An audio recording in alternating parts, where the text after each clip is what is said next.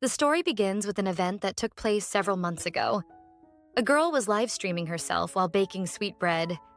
She told her viewers that the smell was amazing, and the chat was filled with excited comments.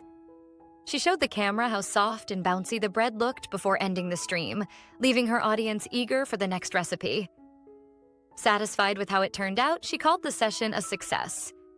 Just then, her friend entered the room and asked if she was ready to leave. She reminded her that they had an appointment and that they were running late. The main character quickly changed into her outdoor clothes, apologizing for forgetting and asking if her friend planned to turn the guy down. Her friend reassured her that it would be fine.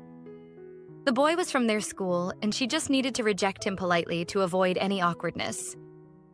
She even joked that he might turn out to be the perfect guy. Chohui, her friend, was used to getting a lot of confessions. She was beautiful, and people usually acted nice at first, but some didn't take rejection well. That was why the main character decided to come along, to act as her bodyguard. Ajin, the protagonist, waited nearby at a park and texted Chohui to let her know she was watching from a distance. She told her to call if anything seemed wrong. Although Ajin felt slightly reassured that the boy was a fellow student, she stayed alert. Chohui texted back, thanking Ajin and promising to finish the meeting quickly. Ajin simply replied, wishing her good luck. While waiting outside, Ajin noticed the weather had turned very cold. She looked through her bag for a hand warmer when a stranger suddenly spoke to her. A tall man had approached and asked if he could get directions. He wanted to know the best way to reach the cultural sports center. Ajin checked her phone and suggested he take a bus instead of the subway. The man told her not to rush and mentioned that there was a broadcast being filmed at the center. Before he could finish his sentence, Ajin interrupted, giving him the exact bus number. Then, without warning, he placed his hand on her shoulder and commented that she looked pretty up close. Ajin looked visibly afraid as the tall man continued speaking. He asked if she wanted to be an extra in his broadcast and told her to come with him for a camera test. He kept holding on to her and mentioned that she might meet celebrities at the filming site. Then he asked again if she was interested in going with him. His sudden shift in tone made her freeze. She couldn't speak or move. Fear took over, and she realized she was completely scared of him. Before she could react, another man stepped in and grabbed the tall man's wrist. The tall man struggled but couldn't break free. He demanded to know who the stranger was. Ajin felt a wave of relief. She recognized the new guy and noticed that he asked if she was okay. The tall man grew angrier. He started yelling, accusing the newcomer of interfering and telling him to let go. Instead, the newcomer twisted his arm and brought him to the ground. The tall man let out a loud cry as he hit the pavement. Moments later, the police arrived and took the tall man away. He shouted the whole time, claiming he wasn't a molester. Ajin, overwhelmed by everything, began crying. Through her tears, she said she would never fall for such a camera test scam. The man who helped her interrupted, telling her that if she couldn't use her hands, she should have used her feet. Then she recognized him. It was Park Junwoo, a top student from her school. Even though she didn't know many people at school, she knew of him. Still crying, she thanked him for stepping in. She said she thought she was going to die from fear and asked why he happened to be there. He simply smiled and replied that it wasn't any of her business. But now that he had saved her, he said she could do him a favor. She agreed right away because she didn't like being in debt to others. He laughed and said that all he wanted was to borrow her power bank. The request surprised her. She hesitated since it was her favorite item. He explained that he had been watching a basketball game when his phone battery died during the most important part. She tried to decline, saying she was about to go home and couldn't lend it out. At that moment, her friend noticed the two of them outside. Meanwhile, Junwoo kept pressing her, saying that if she didn't want to owe him, she should just hand it over. Inside the cafe, the boy sitting with Chohui asked her for an answer to his confession. But Chohui didn't respond. She kept staring through the window at the two people standing outside. After a brief pause, she stood up. She told him it wasn't the right time to talk about that, and that she needed more time to think. She gathered her things and explained that something urgent had come up. Then she told him she'd see him at school and left the cafe. Outside, Ajin was still asking Junwoo how much longer he needed the power bank. He said she should wait because he hadn't even plugged it in yet. Just then, Cho-hwee came over, grabbed Ajin by the arm, and told her it was time to go home. Junwoo watched the two girls as they walked off. He didn't quite understand what was happening. Cho-hwee gave him a quick smile as they left. She wondered if he might be connected to the boy who liked her, and if so, maybe he could be useful in the future. Cho-hwee kept pulling Ajin along without saying much. Eventually, Ajin asked what was going on. She wanted to know why Cho-hwee was in such a hurry, and reminded her that the power bank had been left behind. Cho-hwee smiled and said it was nothing serious. She explained that her mom kept calling and wanted her to come home quickly. Ajin gave her a hug and asked how things went inside the cafe. Choi replied that she would explain everything on the way home. The next morning, the girls said goodbye to each other before heading to their classes. They agreed to meet again at lunch. While walking down the hallway, Ajin realized she hadn't slept well. She kept thinking about her power bank. Maybe she should have left it at home. It felt almost like a family heirloom. In class, a group of girls stood by the window, saying that Junwoo was so handsome. They had enrolled in the school just because of him. Ajin walked past them and entered the classroom. She looked at Junwoo, who was surrounded by fans, and thought that the attention must be exhausting. But he didn't seem to care. She walked over and spoke quietly, asking if he remembered her and if he had the power bank. Junwoo stood up and said he had left it at home but offered to buy her a better one. Ajin panicked and told him that wasn't necessary. She said the old one was special and asked him to bring it the next day. As she looked at him, she began to wonder if he even realized it was broken and not working at all. Junwoo started to respond with a simple, "All right." But before he could finish, the teacher walked into the classroom. The teacher asked everyone to take their seats, noting that the bell had already rung. Later, when class ended and lunch began, Ajin and Cho-hwee sat together to eat. While they were eating, Cho-hwee asked if Junwoo had promised to bring the power bank tomorrow. Ajin said she had reminded him clearly, and he understood that he needed to return it. Choi then suggested that she could meet Junwoo after school to collect the power bank on Ajin's behalf. Ajin seemed surprised and asked if that would be too much trouble. Cho-hwee smiled and said it was no problem at all. She was happy to help. After school, the weather changed suddenly and it started to rain. On the bus, a few girls were glad they had brought umbrellas. Junwoo pressed the stop button to get off at the next stop. Choi happened to be on the same bus. She sat quietly, thinking about how she had always wanted to get closer to Junwoo. She never expected Ajin to be the one to help make that happen. As she stared at Junwoo's back, she wondered what she could do to speed things along. Her plan was simple. She hid her umbrella inside her bag and got off at the same stop as Junwoo. When the bus stopped, he opened his umbrella and stepped out. She followed him quickly and called out his name. As she caught up to him, Cho-hwee introduced herself as Ajin's friend. Acting cheerful, she told him that Ajin had asked her to come and pick up the power bank. Junwoo looked a little surprised. He said he had planned to give it back at school the next day. Choi smiled and insisted that Ajin wanted it back as soon as possible because it was important. Junwoo agreed and invited her to walk with him. They started walking together. After a while, Cho-hwee asked if his house was still far away since they had already been walking for a while. He stopped and told her to wait out front. That's when Cho-hwee noticed something strange. They had walked alongside a long wall the entire time. She asked if the wall belonged to his house. Junwoo simply confirmed it. Realizing the size of his home, Cho-hwee smiled to herself. She now knew he was rich, smart, and good-looking.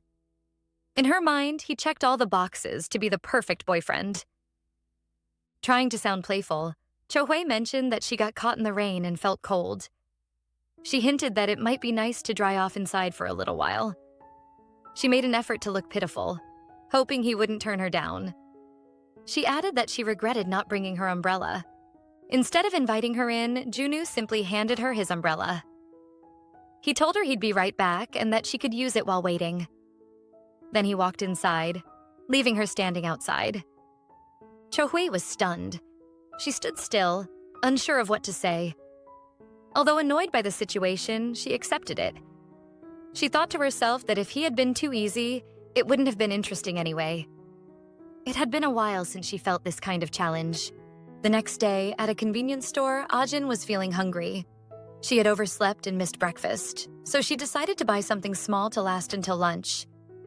She picked out a few items and went to the counter. The total was less than $5, but when the cashier tried to process her payment, he told her that her card didn't have enough funds. Surprised, Ajin realized she had already used up her allowance for the month. The line behind her started to grow. Embarrassed, she asked the cashier to charge only the banana milk instead. Even then, the card still didn't go through. The cashier asked if she had another card, and some people in line started to complain about the wait. Feeling more awkward, Ajin asked to cancel everything.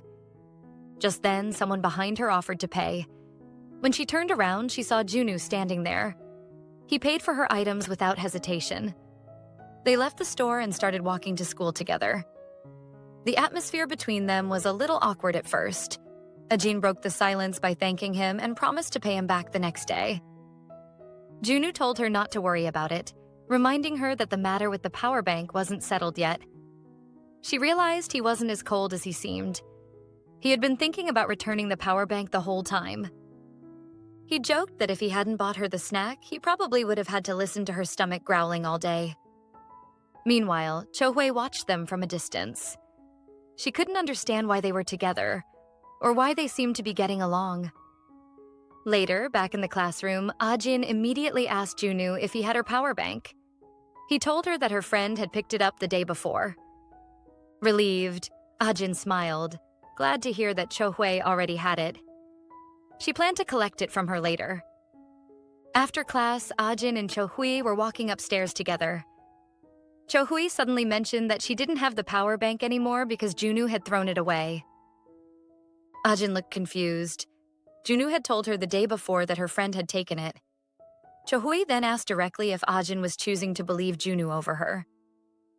Ajin replied with frustration. It wasn't about choosing sides. She just never thought Junwoo was the type to lie. She couldn't understand why he would say something different. Still feeling down about the power bank, Ajin was comforted by Cho-hwee, who reminded her that she knew how much that item meant to her. Ajin remembered the moment her father had given it to her for her birthday. That memory made the loss feel even heavier. Cho-hwee acknowledged how precious the charger was. But later, when she was alone in her room, she questioned why Ajin was so attached to something so cheap. It didn't even work well. That was the moment Cho-hwee decided to tell Ajin not to get close to Junwoo. The next morning, Ajin got ready to confront Junwoo, but she wasn't sure how to approach him. He didn't seem very interested in talking to her.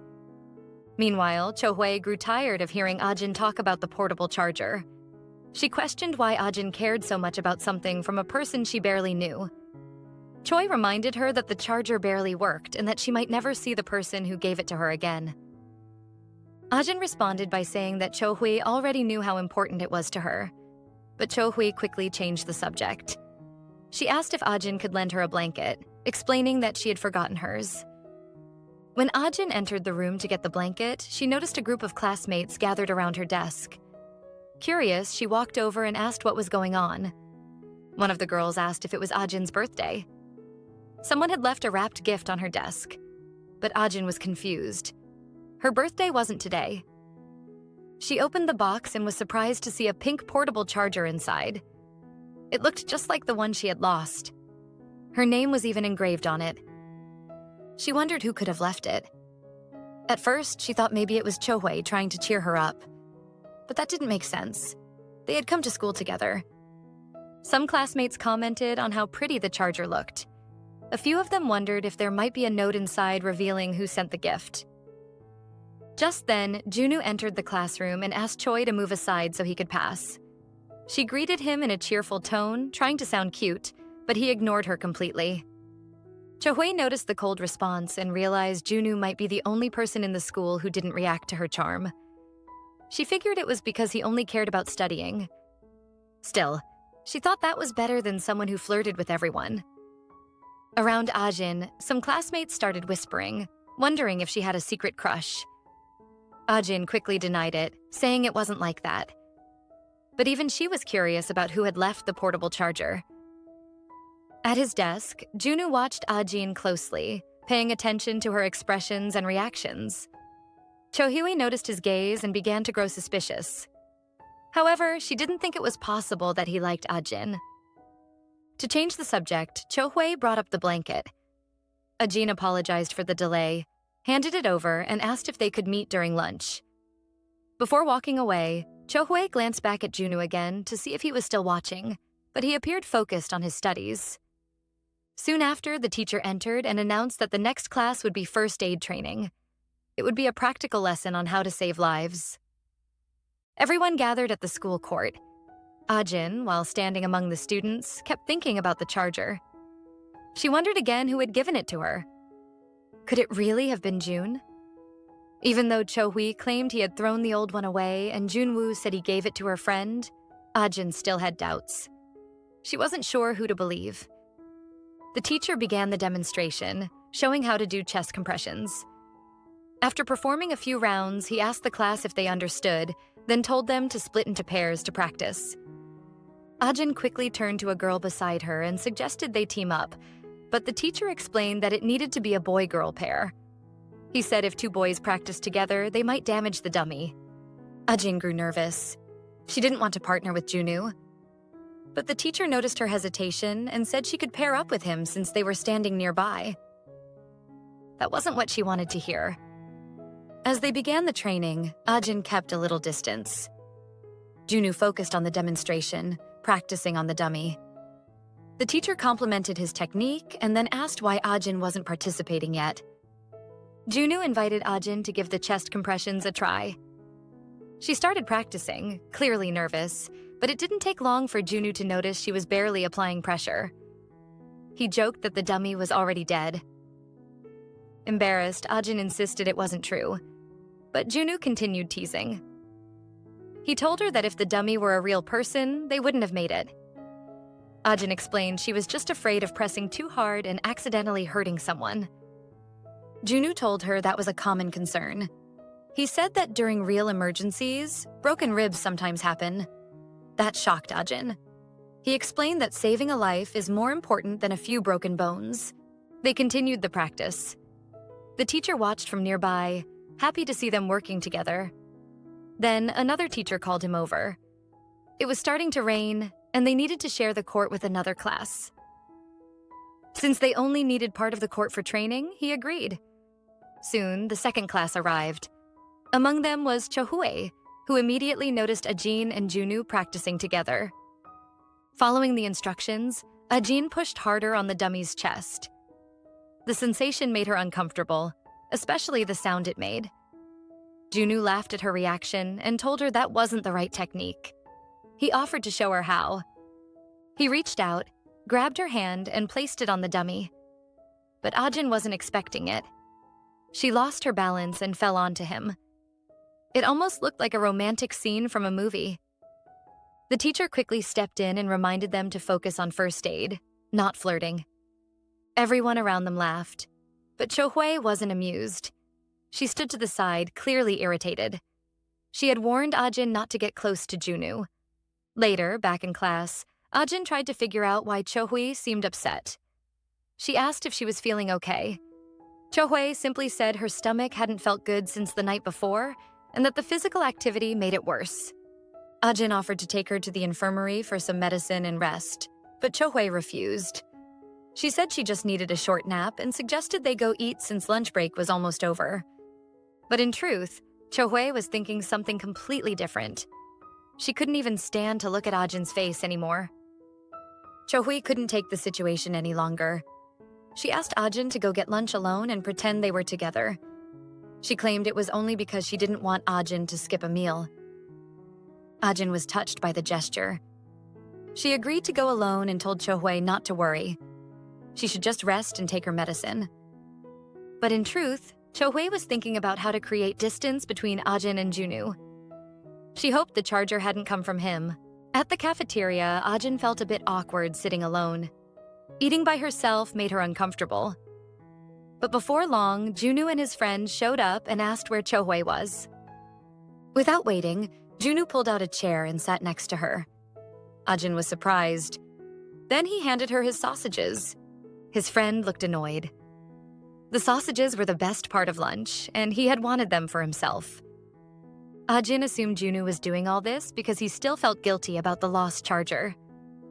Trying to lighten the mood, Junwoo joked that she needed to eat more and get stronger, especially after falling on top of him during training. Ajin was embarrassed. She quickly said that she only fell because he had pulled her so suddenly. Junwoo's friend grew suspicious. It wasn't like Junwoo to talk to girls, let alone share his food.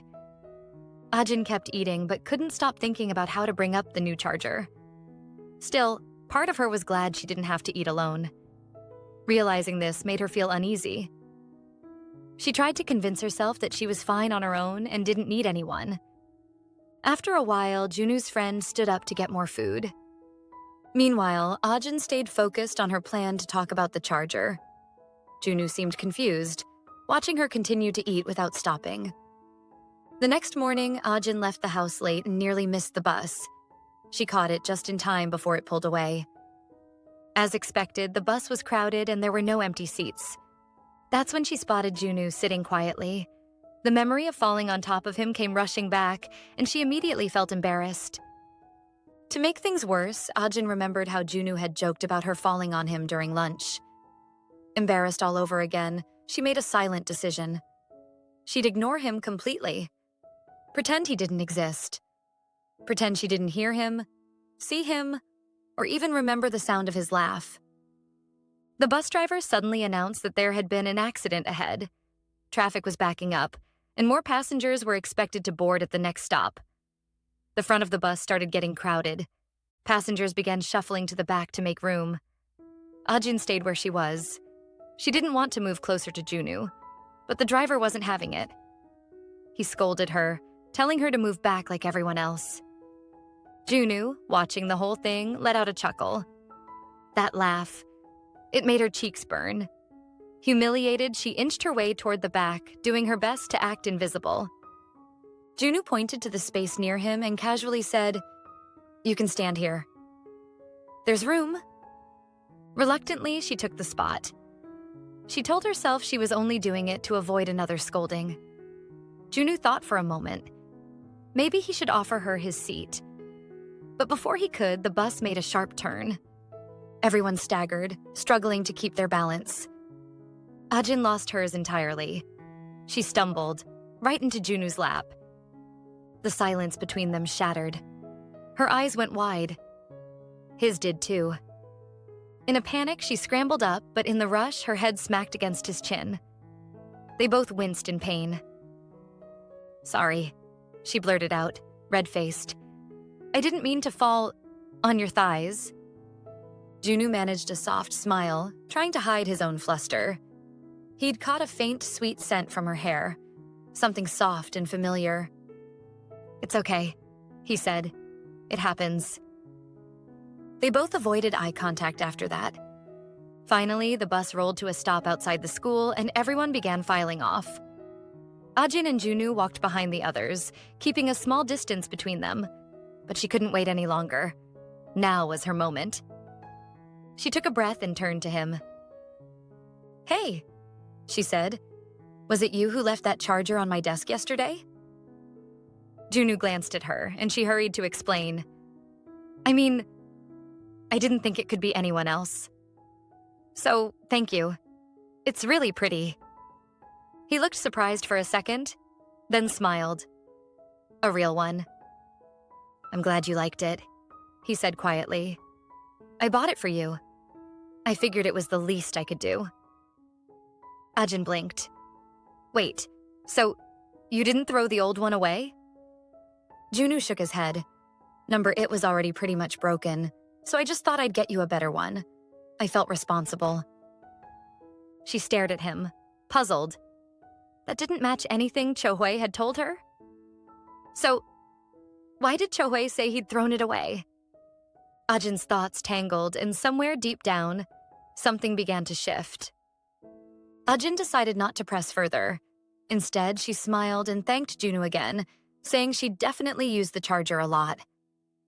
As they spoke, across the street, Cho-hwee was watching. Seeing the friendly atmosphere between them made her increasingly jealous and irritated.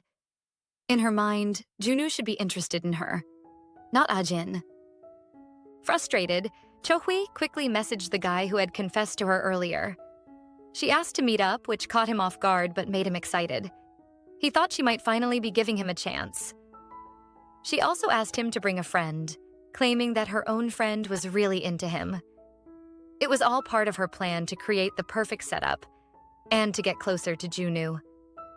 When the day of the meetup arrived, Junwoo was standing in front of the movie theater, waiting for his friend. He sent a message asking if he was on the way. That's when he heard a voice calling his name. It was Chohui. She walked up to him with 2 drinks, coffee and soda, and offered them casually. Junwoo looked confused. He asked why she was there and why she brought drinks. Chohui explained that they were about to watch a movie together. Junwoo replied that he wasn't watching any movie with her. His movie was about to start, and she should leave. While he tried calling his friend to understand the situation, the friend, Jong, picked up and quickly apologized. He explained that he had agreed to go out with Chohui's friend because he liked her. But to make the meetup work, Chohui had suggested that Junwoo could pair off with her. Jong said that Chohui thought it would be more natural if they watched the movie as 2 separate pairs instead of a group. Junwoo looked even more confused. He told his friend that Chohui was already there with him, but before he could finish, Chohui grabbed the phone and ended the call. She admitted everything. She told Junwoo that she had planned this and liked him. She even said the story about picking up Ajin's charger had been a lie. She had made it up just to get a chance to talk to him. Now, she stood in front of him, waiting for a response. It finally dawned on Junwoo. Everything had been a setup from the beginning. Chohui had orchestrated the entire situation. Before he could say a word, she asked him what he thought of her. She said she wanted him to get to know her better. He didn't respond to the question. Instead, he calmly asked for his phone back. Chohui refused. She told him that if it was because of Jongmin, she'd make things right. She'd reject him. Then she looked at Junwoo and asked again, more directly this time, what did he feel for her? He stayed quiet. For a moment, it felt like she had won. She believed his silence meant he was seriously considering her feelings, maybe even moved by them. She was convinced he'd say yes. But then he broke the silence. His voice was steady and firm. I don't like you. Those 4 words hit her like a slap. Her smile faded instantly. It didn't make sense. No one had ever rejected her before. She wasn't used to hearing no. Shaken, she tried to recover her composure. Her instinct was to cry, to pull him into guilt. Tears welled up in her eyes as she asked, how can you reject me without even thinking about it? But Junwoo didn't flinch. He told her there was nothing to think about. He was sure of how he felt. He asked again for his phone. She still didn't return it. Instead, she pleaded, asking him to take more time, to give her a chance. But he was done. His patience had run out. He pushed her hand away and warned her not to touch him. If you want to keep the phone, then keep it, he said coldly, turning away. Stunned, she stood there, alone outside the cinema, furious and humiliated. She wasn't used to losing. Not like this. Her pride couldn't handle it. She called out after him, one last time, trying to draw him back. Take your phone. He turned around slowly, his eyes filled with frustration. I don't like you. Whether it's good or bad, I'm not interested in you, he said. The only thing I want is for you to reject Jongmin properly and apologize. That was the end of it, or so it should have been. As Junwoo walked away, Chohui stood frozen. She looked down at the drinks she was still holding. And then, in a sudden outburst, she dropped them to the ground. The coffee splashed everywhere. She screamed, pretending the coffee had burned her. And as she predicted, Junwoo turned around. He ran over, concerned, asking if she was okay. Chohui clutched her wrist and cried harder. It hurts, she sobbed. Junwoo didn't say much. He simply took off toward the nearest pharmacy and came back minutes later with bandages and burn ointment. She sat down while he quietly treated her fake injury. Inside, she was thrilled. Even if he didn't love her, he was still showing her kindness. And in Cho Hui's mind, that meant there was still a chance. A small opening. A crack she could slip through. Because in her world, attention was currency. And she wasn't done playing yet. For the first time, Cho Hui felt like she was truly falling for someone. As Junwoo focused on wrapping her hand, she mentioned that her heart was racing, because he was holding her hand. He quickly stood up, let go, and said he was leaving. Cho Hui believed he was just embarrassed and didn't know how to handle his feelings. Before he walked away, she handed him his phone and quietly apologized for her earlier behavior. He didn't say anything. He just turned and walked off. She stayed behind, completely love-struck, convinced he was shy and flustered. But she was mistaken. Later that day, at Cho Hui's house, Ajin arrived in a rush. She was worried about her friend's injury. Cho Hui, still lying down, asked her to lower her voice. She said she had a bad headache. Ajin noticed the bandages on Cho Hui's hand were done poorly. She asked to take a closer look, but Cho Hui quickly pulled her hand back. She remembered Junwoo bandaging her earlier and didn't want to reveal anything. Ajin assumed her friend was just in pain, but Cho Hui explained she didn't want anyone touching the burn. Inside, she reminded herself to be more careful. She couldn't let her real feelings slip. Then, Cho Hui quickly changed the subject. She asked about the delicious smell coming from what Ajin had brought with her. It was a small bun. Ajin had made it after hearing about her friend's injury. She brought it as a gesture of care. Cho Hui smiled and said she loved Ajin's homemade buns. She suggested they go to her room, eat, and watch Netflix. Of course, Cho Hui planned to keep acting sick to make Ajin do everything for her. She claimed her hand still hurt and asked Ajin to set the table. While setting things up, Ajin noticed the trash bin was in the way.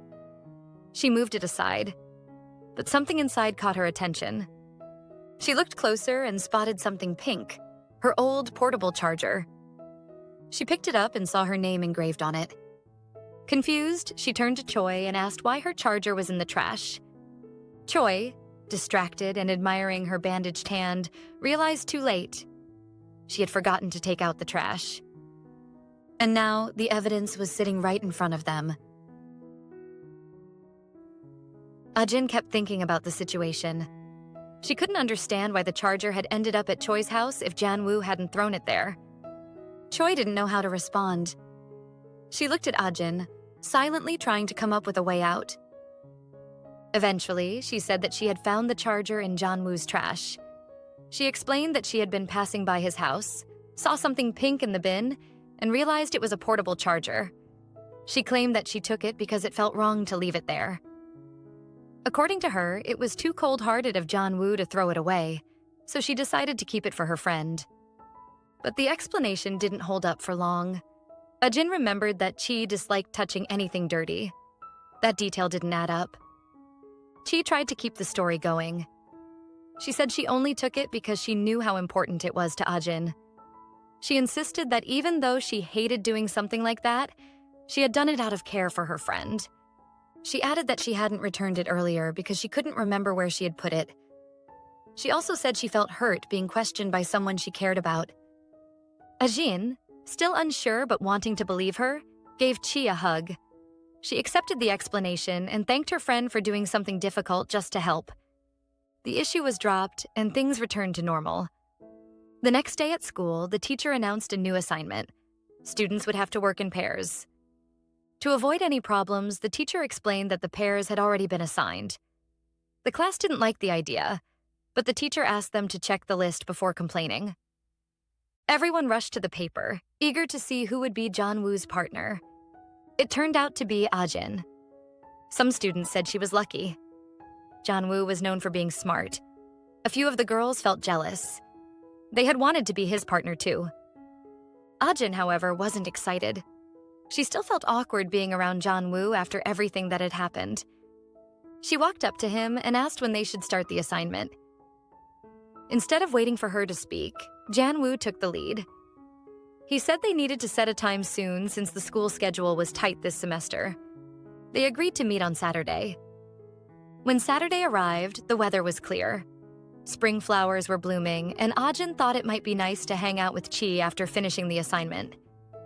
She arrived at the cafe a little early and found a seat. The place was busy and full of people. She began organizing her things on the table while waiting for Junwoo.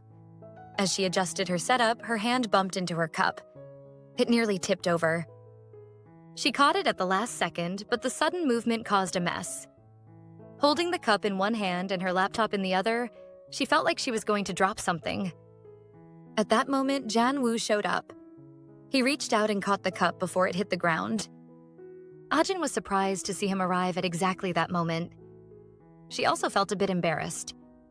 He told her to go wash her hands and said he'd call someone over to clean the table. She hesitated. She felt responsible and wanted to clean it herself. But he was already walking toward the counter, repeating that she should just wash up. While washing her hands, she got a message from Chi. Chi said she wouldn't be able to meet that day because of a modeling job. Ajin was impressed. Her friend always seemed to be doing something cool. Inspired, she felt motivated to do her best too.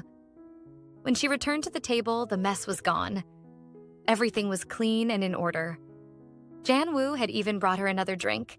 It looked like a banana smoothie. She thanked him. He noticed and commented that she always seemed to be drinking something banana-flavored. She said it was simple. She just really liked bananas. Then he sat down next to her, not across from her. She wondered why. He said he wanted to sit there so he could keep an eye on her, just in case she got clumsy again. She felt a little embarrassed, but told him that even though she wasn't great at studying, she always pulled her weight in group projects. She said she wouldn't be a burden. He smiled at that and told her to open her laptop. Then he said he was impressed she remembered to bring it. Sometimes it felt like Junwoo only showed up to tease her. Still, Ajin appreciated that he had helped her. Elsewhere, Choi finished her modeling job. She thanked the team and headed out. She didn't want to go home yet. It was still early and she had nothing to do there. She started thinking about who she could invite to hang out. That's when she noticed several unread messages from Young Min. He had been trying to reach her. She had told him she was sick to avoid going to the movies with him. Now, she debated whether she should explain or just be direct. In the end, she sent a message saying she liked someone else and didn't want him to contact her anymore. It was a harsh message, but she sent it without hesitation. With no other plans, she remembered that Ajin had mentioned the cafe where she would be doing her assignment. Choi decided to go there. That's when things took a turn. She arrived at the cafe and spotted Ajin sitting with someone. The guy's back was to her, so she couldn't see who it was. She hadn't expected the assignment partner to be a male classmate. Before walking over, she paused to fix her appearance. She checked her reflection and applied a bit of lip gloss. Meanwhile, Ajin was quietly impressed. Junwoo was writing the entire assignment in English. He didn't even need a translator. He worked quickly and confidently. Then his phone rang. It was Young, who was clearly upset. He had just been rejected and needed someone to talk to. Junwoo looked annoyed. He seemed to guess that Choi hadn't handled the situation gently. After the call, he told Ajin that something had come up and he needed to leave. Most of the work was already done. He told her she just needed to finish the design part. Ajin understood and told him to go ahead. She said not to worry. She would handle the rest. She felt motivated to do a good job, especially since he had already done so much. Choi was still nearby, pretending to check her makeup in the mirror. She overheard Junwoo talking on the phone again. He said he was heading to another friend's house to meet Young Min. Only then did she realize the guy sitting with Ajin had been Junwoo all along. Instead of saying anything, she sat down at a nearby table behind Ajin. She waited in silence while Ajin kept working. Eventually, the protagonist stood up and headed to the bathroom. While Ajin was away, Choi saw a chance to cause trouble. She thought that if the project files disappeared, Junwoo wouldn't get a good grade. That would likely make him upset with Ajin. She tried to open Ajin's laptop, but it was locked with a password. Her first guess was Ajin's birthday. It didn't work. She kept trying different combinations. After a few more failed attempts, she hesitated but decided to try one more. To her surprise, the password turned out to be her own birthday. She paused. Realizing Ajin had used her birthday made her feel something unexpected. It was a reminder that her friend really did care about her. Because of that, she changed her mind. Instead of deleting the whole file, she removed everything except the first and last page. Then she arranged the screen so that when Ajin returned, she'd just send the email without double-checking the content. Choi felt excited thinking about how surprised Ajin would be when the mistake was discovered. The next day, the teacher began class by talking about the assignments. She said some groups hadn't submitted their work, even though she had made it clear that missing the deadline would affect their grade. Then, she started reading out the names of the students who didn't turn anything in. Ajin and Junwoo were on the list. They were both shocked. The entire class began to whisper and react. Everyone knew Junwoo was one of the top students in English. It didn't make sense that he hadn't submitted the assignment. People started guessing that the issue might have been Ajin's fault. Ajin quickly spoke up. She said she had sent the assignment and asked the teacher to check her email again. The teacher confirmed that a file was sent, but there seemed to be a problem. She asked if Ajin had reviewed the document before sending it. Ajin opened the file to see what was wrong. She was stunned. Only the first and last page were there. Junwoo's entire portion of the project was missing. The class started to laugh and make comments. Some said they must have spent all their time on the design and forgotten to do the actual work. Ajin began to panic. She realized that Junwoo's grade might suffer because of this. She couldn't understand what had happened. She was sure she had checked the file before sending it. Feeling embarrassed, she asked the teacher if there was any way to get more time and resend the assignment. Junwoo finally spoke up. He apologized to the teacher and said there had been a mistake. He explained that he had just resent the assignment file. Ajin was surprised. She hadn't known he still had a copy of the files. The teacher accepted the explanation, more or less, but said they needed to be fair to the other students who submitted their work on time. So, she asked Junwoo and Ajin to present their assignment in front of the class. Ajin became nervous right away. She wasn't prepared to speak. Junwoo told her not to worry. He said she only needed to handle changing the slides. Even though she trusted he would do well, she still felt uneasy. She knew this was all happening because of her mistake. As soon as Junwoo began the presentation in English, the class grew quiet. Everyone was impressed by how clearly and fluently he spoke. The teacher seemed pleased. She had expected him to do well. Even Ajin was surprised. She knew he was good at English, but not that good. When the lunch bell rang, the class rushed to the cafeteria. Ajin called out to Junwoo before he could leave. She told him how impressed she was by the way he spoke, especially without any preparation. She added that now she understood why everyone had been jealous that she was paired with him. Then, before he could reply, she quickly apologized. She said she had checked the file before sending it and didn't know how the problem happened. She told him she wanted to find a way to return the favor. Just as Junwoo began to say it was fine and that she didn't need to worry, Young appeared. He interrupted and called Junwoo to go eat lunch with him. Junwoo left with Young, leaving Ajin alone in the classroom. Even though Junwoo told her it was okay, Ajin couldn't stop thinking about how to make it up to him. Meanwhile, Choi was walking around the school looking for Ajin. She wanted to see how upset Ajin was. She assumed Junwoo must have blamed her and that she would be feeling miserable. When she finally found her, Choi smiled and asked how things were going. To her surprise, Ajin seemed cheerful, much more than she had expected. Ajin explained everything that had happened. She talked about how Junwoo had saved the presentation and how well he had spoken. She said they would probably still get a good grade. Now she was trying to decide which snack to buy to thank him. Choi listened, but she was clearly irritated. Her plan had completely backfired. In the school courtyard, Young was talking with Junwoo. He said things weren't going the way he had hoped. Junwoo asked what he meant. Young explained it was about Choi. They had talked the day before, and things seemed fine. He had felt better afterward. But today, those feelings had come back. Even when he tried to avoid her at school, his heart still raced when he saw her. He said it was the first time he had ever felt that way. Even knowing she liked someone else, he thought maybe there was still a chance. Junwoo disagreed. He told Young not to get his hopes up and said he was just imagining things. But Young didn't listen. He said Junwoo didn't understand love at all. Since the school trip was coming up, he planned to use that time to get closer to Choi.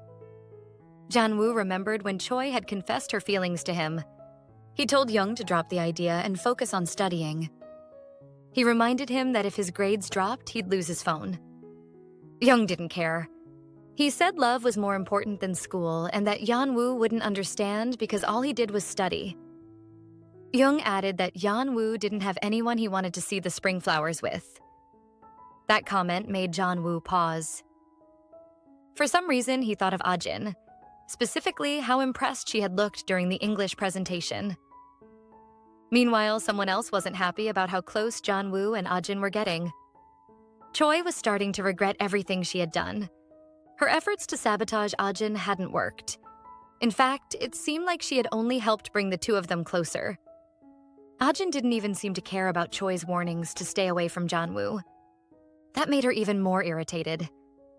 Later, Choi came home, tired and with a headache.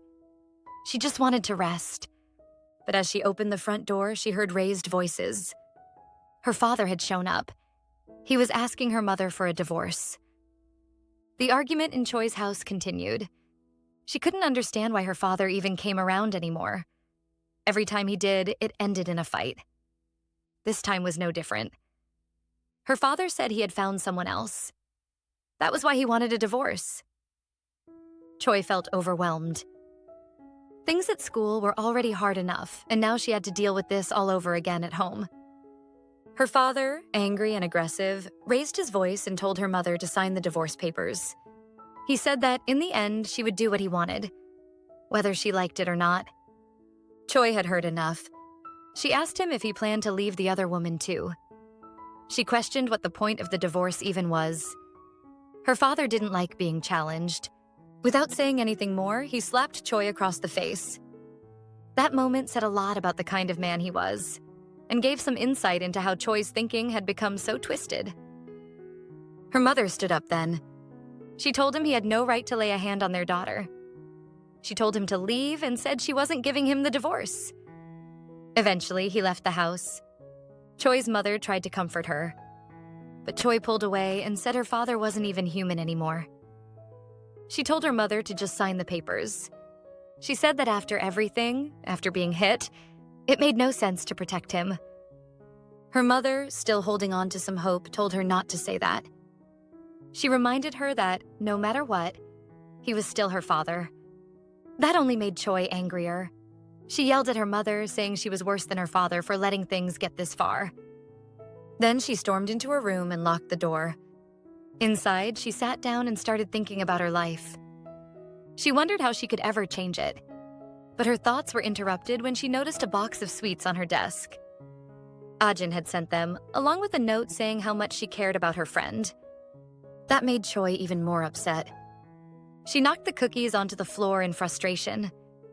To her, everything always worked out for Ajin, but nothing ever seemed to work out for her. In that moment, she made a decision.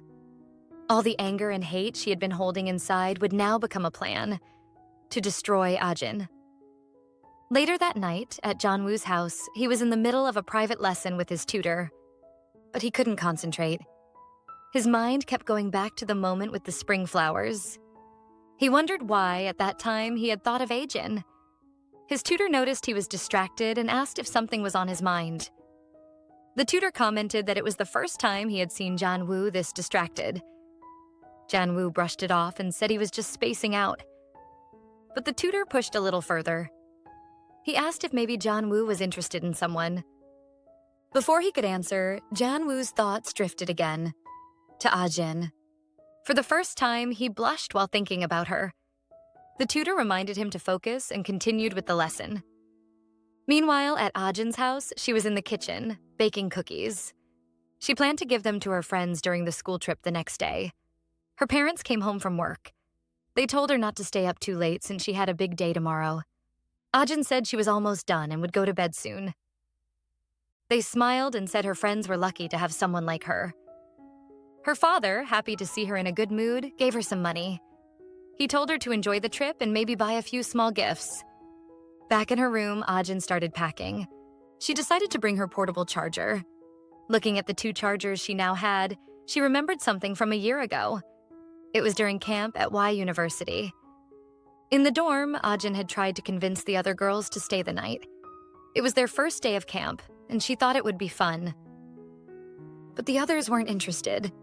They said they only signed up for the extra credit and didn't want to spend the whole night there. They also mentioned that Ajin had been scolded in class earlier for dozing off, and she didn't seem to care about her grades anyway. The group agreed to leave together. Ajin, not wanting to be left alone, decided to go with them. Later, they tried to sneak out quietly in the dark, but they were caught when the hallway lights came on. The instructor's assistant had been waiting and stopped them. Ajin was caught off guard. She was impressed by him. Calm, direct, and sharp. In that moment, she blushed and realized she might be feeling something new. Maybe for the first time, she was experiencing what people call love at first sight.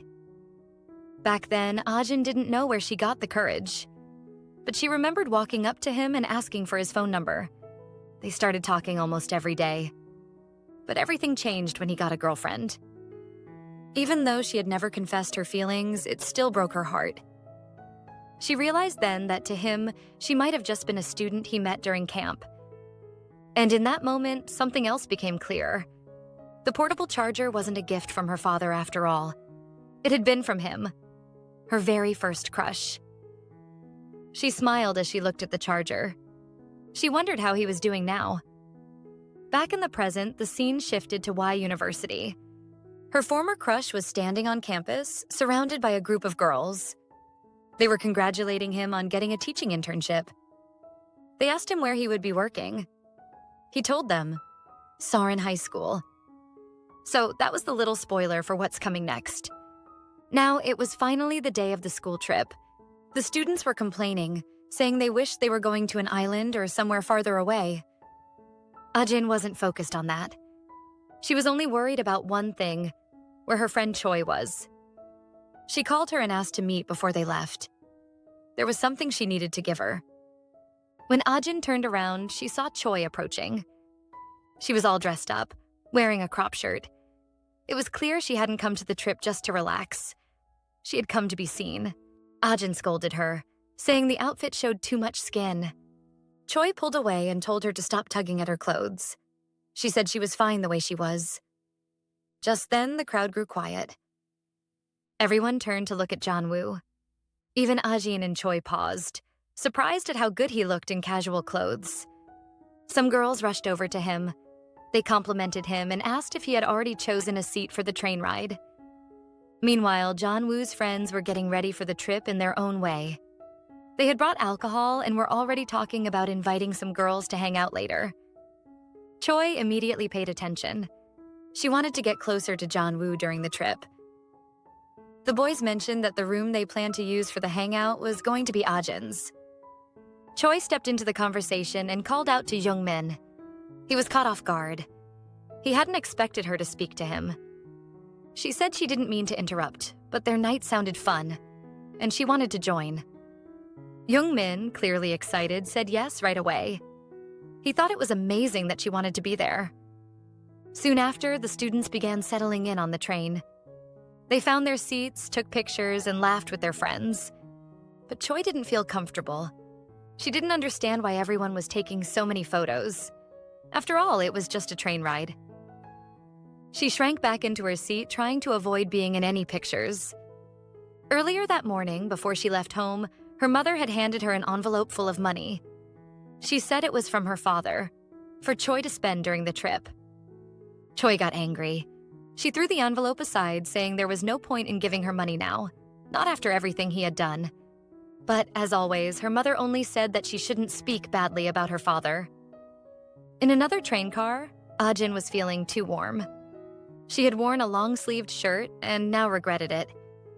She tried calling Choi to ask if she wanted to go to the vending machine with her, But Choi was asleep, so Ajin decided to go alone. When she reached the vending area, she saw Junwoo already there, getting a drink. He noticed her and asked if she wanted something. She looked at the options and pointed to the green apple drink he had just taken. She said it looked good and that she'd get the same. But when she reached for one, she realized there were none left. The last one had been the one Junwoo was holding. Without thinking twice, he offered it to her. He said it was meant for Youngmin, but since Youngmin was sleeping, she could have it. Ajin asked if he was sure. He said it was fine. She smiled and took the drink. For a moment, Junwoo didn't respond. He just stood there, watching her. He seemed to forget what he was about to say. But then the quiet moment was interrupted. Another student rushed into the train car and accidentally bumped into Ajin. She lost her balance, and it nearly caused another one of those classic almost kiss moments. Junwoo apologized quickly as they both recovered from the sudden jolt. Ajin felt a small pain in her eyes. Her glasses had been bumped during the accident. Junwoo noticed the scent of green apple again. She looked at him, now without her glasses, and asked if he was okay. Instead of answering, he quickly pushed her away. Ajin didn't understand why he did that. The moment reminded her of the first time they met, in the park. Back then, he had saved her from a strange man and asked why she didn't use her legs if her hands were full. She also remembered what Choi had told her, that Junwoo had thrown her portable charger in the trash. Without thinking, she asked him why he was always so mean to her. Junwoo realized then that she had misunderstood everything. It was clear she thought he disliked her. On impulse, he said something unexpected. He told her he actually liked her. Ajin froze. She didn't know how to react. Nothing made sense. She tried to figure it out but couldn't. She asked him why. Why would he like her? Before she could come up with an answer, he started laughing. He said her expression was incredible. Then he added that he liked her because her reactions were always funny. Ajin misunderstood completely. She got angry and embarrassed. She cursed at him and hit him. He said that hurt. She told him he deserved it and walked away. He called out to her, but she ignored him. He stood there, confused. He didn't understand why she was so upset. Meanwhile, Ajin was in tears. She thought it wasn't fair. Even if he was the top student, he didn't have the right to treat her like that. She didn't want to feel like a joke or a toy. She remembered the day they met at the cafe. Back then, he had helped her and offered her a new drink after she spilled hers. In that moment, she had thought he was kind. Now she wasn't sure what to believe.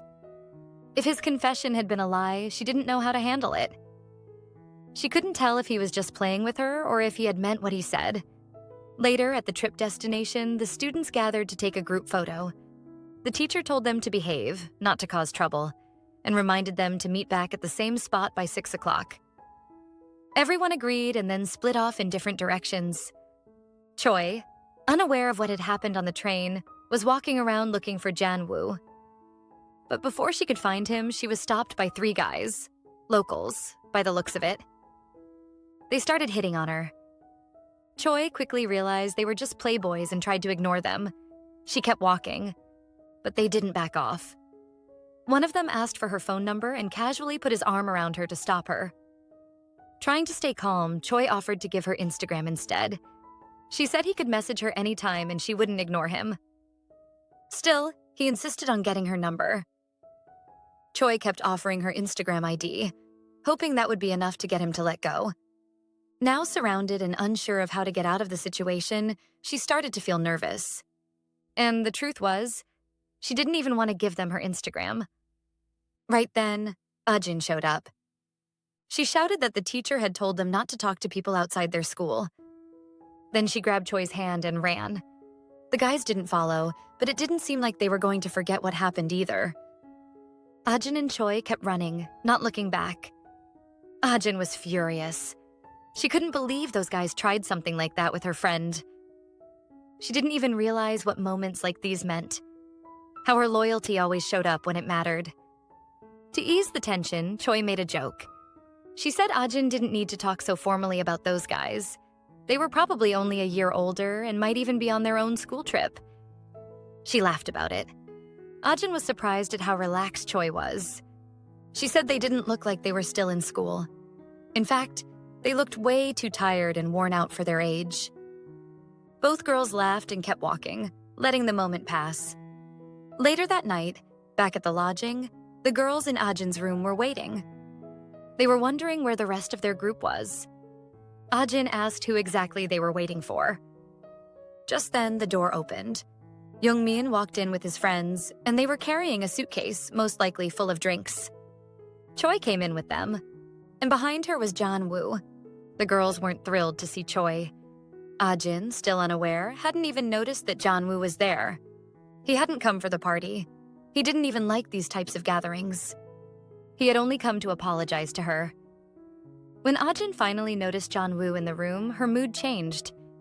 She felt a little discouraged. Meanwhile, the other girls were excited. Everyone settled down, chatting and snacking on chips. But the tension between Junwoo and Ajin hung in the air. They began talking about what game to play. Youngmin suggested playing Truth or Dare. Just as they were about to begin, a loud noise came from outside. Other students were knocking on the door, asking what was going on inside the room.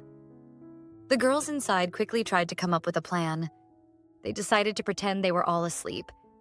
Some people threw blankets over themselves. Others ran into the bathroom. Ajin ended up under a blanket. Someone opened the door. It was the instructor. He looked around, saw the lights off and people lying down, and assumed everyone was asleep. After a moment, he left. Ajin stayed still under the blanket. Her neck started to feel stiff. She thought Choi was next to her, pressing down on her head. She whispered for her friend to stop, but someone told her to stay quiet. Then her phone alarm went off, lighting up the space under the blanket. That's when she saw who was beside her. It wasn't Choi. It was Junwoo. They both froze, faces close, just looking at each other. Neither of them moved until the alarm stopped ringing. Then, silently and awkwardly, they both turned their heads away. Ajin's heart started racing. She wanted to disappear. She tried to think of a way to get out without anyone noticing. She convinced herself that Junwoo would probably push her away again, just like he did on the train. And then he'd laugh at her. For some reason, she had it in her head that he didn't like her at all. They stayed quiet, still hidden, until someone said the coast was clear and the lights could be turned on. As soon as the room lit up, Youngmin stepped on something. It was Ajin's glasses. Junwoo sat up and pulled the blanket off both of them. Ajin noticed that he looked angry. She didn't understand why. She hadn't asked to be in that situation. And even though she didn't like how close they'd gotten, she was even more confused by the look on his face. Why was he mad? If none of this was her fault. In reality, Junwoo wasn't angry. He was just embarrassed. He had only come to the room to apologize for what happened on the train. He hadn't expected to end up under a blanket with Ajin, inches from her face. He got up and went to check if she was okay. But when he looked at her, she seemed frozen in shock. It wasn't just from the awkward moment. It was because Youngmin had stepped on her glasses and broken them. Youngmin quickly apologized, flustered. But in his nervousness, he said her name wrong. Instead of Ajin, he called her Adek, a name that sounded more like a puppy. The entire room burst into laughter. Youngmin looked even more embarrassed. Not only had he broken her glasses, but now he had also messed up her name. Ajin tried to brush it off. She said it was fine and that she would just go to the doctor tomorrow to get new glasses. With that, they all went back to what they were doing before. The game. The first person to pick a paper was Choi. Her task was to give a snack to someone she wanted to get closer to. She chose Youngmin. He looked surprised. He hadn't expected it. The boys immediately started complaining, jealous that Young had been picked. Ajin watched quietly. She was impressed. Choi seemed to be improving in how she dealt with people. But Choi had a different plan. She hadn't picked Young to be nice. She wanted to make Junwoo jealous. but he didn't react. Choi, however, convinced herself that his blank face meant he was extremely jealous, but trying not to show it. To take it a step further, she added that Young-min was very cute. Poor Young-min, completely unaware, was thrilled. He thought things were going great. Next, they spun the bottle again. This time, it landed on Ajin and Junwoo. Jung-min asked them a question. "Are you interested in anyone in this room?" Everyone leaned in, curious. Ajin and Junwoo both looked at each other. They didn't say anything. They just stared for a moment, thinking the same thing, but not saying it out loud. Then they quickly looked away. Ajin was thinking that maybe she wasn't actually bothered. Junwoo hadn't come to tease her. He came to apologize. And Junwoo was thinking that maybe she didn't hate him after all. The rest of the group started whispering. They found it strange that neither of them answered. Why did they look at each other like that? What were they thinking? No one knew, but everyone could feel the tension. And the question still hadn't been answered. Since Ajin and Junwoo took too long to answer the question, they were told to draw punishment slips. Ajin picked one that said she had to take a photo of the professor's room door. Junwoo picked a slip that said he didn't have to do anything. But since neither of them had answered, the group decided both of them had to do Ajin's challenge. Their friends warned them. If they got caught, they shouldn't mention the game. And they shouldn't come back to the room either. Ajin looked uneasy. She wasn't comfortable being alone with Junwoo. Her friends tried to encourage her. Choi offered to go in her place, but Young-min quickly stopped her. He said that wasn't allowed. Everyone agreed to stay quiet and get back inside before anyone got caught. Ajin said goodbye and left with Junwoo. Choi stayed behind, irritated that she couldn't take Ajin's spot. Some of the students in the room started commenting that Ajin looked prettier without her glasses. Choi couldn't believe it. She stood right there, yet no one seemed to notice her. She wondered if everyone had gone blind. Wanting attention, she grabbed someone's hand and dragged them back inside to keep the game going. Meanwhile, Ajin and Junwoo were on their way to the professor's room. Junwoo was deep in thought. He wanted to use the moment alone to apologize for what happened on the train. He pointed out a lit window across the way. It was probably the professor's room. He said it would be faster to take the shortcut through the garden. But Ajin barely heard him. She just wanted to leave. She felt cold, uncomfortable, and anxious. She said they should go down and take the garden path. Just as she turned to move, Junwoo called her. He began talking, trying to bring up what had happened earlier. But before he could finish, a hall monitor appeared. They heard the voice call out, asking who was there. Without thinking, Junwoo grabbed Ajin's hand. They ran. Quickly, they slipped into a nearby room and hid behind a wall.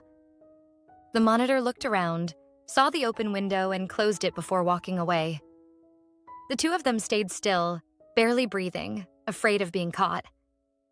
But they kept holding hands. Junwoo was the first to speak. He quietly asked if she thought the professor had already left. That's when Ajin noticed their hands. She quickly pulled hers away. The awkward silence returned, and Junwoo apologized. But the monitor heard them talking and came back to check. Ajin started to panic. If they were caught, they could lose points. Junwoo stood up and told her to stay hidden. She asked what he planned to do, but before he could answer, the door started to open. He opened it first and walked out, pretending to be on the phone. The hall monitor paused. But when he saw it was Junwoo, he relaxed. Junwoo was the top student at the school. The monitor smiled, thinking it had just been some troublemakers. He asked Junwoo what he was doing there. Junwoo apologized and said he knew he wasn't supposed to be out late. He explained he had been talking on the phone. The monitor told him it was fine. Ajin, still hiding, watched the whole thing. She noticed how different the tone was with Junwoo. How respectful the monitor was. Even so, Junwoo would still get a small penalty point for being out late. The monitor asked if he had seen anyone else around. Junwoo calmly said no. He nudged the door closed with his foot, blocking the view into the room where Ajin was hiding. Ajin realized what he was doing. He was protecting her. If they got caught together, rumors would definitely spread. Even so, she felt guilty. He was getting a penalty because of her. And she knew, for someone like him, grades mattered a lot. The monitor finally left, reminding him to head back to his room soon. When the coast was clear, Junwoo told her it was safe to come out. Ajin stepped out slowly, looking guilty. He asked if she was okay. She said she wasn't scared. There was nothing wrong with her expression. She just felt bad that he got penalized because of her. He told her not to worry about it. Then he said they should finish what they started and take a photo of the professor's door. Ajin was surprised. She had assumed he would give up on the task after getting a penalty. Ajin suggested that maybe they should just go back to the room. But Junwoo smirked and asked if she was too scared to finish the mission. She looked irritated and replied that she wasn't scared. She was just worried about him. That made him laugh. She didn't understand why. She asked if he thought she was funny. She told him he was always teasing her, and if he didn't like her, it would be easier to just ignore her. The tension returned. He didn't say anything right away. She waited, confused by his silence. Then, without warning, he gently placed his hand on her head. He told her that even if he joked around, he would never mistreat her. He said he didn't hate her. That was the reason he had come all the way out there. He turned and started walking ahead. He told her to hurry up, or they might get caught again. Ajin stood there for a second, taking in his words. Maybe something was finally changing between them. She followed closely behind him as they made their way to the teacher's office. Her steps were quiet, her body trembling in the cold. When he turned back, he caught sight of her shivering. Without hesitation, he slipped off his jacket and placed it gently over her shoulders. The warmth steadied her, and though her heart still raced, she found herself a little more at ease. Yet doubts clouded her mind. She couldn't believe his small act of kindness, brushing it off as a prank. Her flustered reaction broke through in frustration, but instead of taking offense, Park Junwoo only laughed. To him, her outburst looked strangely amusing. With a playful smirk, he turned and walked ahead, his laughter echoing softly as she trailed after him, still caught between anger and confusion.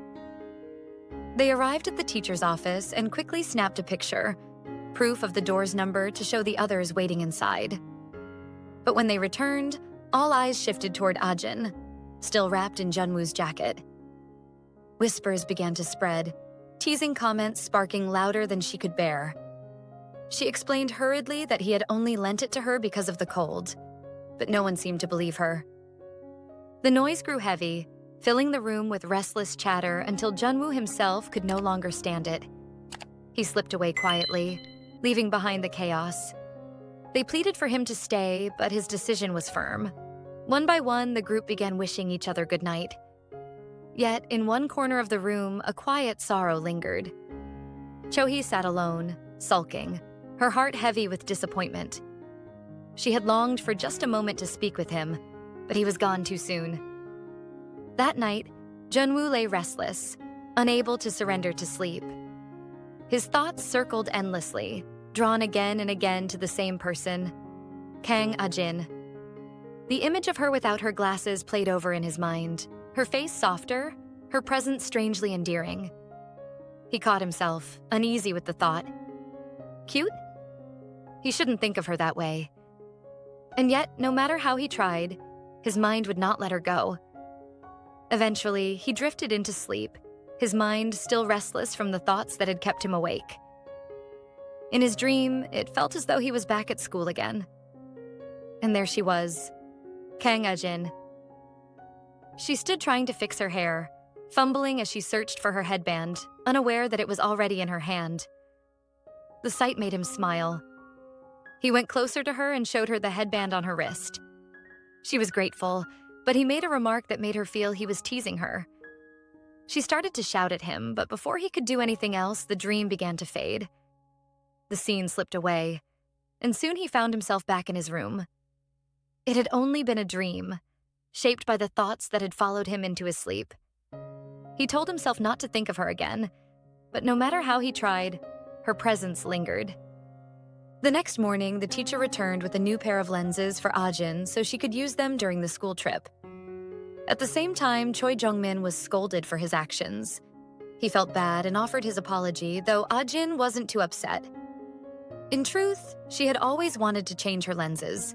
Though the situation had been rough, it almost felt as if he had helped her in an unintended way. Later, Ajin held Junwoo's jacket in her hands.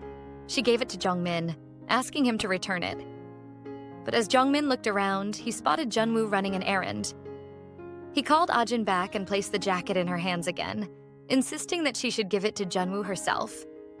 Reluctantly, she accepted and went after him. When she caught up to him, Junwoo stopped and turned, but her eyes dropped to his shoes instead. His shoelace had come undone. Without a word, she bent down and tied it neatly. Junwoo shifted, clearly uncomfortable with the gesture, but Ajin didn't stop. She did it quietly, as if it were the most natural thing to do. His friend standing nearby could only watch the small act and was struck by it. To see her take the time to do something so simple, yet so thoughtful, left an impression. It was in these little moments that Ajin's kindness showed the most. After tying his shoelace, Ajin carefully placed Junwoo's jacket on top of the box he was carrying before running off. Though his friend made a casual remark about her looking cute, Junwoo quickly dismissed it outwardly. Deep down, however, he knew the truth. She was cute. But it was a thought he would never admit, not even to himself fully, and certainly not to anyone else. Back at the field, Cho-hee sent a message for Ajin to come over.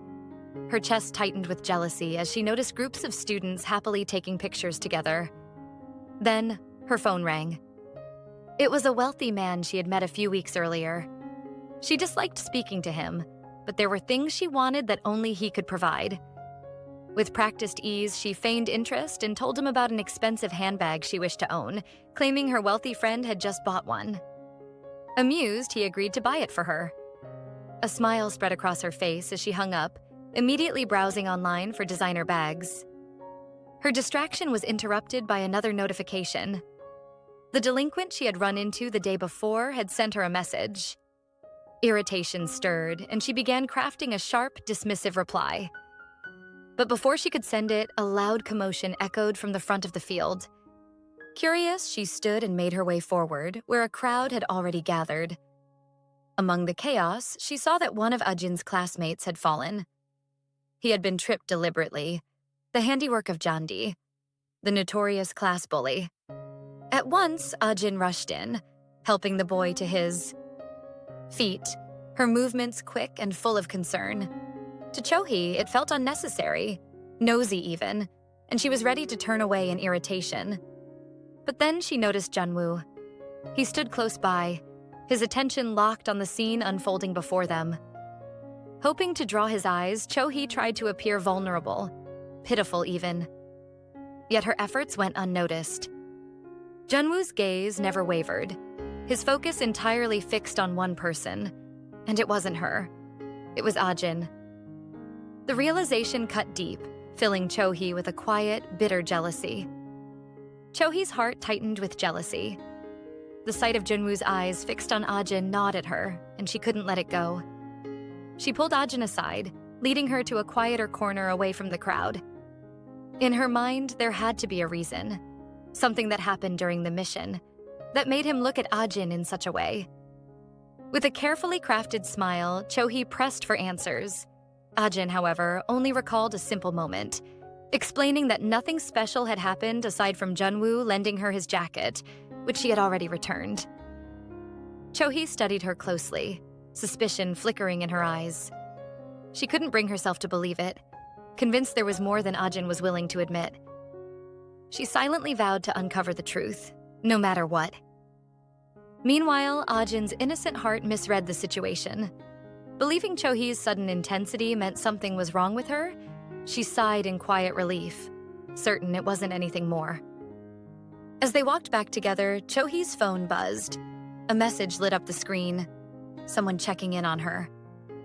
She responded quickly, arranging a hangout later. The small smile that curved her lips afterward hinted at something more. a plan quietly forming in her mind. That evening, all the students gathered as their teacher made an announcement. The atmosphere was calm until Cho-hee suddenly slipped over to Ajin, whispering in urgency. With a lowered voice, she explained that she needed help. She claimed she couldn't go to the convenience store herself, that her clothes were stained, and she needed Ajin to buy sanitary pads for her. Without hesitation, Ajin rose to her feet and hurried off, unaware of the eyes watching her leave. Junwoo had noticed. From where he sat, his gaze followed her figure as she disappeared into the night. Concern tugged at him. It wasn't safe for her to wander out alone. Outside, Ajin searched for the convenience store, her steps uncertain in the dark. She didn't realize she wasn't alone, that someone had begun trailing her. When at last she found the store and turned into the corner that led to it, a figure stepped in her path. His voice was casual, but his stance blocked the way. He claimed to know her as Cho-hee's friend. Ajin tried to move past, but before she could, another hand tapped her shoulder from behind. She turned quickly, only to see two more figures standing there. A chill ran through her as fear crept in. She recognized them immediately. They were the same delinquents she had seen speaking with Cho-hee the other day. Their expressions left no doubt about their intentions. They told her she had offended them, and now she would have to pay the price. The boy in front of Ajin placed his hand on her shoulder, preparing to drag her away for a so-called chat. Before he could take a step, a sharp interruption cut through the moment. It was Park Junwoo. With practiced strength, he gripped the boy's wrist and twisted it until a harsh crack filled the air. The sound startled the others, and one of his friends rushed forward in retaliation. But Junwoo met the attack effortlessly, a single kick sending the boy crashing down. The ease of his movements left everyone stunned. Even Ajin stood frozen, unable to look away. Junwoo's eyes found hers, his gaze steady for a brief moment. But danger still lingered. From behind, another figure lunged, striking out while Junwoo was distracted. The words that followed were sharp, invoking Cho-hee's name and catching him completely off guard. That pause was enough. The blow landed hard, sending pain rushing through him. Ajin's chest tightened with fear. She wasn't strong enough to fight back, and panic clouded her thoughts. All she could do was stand there, trembling, unsure of what to do next. Back on the field, the atmosphere was strikingly different. Students gathered beneath the night sky, candles glowing warmly in their hands. Their laughter and chatter filled the air, light and carefree. But Cho-hee could not share their ease. Her phone calls to Ajin went unanswered, her worry deepening with every failed attempt. She had only asked them to scare her, nothing more. She wanted to unsettle Ajin. But as unease spread through her, doubt began to creep in. If things had gone too far, there would be consequences. And if the truth surfaced, the one to bear the weight of it all would be her. The next day at school, the cafeteria was filled with hushed whispers as news spread quickly among the students. Park Junwoo was in the hospital after being ambushed on his way to the convenience store. Rumors exaggerated the incident, claiming it had been a 17-on-1 fight. The sheer number made Ajin choke on her food in shock. Though the story was blown out of proportion, the weight of worry pressed heavily on her chest. Even the general atmosphere of the cafeteria was uneasy, with most of the students appearing agitated. Ajin's appetite disappeared almost entirely. A heavy sense of guilt gnawed at her, convincing her that she was somehow responsible for what had happened to Junwoo. Unable to continue eating, she left her tray and went to dispose of her plate. Even her teacher had noticed her lack of food intake and urged her gently to eat more, but Ajin's mind was far away from meals. Her thoughts lingered solely on Junwoo, though she kept her true concern to herself. Just as she turned after dropping her plate, Jungmin appeared. He had been looking for Cho-hee, intending to have a meal with her. Yet, even amidst the growing chaos, Cho-hee had been nowhere to be seen. When Ajin, still unsettled, shifted the conversation to Junwoo, the seriousness etched on her face drew Jungmin's mischievous side. Wanting to tease her, he deliberately spoke in a way that unsettled her more, suggesting vaguely that Junwoo's arm had been badly injured and that the police could not identify the attackers because of the darkness of the night. The weight of those words made Ajin's expression crumble further.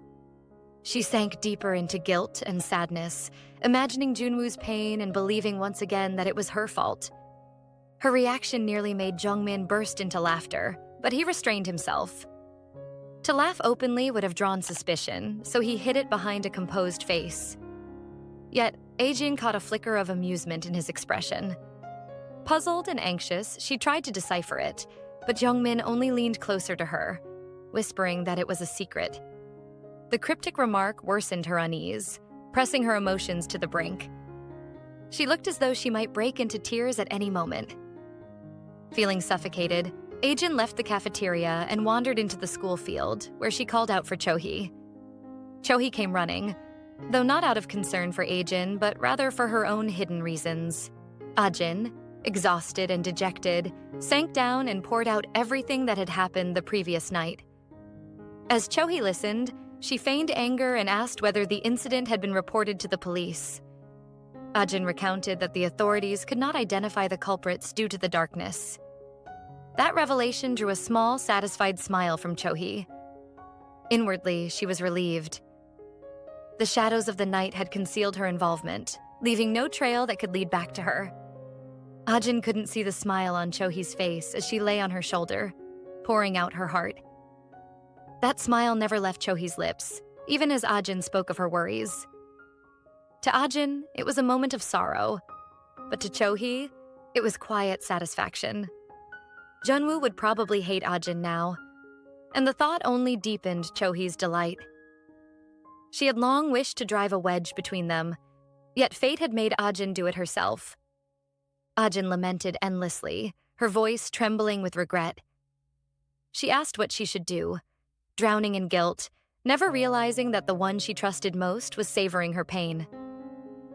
Chohee feigned concern, but dismissed Ajin's hope of apologizing, whispering that nothing would change, that Junwoo would only blame her.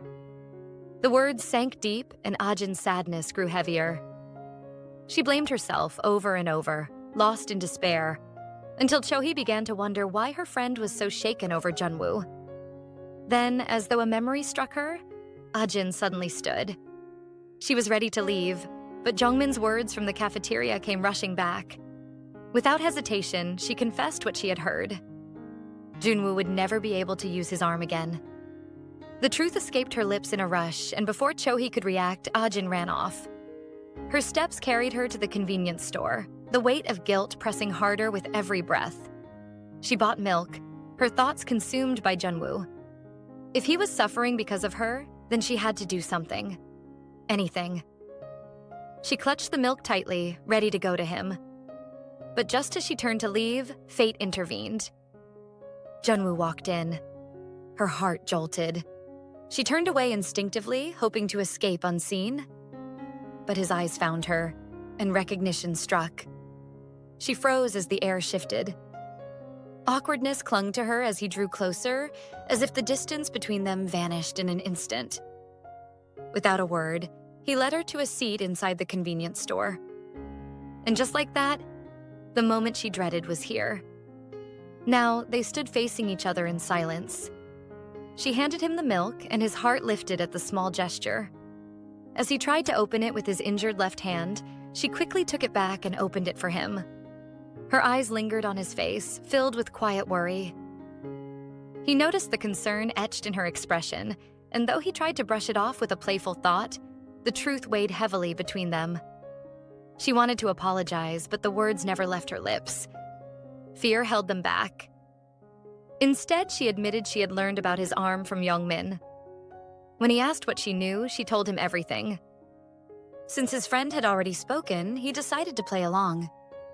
He claimed his injury was so severe he could not even lift a straw. The moment those words reached her, her body trembled, her heart tightening with fear. Realizing he had taken the joke too far, he was about to soften his words, until she said something that stunned him completely. With trembling resolve, she declared that she would take responsibility for him for the rest of her life. The weight of those words struck him, catching him entirely off guard. He wasn't expecting her to say something like that. Even the silence around them seemed to reject her words. He couldn't believe she had actually taken him seriously when he claimed he couldn't even lift a straw. Nervous and flustered, she lowered her head and continued, insisting that she would help him with rehabilitation since she heard about his condition from Youngmin. Only then did he realize why she had been acting so strangely, and he couldn't help but wonder what exactly Jungmin had told her. Without thinking, she reached out and touched his arm, then quickly pulled back, apologizing as though she had done something wrong. Still, she promised that he should focus only on his recovery, and that she would be the one to take care of him. Her words triggered a memory in his mind. Flashes of the previous night, when she had tried so desperately to protect him. Suddenly, she broke down. Tears welled in her eyes, and before long, she was crying openly in front of him. He was left puzzled and heavy-hearted. He regretted not telling her right away that he was fine. Now her sobs were loud enough to draw the attention of those nearby, and all he could do was try his best to console her. The school trip was already coming to an end. The students had arrived at their final destination, and the teacher reminded them about their assignment: to submit at least 10 photos. Almost immediately, everyone got to work, snapping pictures with friends and scenery. Junwoo, too, tried to take a photo, but with his injured arm, it was nearly impossible. Before long, several girls crowded around him, eager to help. Their attention only suffocated him more. He rejected their offers, looking for a way to escape. Then, his eyes caught sight of Ajin watching him quietly from a distance. She looked nervous, almost frozen, but it was clear. She was keeping the promise she had made to care for him. Junwoo quickly made up his mind. He announced that he was heading to the bathroom and walked off, hoping she wouldn't follow. On his way, he came across Youngmin. Without warning, Junwoo tapped him on the shoulder, startling him so badly that he nearly jumped out of his skin. Junwoo questioned him about what he had told Ajin. Jungmin, brushing it off, explained himself like it was nothing serious. Junwoo insisted that he should tell Ajin the truth, but Jungmin simply shook his head.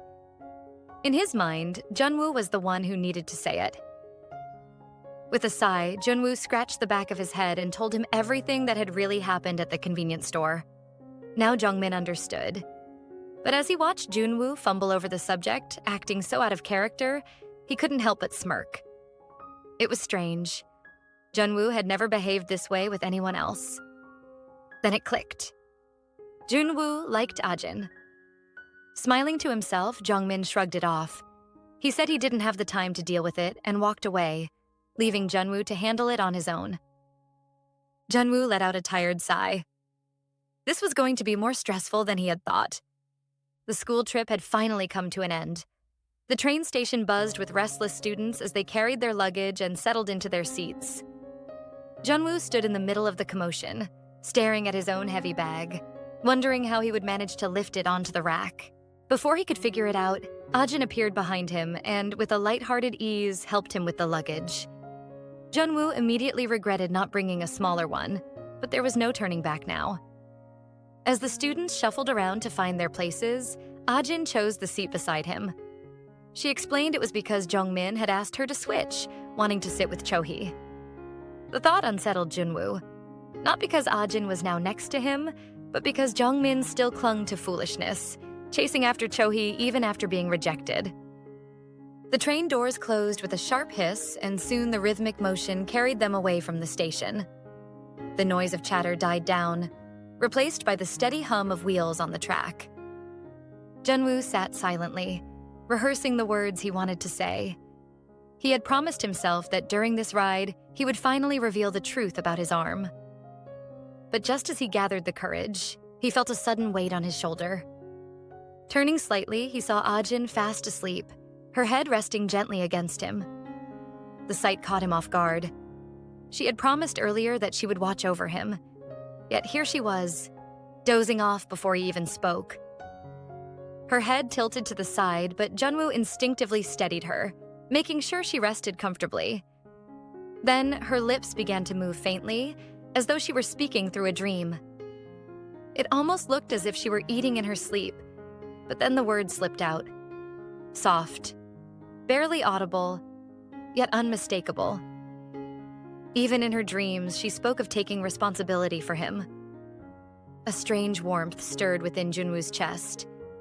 She wasn't even conscious, yet she still thought of him.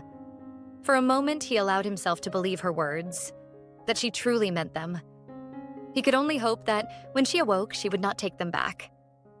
It was Monday. The students filled the classroom, their voices overlapping in random chatter. Then, the teacher walked in. Instantly, the room fell into silence, each student sitting up straighter as order returned. She announced that changing seats would be good for a fresh start. Everyone was asked to pick a slip of paper, each carrying a pair of names. Whoever matched would become seatmates.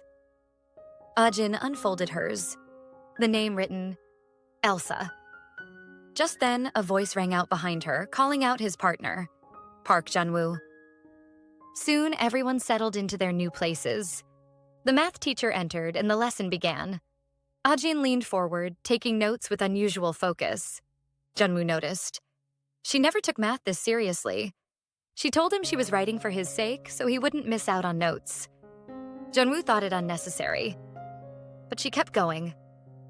Her effort made him smile, quietly to himself. When the teacher left, Ajin dropped her head on the desk, drained. Math class was usually her chance to nap. But this time, she hadn't. And now she was starving. Junwoo called to her, asking if she could buy him something from the cafeteria. She was exhausted, but she had promised to take care of him. So she went, and returned almost right away. He looked at the milk she brought and shook his head. The wrong one.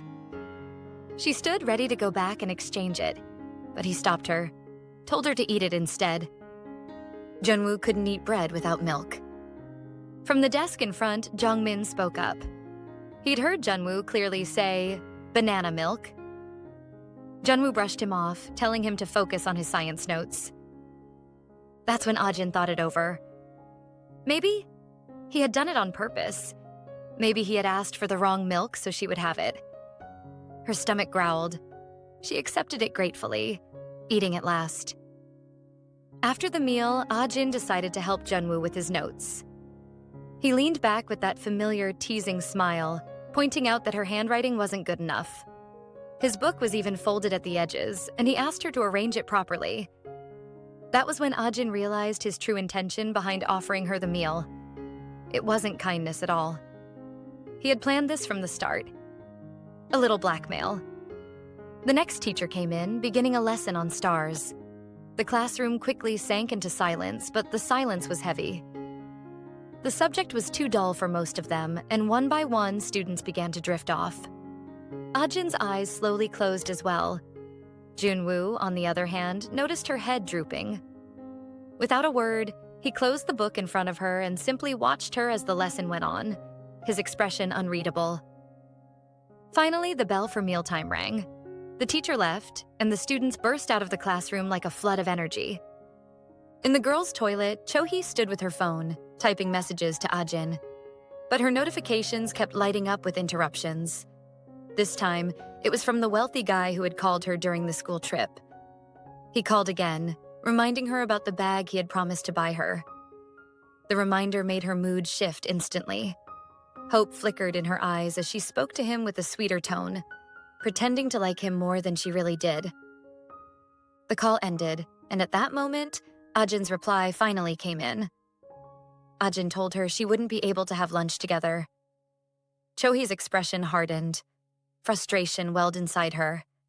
She needed answers about Junwoo, especially what happened after the school trip. She stormed out of the toilet, her thoughts circling. But then, Junwoo's voice caught her ears. She turned sharply and froze. There was Ajin, walking beside him, carrying his tray toward the cafeteria. They were talking casually, as if it was nothing unusual. Annoyance twisted into anger. Two boys rushed past her, one bumping into her shoulder hard. She barely noticed. Her eyes remained fixed on the pair walking away. Ajin had gone against her again. She had clearly told her not to get involved with Junwoo, but Ajin never listened. And now, Cho-hee's anger burned hotter than ever. At the cafeteria, Ajin picked up a tray for herself and another for Junwoo, balancing both as she joined the meal line. The server smiled warmly and commended her for being such a thoughtful friend, which made her cheeks flush red. Because of this, the server ended up serving her a generous portion of food. When they sat down to eat, Ajin avoided Junwoo's gaze and began eating quickly. Junwoo's lips curled into a small smile. He felt genuinely relieved and glad to see her eating well. Between bites, he told her that he would be heading somewhere after their meal. To her surprise, he led her to the library. Giving him a little space, she wandered a few steps behind. Suddenly, he called out to her in a clear voice. The students nearby turned their heads in shock. It wasn't common to see Junwoo openly calling out to a female student. She walked over to him, and he handed her a book, recommending she read it for their earth science class. Gratitude and curiosity welled up in her chest. Did he come to the library just for her? Before she could linger too much on the thought, he began explaining how she should approach the book, his voice calm and steady. He moved off to search for another book while Ajin stood frozen, holding the one he had given her, reading its title in awe. Time slipped by faster than she realized.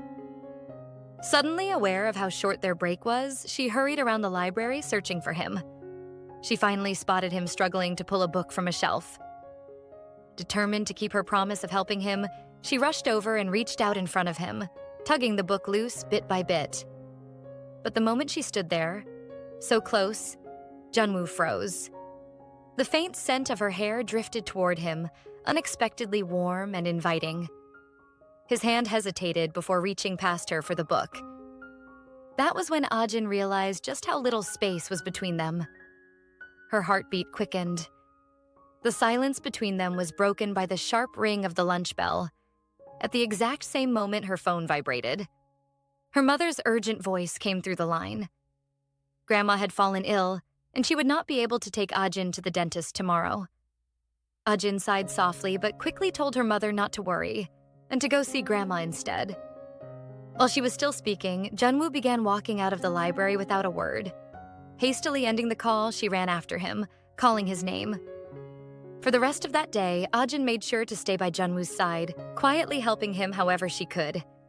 The next day, which happened to be a weekend, Ajin was at the hospital, ready as ever to finally get rid of her braces. No wonder she hardly smiled. She had already promised herself that she would buy a chocolate cake on her way home.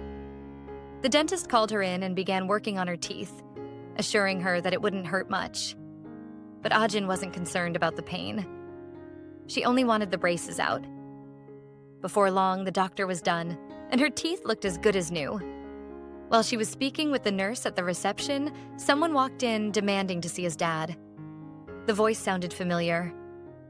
Ajin turned, and her eyes widened when she saw Junwoo. They both froze for a moment, surprised to find each other there. Junwoo's gaze lingered. He noticed she looked a little different. Just then, his father came out and spotted them talking. Curious, he asked, and quickly realized they both attended the same school. With a bright smile, his father asked Ajin how Junwoo was at school, since Junwoo rarely spoke about it at home. Ajin, nervous but honest, replied that he was popular, especially among the girls. She was about to say more when Junwoo quickly pulled her away. Watching the scene, his father and the nurse exchanged knowing smiles. Amused, his father even decided to offer Ajin's next treatment for free, since she seemed so close to his son. As they reached the elevator, Junwoo turned to her and asked what she was doing at the hospital. Ajin explained that she had been visiting for the past 3 years, and now she clearly saw the resemblance between him and his dad. Beaming, she asked if he noticed anything different about her expression. Junwoo did notice, but he denied it, shaking his head. Her smile faltered and she turned to leave, a little disappointed. But Junwoo called out to her. Scratching his head awkwardly, he avoided her gaze. Since it was evening, he asked if she would have dinner with him, at least to celebrate her new look. Besides, he had something he wanted to tell her. Ajin blinked, caught off guard. She hadn't expected him to ask her out to dinner. She agreed, and Junwoo took her to a restaurant. He told her to order anything she wanted, but she chose just curry. He was a little annoyed. There were so many expensive dishes on the menu. But at the same time, he was happy when Ajin explained that she couldn't eat curry because of her braces. Just then, the server brought a tray of pork cutlet to their table. The meal was free since they were being filmed live. Ajin didn't mind at all. She looked at the pork cutlet with such joy that Junwoo couldn't help but notice.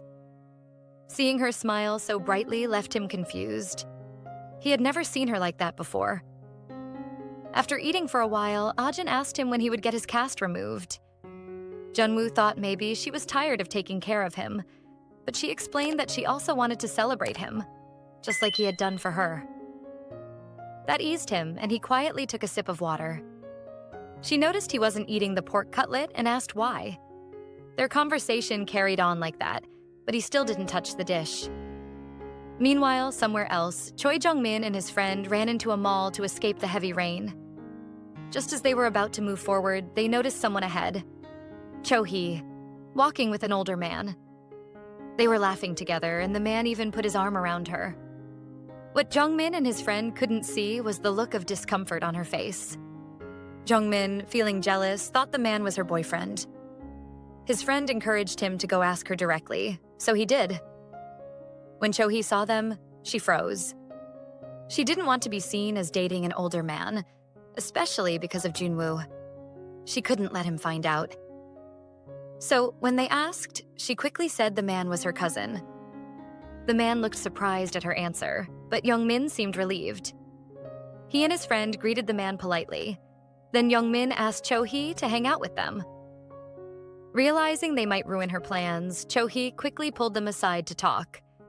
The man, however, didn't take her behavior lightly.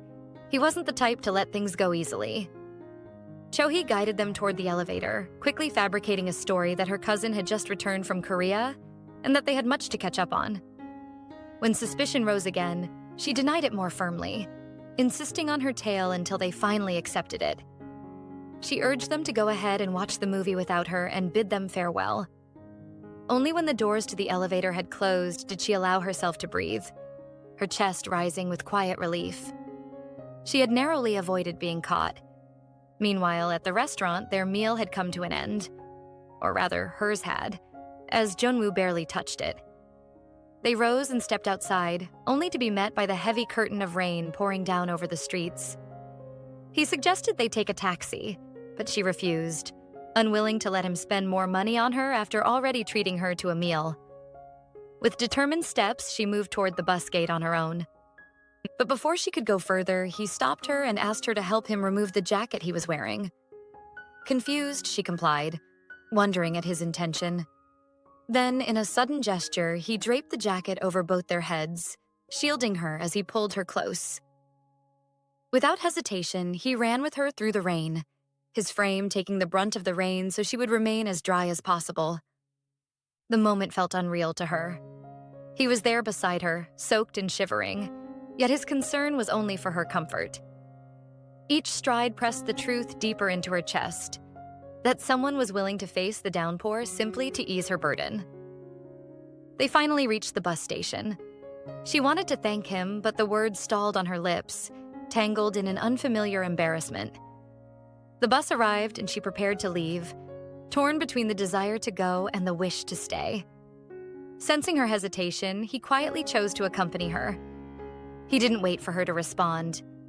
He simply followed her into the bus, and soon it pulled away from the stop. The passengers around them spoke in low voices, but the two of them stayed quiet, lost in their own thoughts. After a moment, Ajin decided to break the silence. She asked if the bus really led to his house. He said no. The answer surprised her, and a small thought crept in. Had he entered the bus just because of her? The idea left her unsure of what to say next, and the silence between them grew even heavier than before. When her stop drew near, she pointed out her house to him through the window. The bus came to a halt, and they both exchanged quiet farewells. Junwoo, however, seemed weighed down by their parting, as though it left a small ache behind. As they walked away in opposite directions, their minds lingered on unspoken thoughts. Meanwhile, back at the mall, Cho-hee was chasing after her so-called rich appa. He strode angrily toward his car, but she clung to him, asking why he had suddenly left her in the middle of shopping. He shook off her hand, his voice sharp as he reminded her of what she had just done. calling him her cousin in front of her friends. To him, it felt like humiliation, like she was ashamed of him. He ordered her to get into the car. Cho-hee hesitated, her suspicion growing. Perhaps he wasn't as wealthy as he liked to appear. With a bitter tone, she told him she wanted to end things, admitting she had been thinking about it for some time. But he refused, saying he wouldn't accept her decision. Then, almost too calmly, he revealed a photo on his phone. Cho-hee's eyes froze on the screen. Whatever was there, he had prepared for this moment, knowing what she might do. Now it seemed the proud and confident Cho-hee had been cornered. Could it be that she, of all people, was being blackmailed? A few weeks later, Ajin and Junwoo were seen having a casual conversation. They had clearly grown closer, their words flowing more easily than before. Both were drinking banana milk, though it wasn't Junwoo's favorite.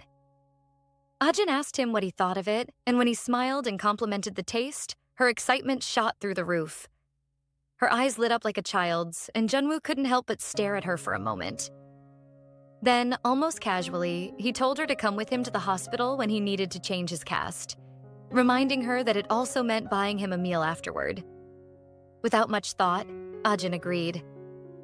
To her, it wasn't a big deal, but Junwoo noticed how naturally she said yes. Meanwhile, in a quieter place, Cho-hee was mopping the floor, her face pale and her shoulders heavy with defeat. The boy she was supposed to break up with had turned things against her, trapping her in a corner she couldn't escape. Now she was forced to obey him. Her mind replayed the scene from that night, the night he showed her the picture of her father with another woman. The shame, the anger, it was unbearable. She wanted to tear both of them apart for ruining her life. Desperately, she had begged him not to tell anyone about her father's secret. This wasn't the life she wanted. Her chest ached as she recalled Junwoo carefully bandaging her injured hand that day. That was what she longed for. Gentleness, not the situation she found herself in. The next day at school, the usual chatter filled the air. A few students crowded around a phone, laughing at a show, when one of them shoved another, causing the phone to slip from his hands and hit the ground. The screen lit up with a picture that drew quick attention. Ajin and Junwoo sitting together. Cho-hee, who happened to pass by, froze when her eyes caught the image. Her chest tightened. They looked close. Too close. A storm of jealousy and rage boiled inside her. She clenched her fists so tightly that her hands shook, her nails digging into her palms. Ajin never listened to her, always doing whatever pleased her. And now, maybe Ajin was planning to leave her behind completely. The thought was unbearable. One of the boys tried to strike up a conversation with her, drawn in by her beauty. But Cho-hee didn't even notice him. Her whole focus was locked on that phone. Her face was pale, her eyes burning. She returned the phone silently, her movements stiff, then turned and walked away. The boys exchanged uneasy looks. Her expression wasn't just angry, it was frightening. Something about her looked deeply wrong. Her anger simmered as she walked, each step fueled by memories of Ajin, each recollection twisting her mood further. She longed to confront Ajin, to get some reassurance that she and Junwoo were truly nothing to each other. As if in answer to her thoughts, Ajin appeared suddenly from a corner, explaining in a hurry that she had to accompany Junwoo to the hospital, so following her home wouldn't work that day.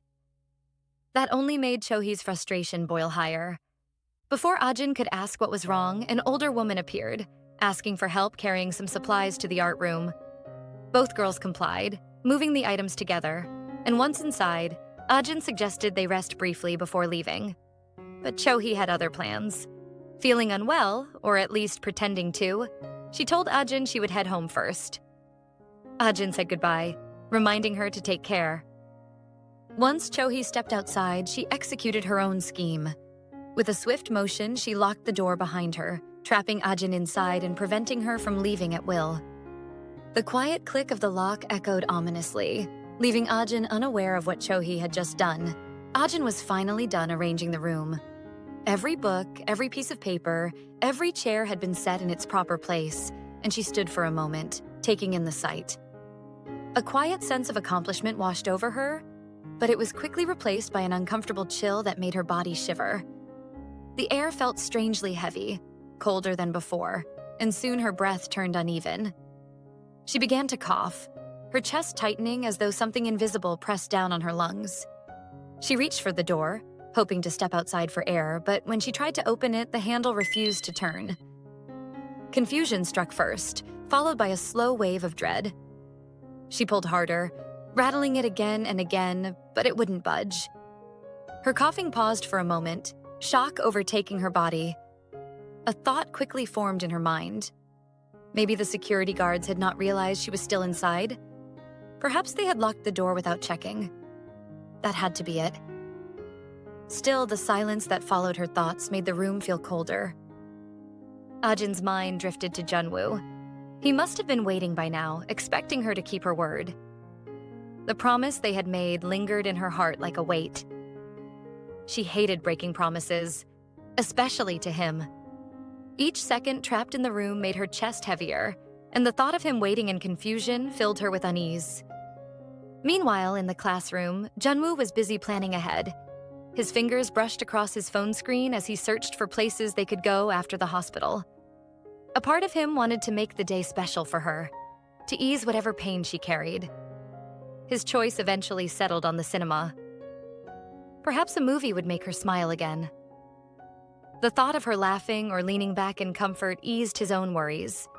But time slipped by, and Ajin did not return. Junwoo glanced at the clock, then at the doorway, his patience slowly turning to concern. It was late. Too late. For a moment, he even assumed she had gone home, but the sight of her school bag beside him proved otherwise. His brows furrowed. Something wasn't right. What could possibly be keeping her? His train of thought broke when he heard footsteps approaching the classroom. Relief sparked in his chest, but when the figure entered, it was not Ajin. It was Cho-hee. She carried herself with an unusual swiftness, and before Junwoo could ask, she explained that Ajin had something urgent to do and had gone home in a rush. She even urged him to head to the hospital with her instead. Junwoo frowned. Her explanation didn't sit well with him. If Ajin had truly left, why was her bag still here? Cho-hee must have noticed his suspicion because she quickly grabbed the bag and shoved it into a locker, exhaling a shaky breath as though narrowly avoiding discovery. She added another lie, claiming Ajin had asked her to keep it for her. Junwoo wasn't convinced. Something about the whole scene felt off. He stood abruptly, his decision already made. If Ajin couldn't come, he would go to the hospital alone. But Cho-hee refused to let him. She rushed after him, her frustration boiling over. It stung her pride that he dismissed her so easily. She was Han Cho-hee, and yet he brushed her aside as if she meant nothing.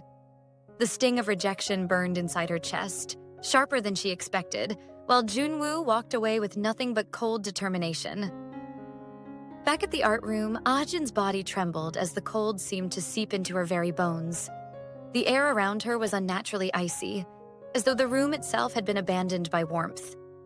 Each second dragged longer than the last, and with no footsteps or voices echoing down the hallway, she realized no one was coming near the art room. The silence only worsened the sensation that she was trapped in a forgotten corner of the school. Her teeth began to chatter, and she hugged herself tightly, trying to create even the faintest comfort against the chill that surrounded her. But the harder she tried, the more unbearable it became. Unable to withstand it any longer, she forced herself toward the locker in desperation, hoping she would find a blanket, or perhaps anything soft enough to shield her from the biting air. Her hands shook as she pulled it open and searched frantically, but the shelves were empty, offering nothing to soothe her. Disappointment settled heavily in her chest, but then her eyes landed on something that made her pause. A plaster statue stood quietly in the corner, its blank white features frozen in place. And yet the longer she looked at it, the heavier her heart felt. A memory whispered at the edge of her mind. Stories she had overheard, ones she had always brushed aside as silly warnings. They spoke of plaster statues and their hollow, unmoving eyes. They said that anyone who stared into those empty eyes for too long would meet a mysterious, unexplainable death. As the words replayed in her head, fear prickled along her skin. Her breathing grew uneven, and she tried to look away, telling herself it was just a superstition, something children invented to scare each other. Still, the thought clung tightly to her, refusing to let go. She stepped closer, pressing a hand against the cold plaster as though the solid surface might calm her racing heart. But just as her fingers rested there, a small movement caught her attention. Her gaze darted down, and horror seized her when she realized what it was: a spider crawling across the surface. Ajin's whole body recoiled at once. She despised spiders, always had, and the sudden sight of it made her scream.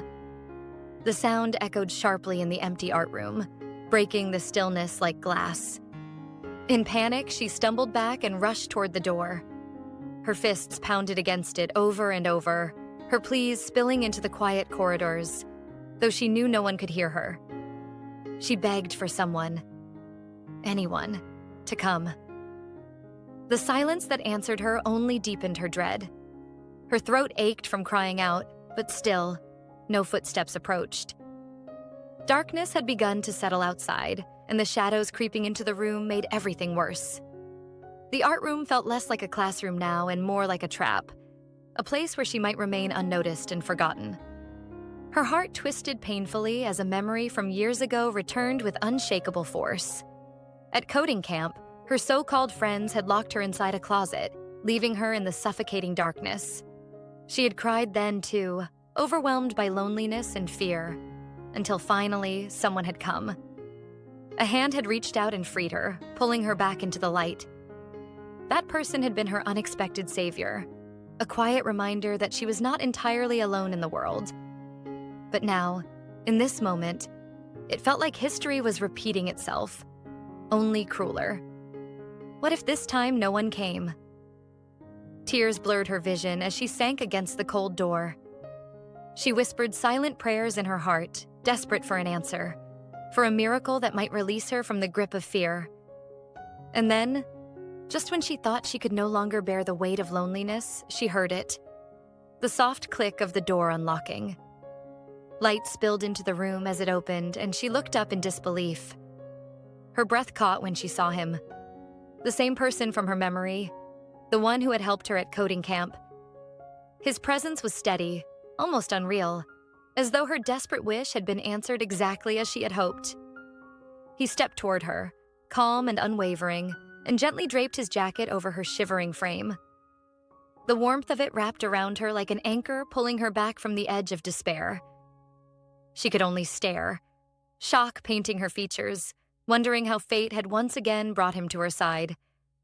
Even when she returned home that night, the memory replayed in her mind again and again. She could hardly believe it had truly happened, and the thought pressed heavily on her heart.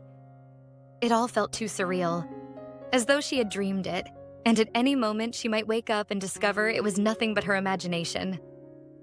The next evening, Ajin and Cho-hee walked home together beneath the soft glow of the setting sun. The air was cool, and the faint sounds of traffic hummed in the distance as Ajin, still shaken yet relieved from the ordeal of the previous day, began to recount what had happened to her. She explained how she had been locked inside the art room, how the hours had stretched endlessly, and how despair had begun to weigh her down. Cho-hee listened carefully, nodding at all the right moments, but her expression was calm, almost too calm. She feigned ignorance, acting as if she had no idea what Ajin was talking about, even going so far as to ask with innocent curiosity how she had managed to escape. Ajin's tone brightened slightly as she explained that her first love had been the one to help her out. The name came softly, but it carried a heavy weight. Mr. Gwang Hyun. At the mention of the name, Cho-hee's memory stirred. She remembered vividly the time when Ajin had discovered that he already had a girlfriend, and how heartbroken she had been. Ajin had cried without ceasing, her emotions raw and unrestrained, and Cho-hee had been forced to spend days trying to console her, calming her down and putting her back into some stable frame of mind. That moment had etched itself into Cho-hee's thoughts, a reminder of how deeply Ajin's feelings for him once ran. Now, Ajin's eyes glimmered with excitement as she explained that he was no longer just a distant memory, but was now an intern at their school. She spoke about it with a spark of joy, a glow of renewed hope. The mere thought of him being nearby seemed to lift her spirits higher than they had been in weeks. This, however, did not dishearten Chohee. It thrilled her.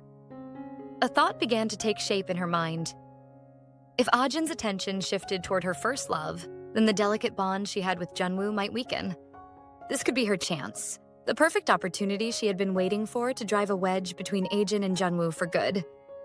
She smiled faintly, masking her true intentions as she encouraged Ajin. She suggested that this time she should do better with her first love, even if it meant making bold moves to win his attention. She even hinted at seduction, though she framed it in a teasing manner. Ajin, shocked by the suggestion, dismissed the idea immediately, but Chohee brushed it off with a light-hearted laugh. Inside, however, her excitement grew. This situation could turn out to be exactly what she needed. Helping Ajin win her first love would ultimately be for her own sake, as it would neatly untangle Junwoo from Ajin's side. The following day, the school buzzed with an unusual liveliness. Whispers filled the hallways, eager voices overlapping as students shared the same rumor. A new teacher had arrived, an intern who was said to be strikingly handsome. The anticipation of the students grew with every passing moment, many of them hoping that he would be assigned to their class. The atmosphere was electric, filled with curiosity and nervous excitement. Amidst all this chatter, Ajin sat at her desk, holding on to something small yet precious. In her hands rested the drink that Mr. Gwanghyun had given her the previous day. To others, it was just a simple drink, but to her, it was a treasure. She held it as if it were fragile glass, cherishing it in silence. The memory of their hands brushing against each other lingered in her thoughts, replaying over and over again in her mind. A faint blush crept onto her face, and she became completely lost in that memory. So much so that she failed to notice Junwoo calling out to her from nearby. When she finally realized his presence, she looked up to see him standing before her. He had heard from Chohee that she had been busy the previous day, and he showed her his hand as if to remind her. Ajin, thinking nothing of it, simply assumed Chohee had run into him while on her way home. She brushed the thought aside, offered him an apologetic look, and smiled brightly when he accepted it. For Junwoo, however, something about her demeanor felt different. He noticed the sparkle in her eyes, the absent-minded way she kept drifting back into her thoughts. It was unlike her usual self. He sensed that something had changed, though he could not place what it was. A quiet unease crept over him as he wished he knew a way to draw her closer to him, to take her attention away from whatever was occupying her heart. The moment of truth arrived when the homeroom teacher entered the class. The chatter subsided into silence, and every student waited eagerly. Then, the intern teacher was introduced. When he stepped through the doorway, the room seemed to shift. Kim Gwang-hyun. The name resonated in Ajin's heart, and her breath caught. The students, especially the girls, erupted with excitement, whispering to each other about his appearance and charisma. Even Ajin's usual composure slipped. Her face lit up in an unusual glow, one Junwoo had never seen directed at anyone else. Junwoo sat in silence, watching with growing discomfort. He noticed the way Ajin's eyes followed the man, the way her expression softened with admiration. When the man gave a small wave in her direction, Ajin nearly beamed.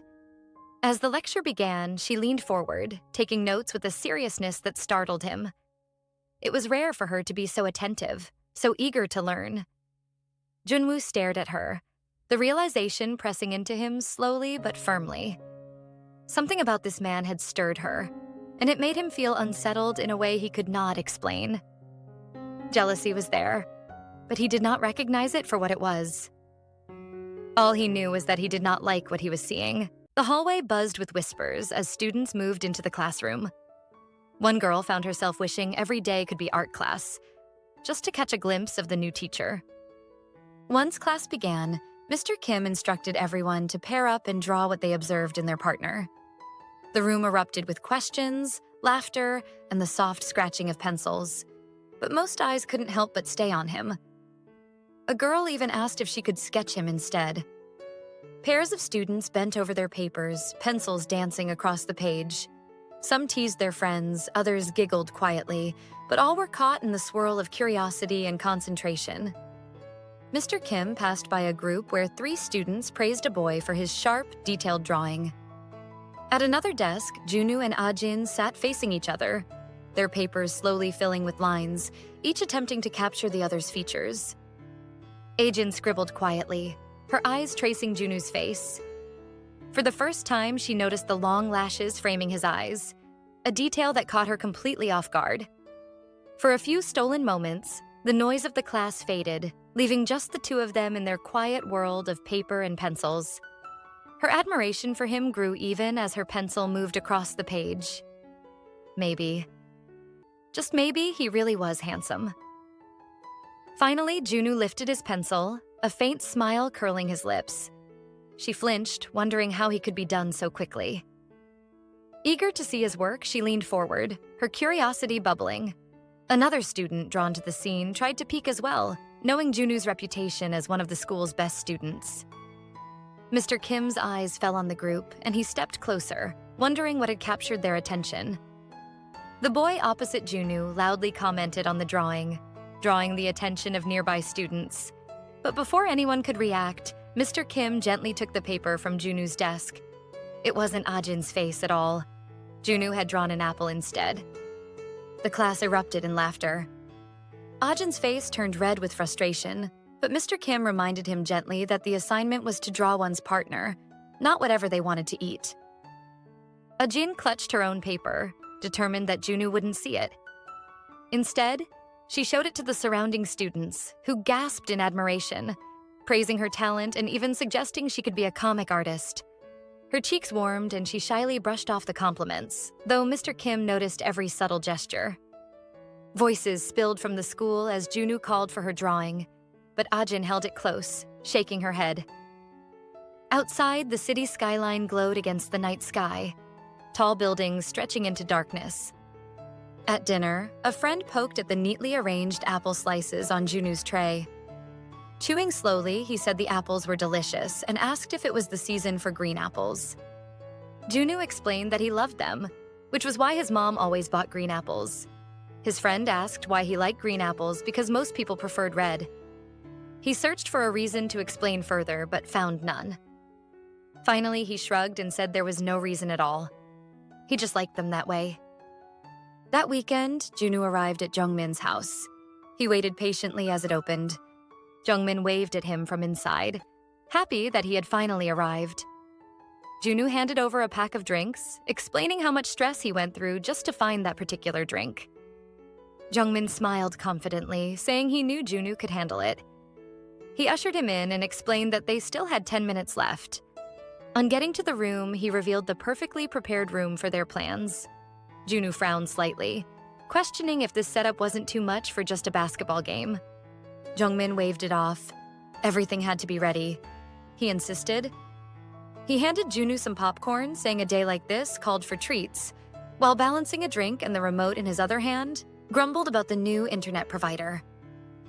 As Junwoo watched, his thoughts wandered to Ajin, wondering if she knew Mr. Kim from somewhere. Junwoo absent-mindedly squeezed the popcorn, his thoughts drifting far from the room. Shaking himself out of his reverie, he asked Jungmin if he thought the trainee teacher was handsome. Jungmin paused thoughtfully before admitting that he was indeed quite handsome. Stretching to grab another piece of popcorn, he added that the teacher looked like he belonged in a coffee commercial. Junwoo frowned, recalling the teacher introduced himself the first time they met. He grabbed his drink, his mind lingering on Jungmin's admission. Jungmin's sudden yell snapped him out of his thoughts. The game was just about to start. Junwoo leaned back, annoyed at the lineup, while Jungmin remained fully absorbed, chewing eagerly and keeping his eyes glued to the screen. They waved the team flags they had brought, clearly Jungmin's idea.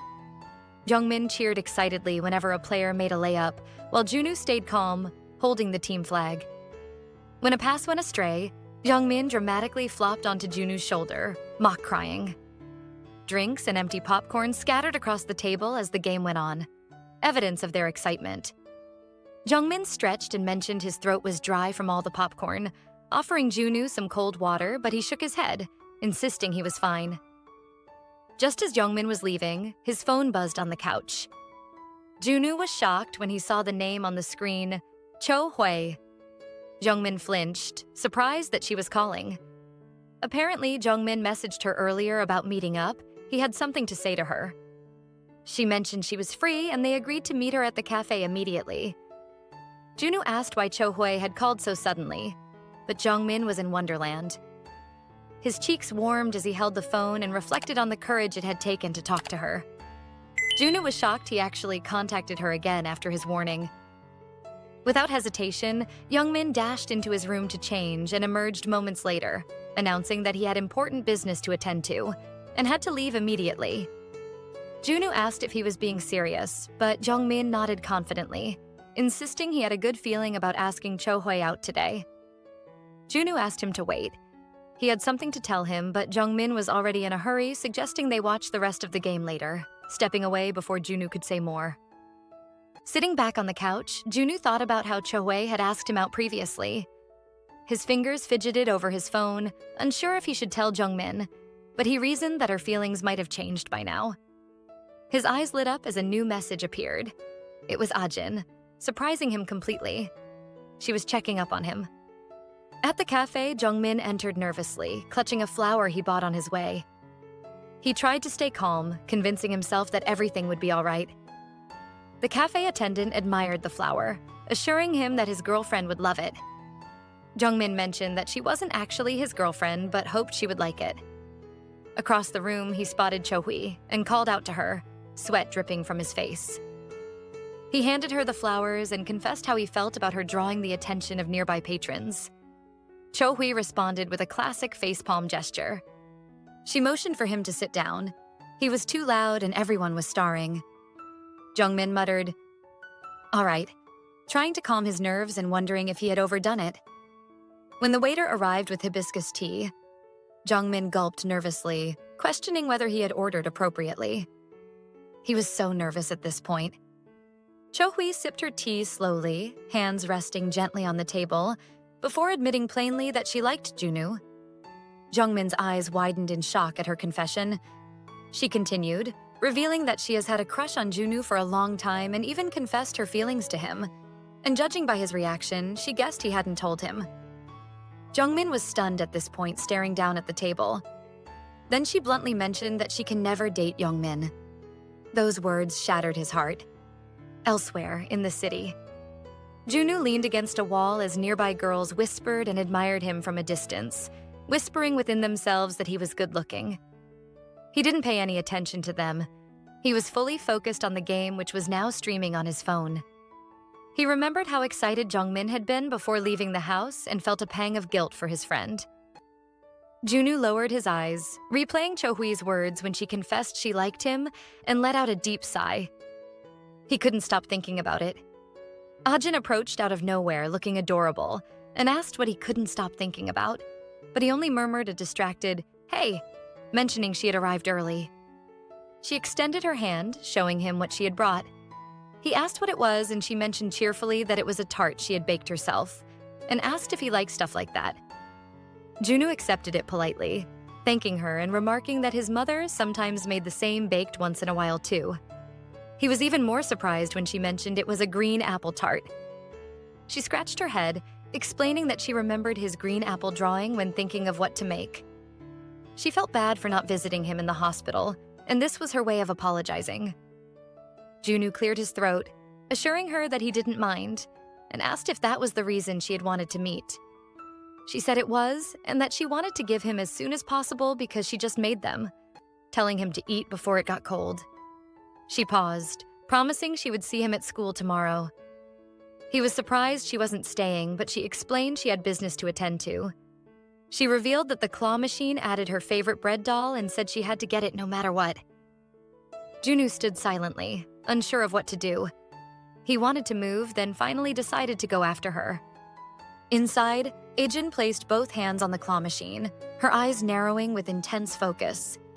She muttered that she was so close, shaking her head in quiet frustration. Junwoo leaned from the corner, observing her calmly, urging her to stop since she had already used up all her money. But she refused to give up, clenching her fist with stubborn hope. She bent forward slightly, her breath unsteady as she called out his name. Then, shot up, eyes wide with desperate anticipation, and asked for him to lend her some money. Junwoo stared back at her, arms crossed as he imagined she was joking or something. Nearby, a couple argued in defeat. The girlfriend's frustration echoed as Junwoo noticed something on the wall. Suddenly, he moved decisively, telling Ajin to follow. She trailed behind, confused, until he stopped at the basketball court, insisting that he was going to play. Ajin tilted her head in disbelief. She didn't know he was into basketball. She thought all he did was study. Just then, her gaze lifted to the bold banner above the court which Junwoo asked her to read. She immediately realized they could equally win the bread doll here. Junwoo explained with a smile curving on his lips that he played basketball whenever he felt frustrated. Ajin's lips parted slightly. She recalled the first time they met. He had borrowed her battery pack to see a basketball game. He handed her the snack box, asking her to help him hold it before preparing to play, and she encouraged him, watching as he slipped a note into the slot.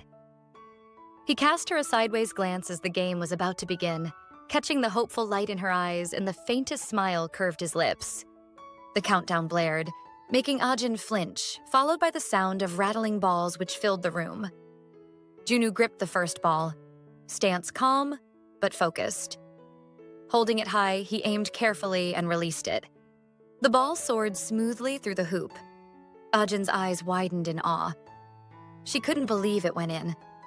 He grabbed another ball with both hands and threw it with precise accuracy, another perfect shot lighting up the scoreboard. The numbers climbed steadily, glowing brighter with each throw. He bent low again, movements sharp and clean, releasing yet another ball with perfect control. Whispers rippled through the crowd, their attention fully on him, and Ajin pressed her hands to her mouth, thrill sparkling in her gaze as she imagined the bread doll. The score rose higher and higher, surpassing every expectation. Her heart pounded as she shouted encouragement, reminding him that he had 20 more points to go. Junwoo's expression hardened, body moving with an unwavering rhythm as he grabbed the last ball. With the same unbroken focus, he made the shot. Her voice rang through the noise, pure and unrestrained. "Go, Junwoo." The last ball fell cleanly into the net, just like that victory claimed. He handed her the prize, her precious bread doll. As they walked home, Ajin hugged the bread doll tightly, her joy spilling over in every movement while Junwoo's eyes lingered on her, softened by the glow of her happiness. She held the bread doll close, saying she had only brought a tart for him but would return with something better. She thanked him repeatedly while Junwoo remained silent, quietly watching her. Junwoo tried to speak as Ajin continued admiring her cute bread doll, then brushed it off, saying it wasn't a big deal. Her finger pointed forward, guiding them toward the bus stop, and they paused by the sign, discussing which bus they would take. As she turned to leave, her smile remained sweet. She said she had fun and promised to see him at school on Monday. Junwoo's voice, however, halted her. She turned toward him, still smiling. Junwoo stood still, one hand buried deep in his pocket as he asked if she knew the trainee teacher. Her smile faltered. The question caught her completely off guard as she wondered how he knew and why he was asking all of a sudden. She stepped forward hesitantly, then admitted that he was actually her first love. Junwoo froze, the weight of her confession settling over him. His chest rose slowly as he stood opposite her. "Our art teacher is your first love?" he asked, voice steady. Carrying the question further, he asked if she still had feelings for him. Unsure of how to respond, Ajin sank onto the bench, saying she wasn't sure. She added that he had a girlfriend, and no matter her feelings, he would never notice a high school girl like her. Junwoo sat beside her, telling her she sounded like she still liked him. Her hands tightened on the doll.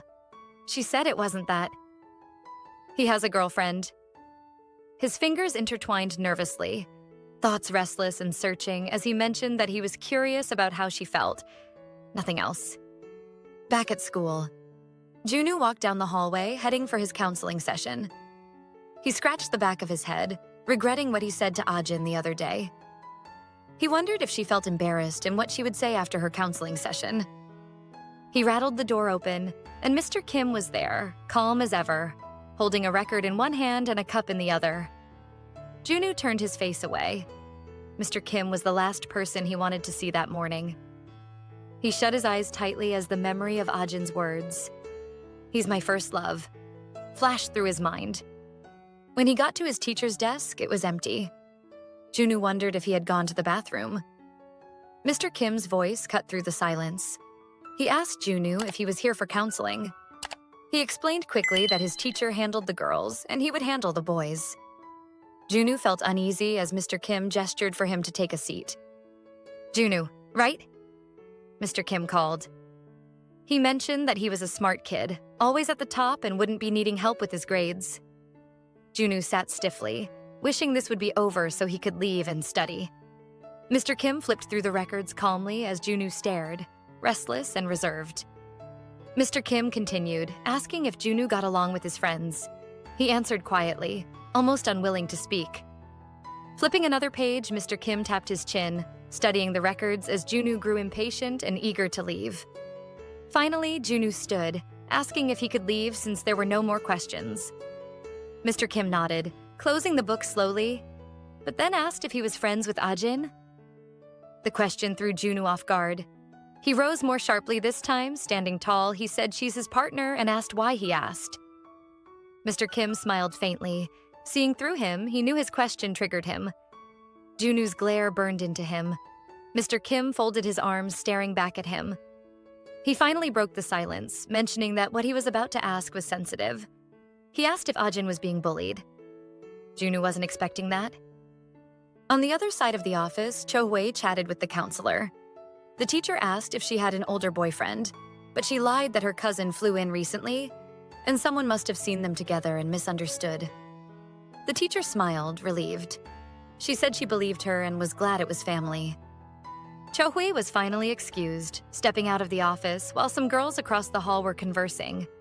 She frowned, wondering who had told the teacher about her older boyfriend. Her anger was cut short when she overheard the girls talk about Jungmin, apparently. He was throwing a party that weekend. One of the girls giggled, asking if Junwoo would attend as she walked past. Cho-hui smirked at the mention of Junwoo's name. She knew that if Jungmin was throwing a party, Junwoo would be there. Elsewhere, Junwoo walked up the stairs slowly, his mind adrift in thought. As he climbed, memories of the counseling section crept back into his mind. He remembered how the art room door had been clumsily tied shut with a wire. His jaw tightened as the realization struck him. Someone must have trapped her there. He recalled Ajin mentioning that the art teacher had asked for her help, and suddenly, a face flashed through his mind. It could only be Cho-hui. The boys who wanted to attack Ajin had mentioned her name too. He couldn't wrap his head around what was really going on, but one thing was certain. Cho-hui was acting weird. She wasn't acting as a friend should. Could she actually hate Ajin? His thoughts tangled further until a voice called out his name, pulling him out of his thoughts. It was Jungmin. He wanted to talk to him about something and asked him to follow him, his expression unusually tense. Junwoo noticed immediately that Jungmin didn't seem like himself. He told him that they should talk later because he had a lot on his mind, but Jungmin grabbed his wrist firmly. Junwoo turned and there was no trace of his friend's usual grin, only cold intensity.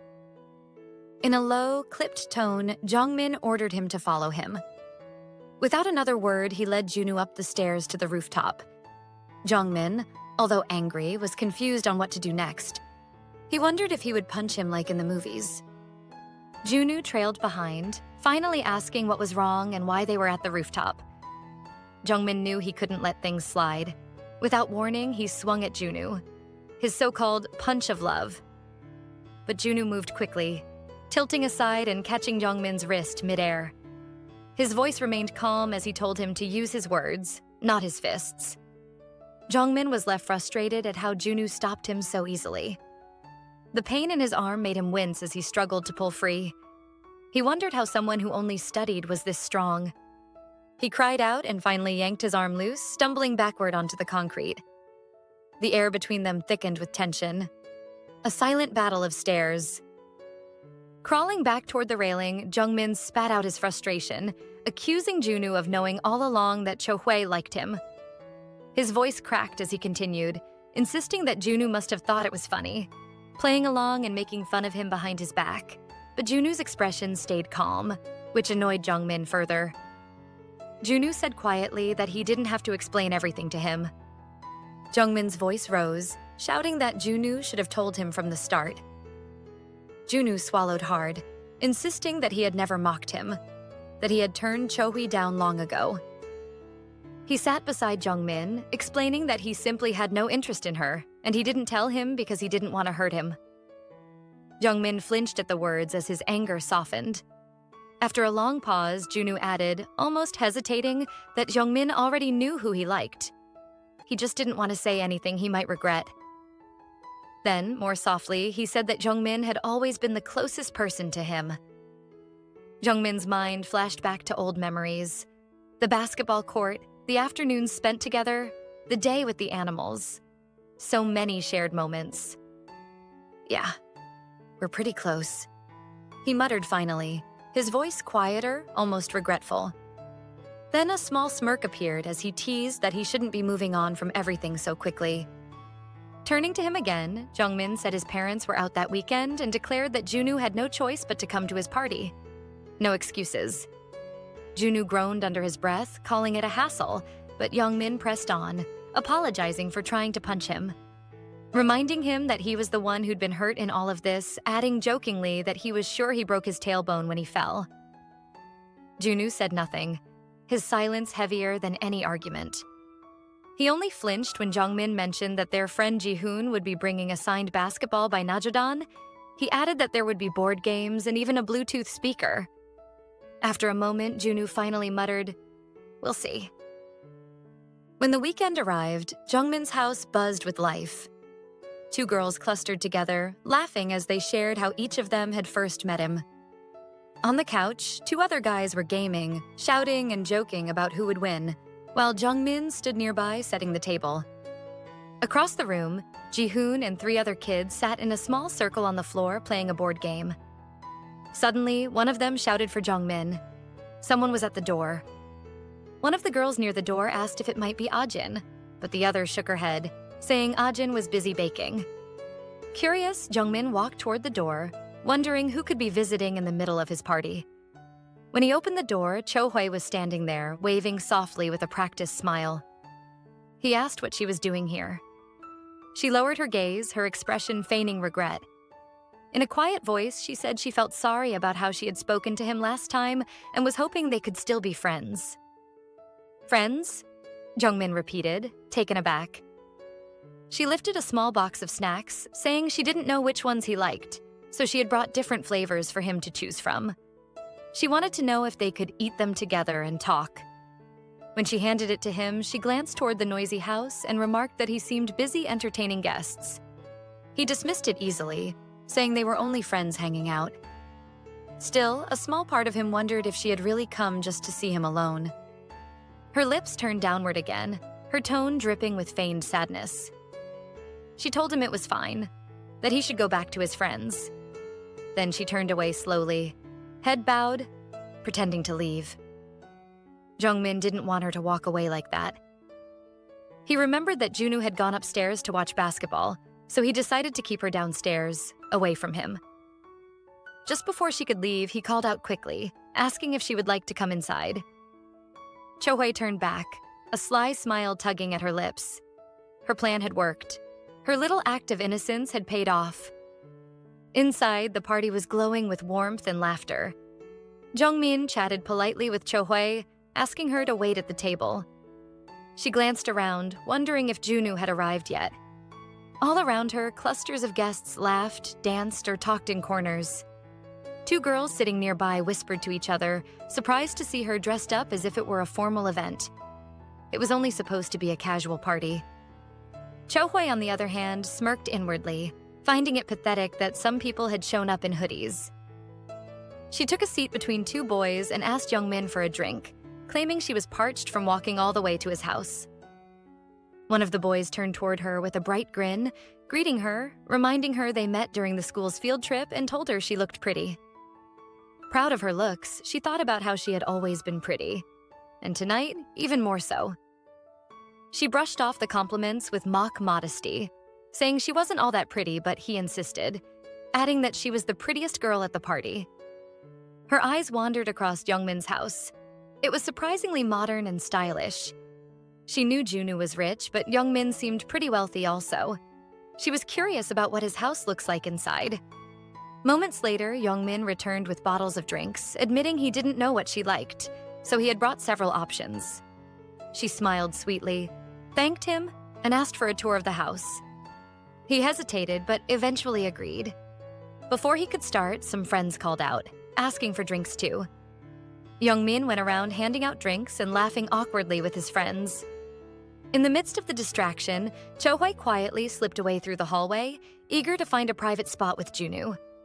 She paused when she heard faint voices coming from one of the rooms, curiosity sparking immediately.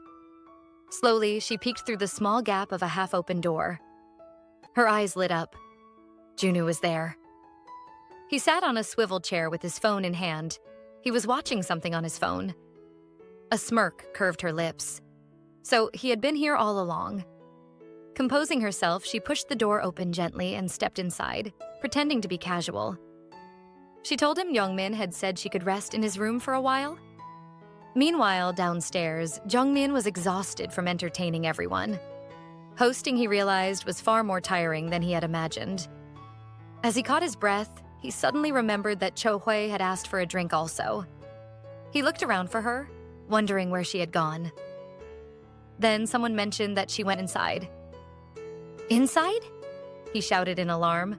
Panic flashed across his face.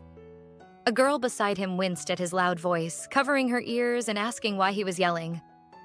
Upstairs, Chohoi leaned closer to Junwoo, her tone soft as she asked about his arm. Junwoo's patience snapped. He pulled his arm away sharply, asking her not to touch him. Then, standing firmly, he said they needed to talk. Chohei only smiled, pretending to be calm, and asked lightly what he wanted to talk about. Junwoo's tone grew darker as he told her that the bullies who had broken his hand had mentioned her name.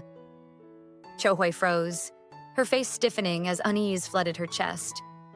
Questions spun through her mind. Why was he bringing this up, and what exactly did he know? He met her eyes sharply, asking why she had done it. The air between them turned heavy, tense enough to choke on.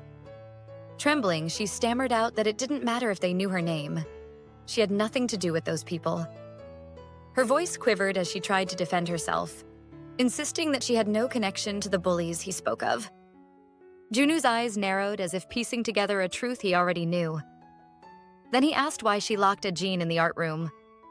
Her eyes widened in horror as panic flickered across her face. She hadn't been caught on the security camera. How could he possibly know? Outside the doorway, Jungmin stood frozen as he overheard every word.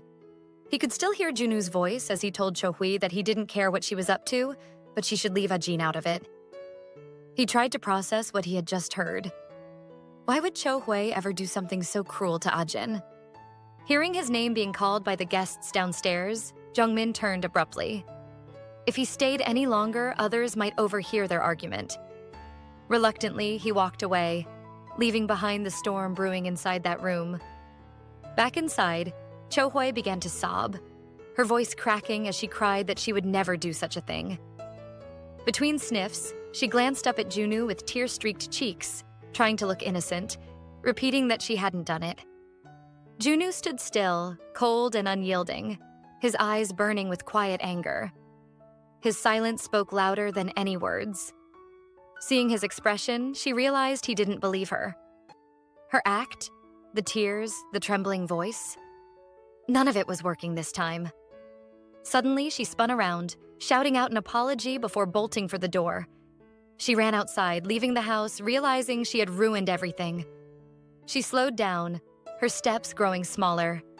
Her breathing came in ragged bursts as she whispered his name. Junwoo. Behind her, laughter and chatter drifted from the house, echoing through the walls. a cruel reminder that the world kept spinning while hers was falling apart. Tears streamed down her cheeks as she realized she might never get another chance with Junwoo. She wondered how he had found out. Her mind raced, searching for someone to blame. Then suddenly her eyes widened, realization piercing through her sorrow. Of course, she blamed everything on Ajin. Her hand clenched tightly around her phone as she vowed quietly that Ajin would pay for this. Elsewhere, Ajin stretched her arm to reach a high shelf, smiling at the cute display of cookies. She couldn't decide between the lemon-flavored bear cookies and the cat-shaped ones. Both were so adorable that it felt wrong to pick one over the other. She sighed, realizing that if she kept wandering around the shop like this, she'd end up spending all her money before even getting the ingredients she came for. Turning toward the baking section, she walked down the aisle, scanning the shelves. When she reached the powdered sugar section, she stopped abruptly. The shelf was completely empty. Another customer nearby noticed her confusion. "My powdered sugar," Ajin mumbled helplessly, glancing at the lady. The lady smiled kindly and explained that the shop owner had gone to bring more from the back, noticing Ajin's flustered expression. Ajin immediately felt grateful. The lady's soft tone carried warmth, and Ajin thanked her sincerely. As she waited, she pictured herself sprinkling powdered sugar like snow over her strawberry roll cakes. The image was so pretty that it made her smile unconsciously. The lady, intrigued, asked if Ajin also baked and what she planned to make with the sugar. "Strawberry roll cakes," she replied, and coincidentally, she was making the same thing. Just then, the owner returned, holding a single pack of powdered sugar. Apologetically, the owner explained that it was already reserved for the lady beside her. Ajin sighed softly and scratched her cheek in frustration. Her schedule was already tight, and she couldn't afford to mess up now. She had already promised her followers a new baking video. Understanding the situation, she smiled politely and said she'd find powdered sugar somewhere else. The owner nodded sympathetically, saying her fans would have to wait just a little longer for her next Sweet Honey video. The lady looked starstruck when she heard Sweet Honey. The shop owner chuckled softly, explaining that Ajin ran a small baking channel online, one so popular that her featured ingredients often sold out overnight. The comment made Ajin blush in embarrassment. The lady's eyes widened with delight as she quickly pulled out her phone and confessed excitedly that she was a big fan. Ajin and the owner stared at her in surprise, caught completely off guard. She added that she actually came to buy the powdered sugar because of the post she made. She gently placed the pack of powdered sugar into Ajin's hands. She asked her to please take it, and make sure to upload the strawberry roll cake video on the bus ride home. Ajin, sitting by the window, thought back to the lady from the shop and their brief, cheerful conversation. A faint smile crossed her lips as she remembered how flustered she had been, and how they ended up exchanging numbers before parting ways. Resting her head against the cool glass, she thought to herself that she still had a lot to learn and needed to keep growing, but she was so grateful. Just then, her stop was announced. When she arrived at the city library, banners fluttered in the air announcing the 30th anniversary celebration. Ajin, with a determined look, whispered to herself, "Time to study." The building buzzed with life. Crowds filled the lobby, maybe because of the anniversary event. So she decided to borrow a book and go home. A boy from one of the stands waved, calling for her to join his event. She smiled politely and declined, saying she was only there to borrow a book. But as she started walking away, another guy suddenly turned, his eyes widening in recognition. "Ajin?" he called. She blinked in surprise. It was her teacher, Gwanghyun. He stepped closer with a smile on his face. He said her voice still sounded just like it did back in the old days. Turning toward the counter, he asked the librarian for a book while Ajin stood behind, unsure what to say. When he returned, he held out a small trinket in his palm, a tiny keychain that jingled. He handed it to her, explaining that he got it from one of the anniversary events and thought she might like it. Ajin accepted it, admiring the delicate design. It was cute and glittery, too pretty not to smile at. She thanked him softly. As they walked deeper into the library together, he asked what kind of book she was looking for. She told him she wanted one about baking. While climbing the stairs, a couple arguing playfully about what they should do next. Thinking for a moment, she asked whether his house was far away, or if maybe he was supposed to be on a date. He raised an eyebrow, teasingly amused. He came to borrow some materials he needed, then asked what she meant by a date. Realizing what she had just implied, Ajin covered her mouth and quickly apologized, saying she didn't mean it like that. He bent slightly to meet her eyes. He said he wasn't mad. The question was just unexpected, then mentioned he didn't have a girlfriend. He asked if she had a boyfriend and if he was a good guy. Ajin blurted out quickly that she was still in high school, didn't have a boyfriend, and no one would like her that way anyway. Flustered by her own honesty, she pushed his arm lightly and told him to forget the topic altogether. As they climbed further up, he mentioned that he needed to stop by the old archive room. Her hand brushed over her chest as a faint memory surfaced. How she had cried so hard a year ago when she found out he had a girlfriend. So why didn't she feel happy now that he didn't? Her thoughts were interrupted when he called her name, asking how school had been. Pointing to herself, she smiled and said everything was fine, although she didn't like studying, and that she was looking forward to sports day. He nodded, acknowledging that she didn't seem like someone who lied, then added in a gentle tone that if something ever bothered her, she could always talk to him. They continued chatting as they walked together. Ajin asked if he was attending sports day, and he laughed, saying he was in charge of running the games. But just a few steps behind them, a phone camera followed their every move. Hidden in the corner, Cho-hui stood silently, her phone raised, recording. Her lips curved into a cold smile. She had come here intending to confront Ajin, to slap her across the face. But now she had stumbled upon something far more useful.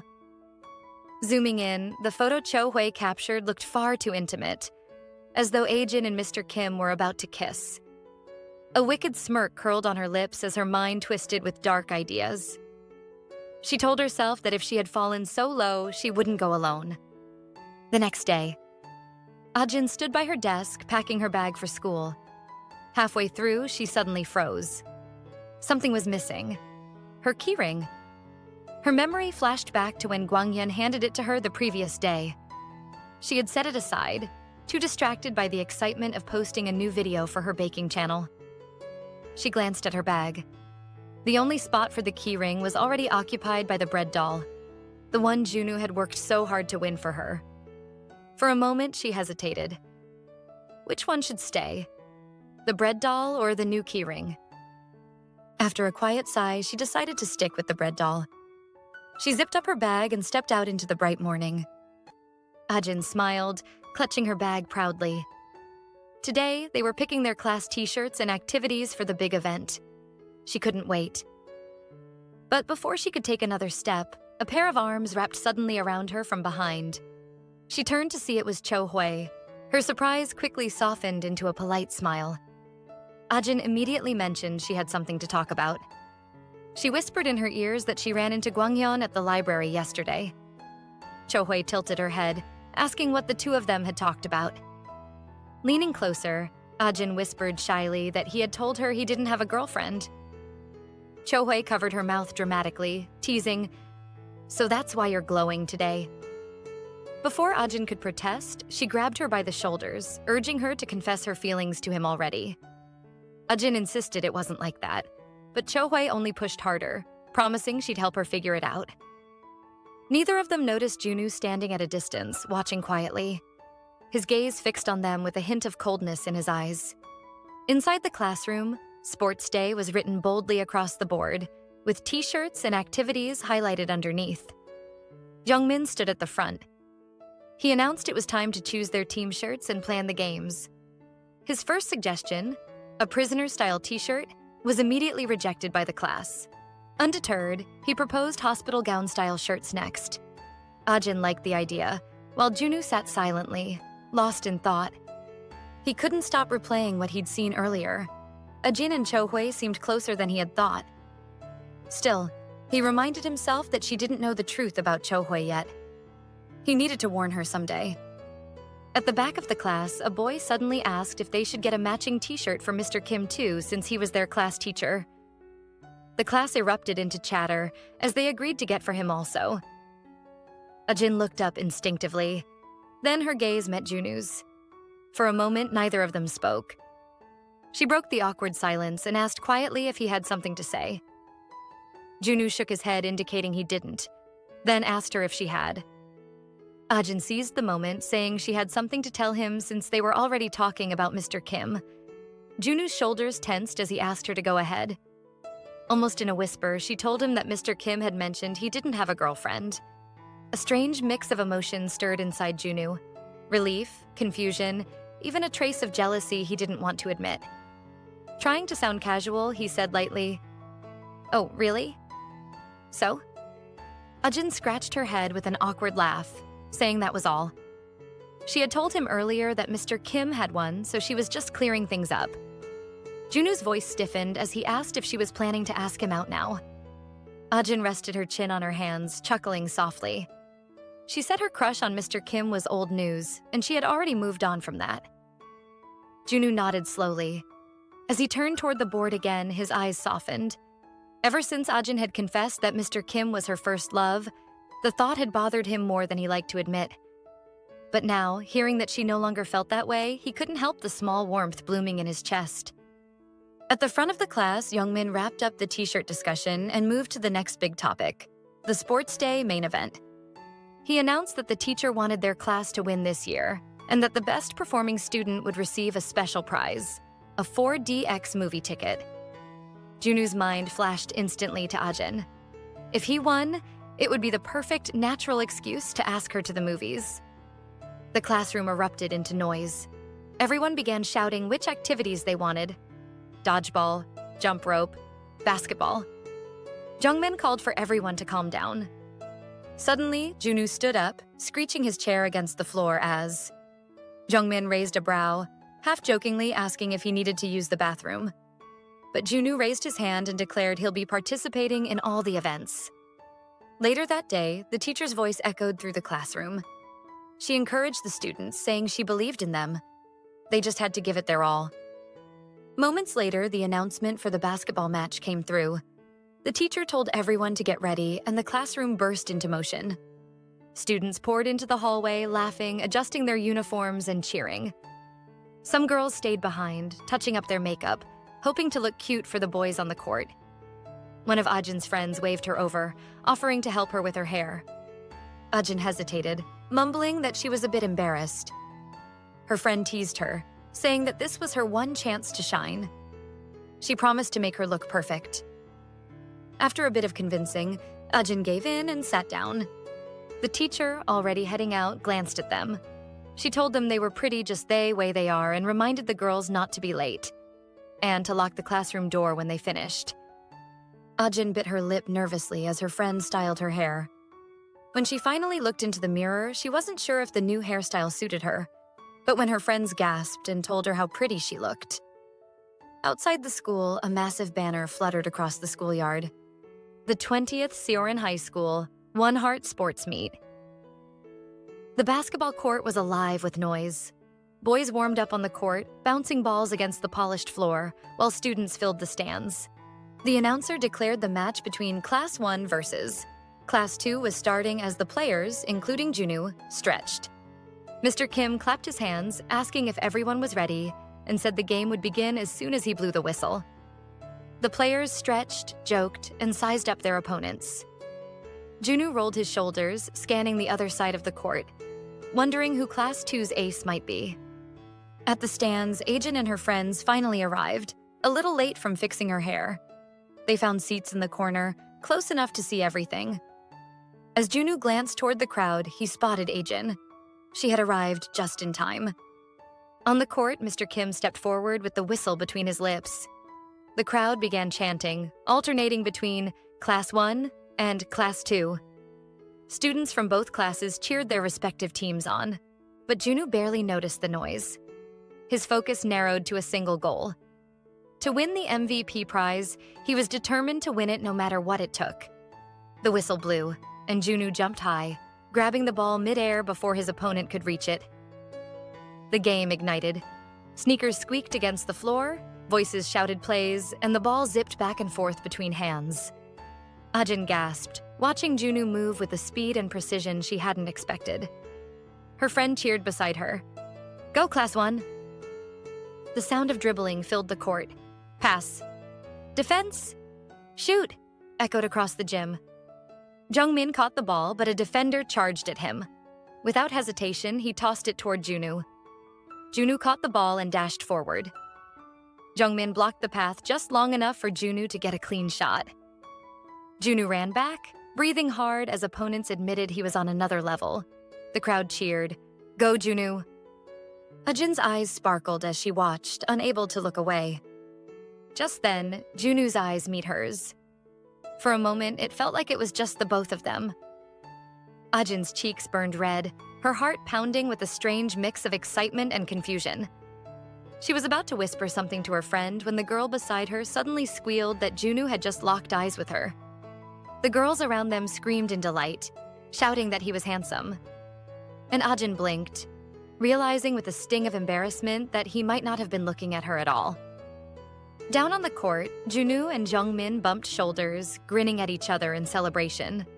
Their teamwork was seamless and the scoreboard flashed their progress. Class 1 was in the lead.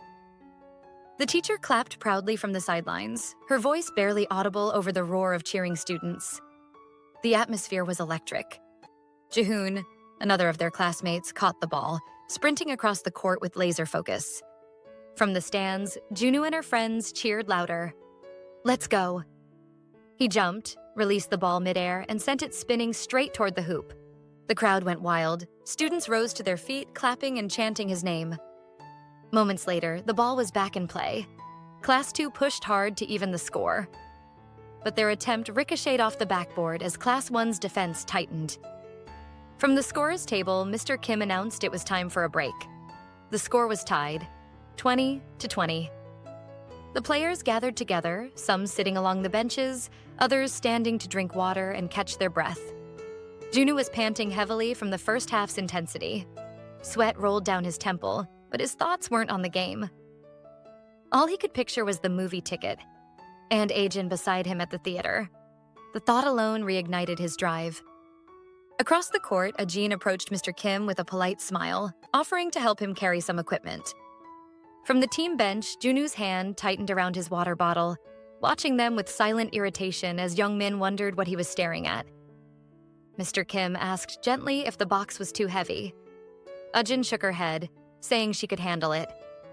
Jungmin, noticing Junwoo's expression, grinned mischievously and nudged him, saying Ajin and Mr. Kim looked pretty close. Junwoo turned sharply, asking what he just said. His tone came out sharper than intended. Jungmin grinned, saying he didn't mean anything by it. Mr. Kim was just friendly with his students, that's all. Still looking at them, he added that Mr. Kim seemed quite popular with the girls. Junwoo scoffed, trying to sound casual, saying Ajin was just stuck running errands like a fool. But Jungmin wasn't fooled. He smirked, asking if Junwoo was feeling jealous. Junwoo swung lightly at him, warning to stop being ridiculous, but Jungmin dodged with a laugh, teasing him for missing. As Ajin handed out bottles of water to the boys, he teased that Junwoo should stop pretending. He was clearly bothered. Junwoo cracked open his water bottle, saying he didn't care. He thought Jungmin would drop it, but instead he encouraged him to be a man and ask her out. Then he walked off, saying that if he didn't act, someone else might ask Ajin out. Trying to keep his tough boy attitude, Junwoo said he should just focus on the match. After helping the boys, Ajin turned towards Junwoo, shouting and cheering him on. Junwoo froze mid-sip. His face turned bright red as he coughed, quickly turning away to hide it. He muttered under his breath that he would win, no matter what. Mr. Kim blew the whistle, signaling the start of the second half. The tension snapped back instantly as Junwoo dribbled the ball past his opponent. He dashed forward, the ball in his grip as a Class 2 defender chased him down. The students cheered wildly, their voices echoing across the gym as an opposing team shouted for someone to block him. Ajin sat in the stands, her hands clasped tightly together as she cheered with the others. Her heart thudded as she watched him glide across the court with quiet confidence. The tension grew as the scoreboard flickered. Class 2 was leading. The crowd's noise built as Class 2 students cheered their team on. Ajin and her friends watched with wide eyes as Jungmin took the ball, dribbled swiftly before calling out for Junwoo. Class 1 fans shouted encouragement, desperate for a turnaround. Time wasn't on their side. They glanced at the clock. They had only 3 seconds left. Ajin pressed her palms together, silently praying for Junwoo to make one more basket. As if he heard her, Junwoo caught Youngmin's pass. He jumped, his hand extended. The ball left his fingertips, spinning high through the air toward the net as the buzzer began to sound. The ball sailed cleanly through the air and dropped straight into the net. Ajin's eyes lit up. It was a perfect three-pointer, and it meant they had just won. The announcer's voice boomed over the speakers. He declared Class 1 of the 11th grade champions, undefeated. The stands exploded in celebration. Students jumped to their feet, hugging one another and chanting. Their teacher clapped through tears, proud beyond words, while the opposing team muttered among themselves, saying they could have won if they'd just held on for a few more seconds. Jungmin threw his arms around Junwoo, laughing breathlessly. The rest of Class 1 joined in, shouting over each other about how incredible that last shot had been. Around them, a teammate called out to Mr. Kim, yelling that they had won. Class 2 students groaned and sighed, disappointed that victory had slipped from their grasp. Amid the noise, Junwoo quietly stepped away from the crowd. Ajin noticed first. Her gaze followed him instinctively, her heart still racing. When Junwoo turned, sweat glistening on his skin, their eyes met across the distance and he smiled softly at her. Ajin's breath caught. Her face flushed pink. For a moment, time stood still. At the cafeteria, everyone was talking about how amazing Junwoo had been, how rare it was to see him score from that far away. Standing in line with her tray, Ajin remembered watching him play. He had seemed different from his usual quiet, grumpy self.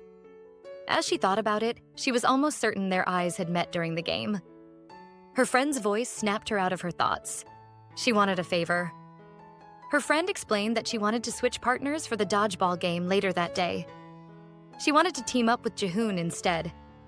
She added with a nervous giggle that she and Jaehoon were kind of dating now. Ajin was a bit surprised, then agreed to switch. They talked more about it as they had lunch. Then Ajin asked who her original partner was. The scene shifted to the schoolyard for the dodgeball game. Ajin stood nervously in front of Junwoo. She wanted to say something, but the words wouldn't come. Junwoo, puzzled, asked if she had something to say to him. She shook her head quickly, saying it wasn't important. She had switched partners with her friend Yujin, but didn't know how to tell Junwoo she was his new partner. The coach announced to everyone to find their partners. The match was starting soon. Junwoo scanned the crowd looking for Yujin. He started to walk away, wishing Ajin good luck. He wondered who her partner was. As he was leaving, she asked him to wait and explained that she was his new partner. Yujin had asked her to switch. She wanted to know if it was okay with him. Junwoo blinked, processing her words. For a moment, he was confused. Then he played it off coolly, telling her to just stay out of his way. As the game was about to begin, he asked her to grab on tight and she nodded obediently. But her mind went blank immediately. Grab on? Where exactly? Before she could ask, the coach blew his whistle, asking Class 1 and Class 7 to get ready. The girls stood behind the boys, taking position. Ajin hesitated, then lightly pinched the back of Junwoo's shirt. Being that close made her heart pound. She hadn't realized before how broad his shoulders were. Then, with a sharp whoosh, the first ball flew from Class 7's side. Junwoo moved instinctively, dodging so suddenly that his shoulder brushed Ajin's cheek. He turned to check if she was okay. Ajin shook her head, flustered, saying she was fine. Another pair from Class 1 rushed forward to counterattack, but the coach's whistle blared, striking them out for letting go of each other. The same happened on Class 7's side. Another whistle, another team out. The game grew more chaotic with every second. Balls whizzed through the air as the coach shouted for them to dodge and also strike out teams. Junwoo turned slightly toward Ajin and told her he'll warn her before he moves, then asked her calmly not to let go of his shirt. He reached for her hand and placed it against his waist. Ajin's breath caught. The warmth of his skin through the thin fabric made her heart stumble. Only 4 players from Class 1 were left standing, and Class 7's team were confident that victory was theirs. Among the new players stepping forward was Cho Hui. She had claimed to be sick earlier, but her teacher didn't buy it. The heat was unbearable, and she complained about how ridiculous it was to be playing in such weather. Then her eyes found Junwoo. A bright, artificial smile spread across her face when she saw him on the field. But it faltered almost immediately when she noticed Ajin, who stood close behind Junwoo, gripping the edge of his shirt just like he'd told her to. Chohui's rage boiled over. A hot wave of jealousy surged through her. The ball rolled toward her feet and the coach called out, telling her to pass it along so they could restart play. Ajin glared at the ball, irritated, her anger clearly written all over her face. She picked it up with both hands, slowly walking forward. Ajin, on seeing her, was relieved because she hadn't seen her all day and was starting to get worried. Chohui's teammates whispered that she must still be sick, that she was probably too weak to throw the ball.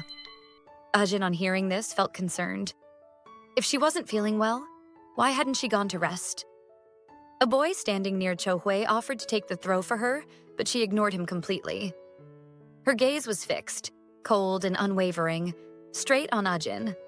Ajin's stomach dropped. Why was Chohui looking at her like that?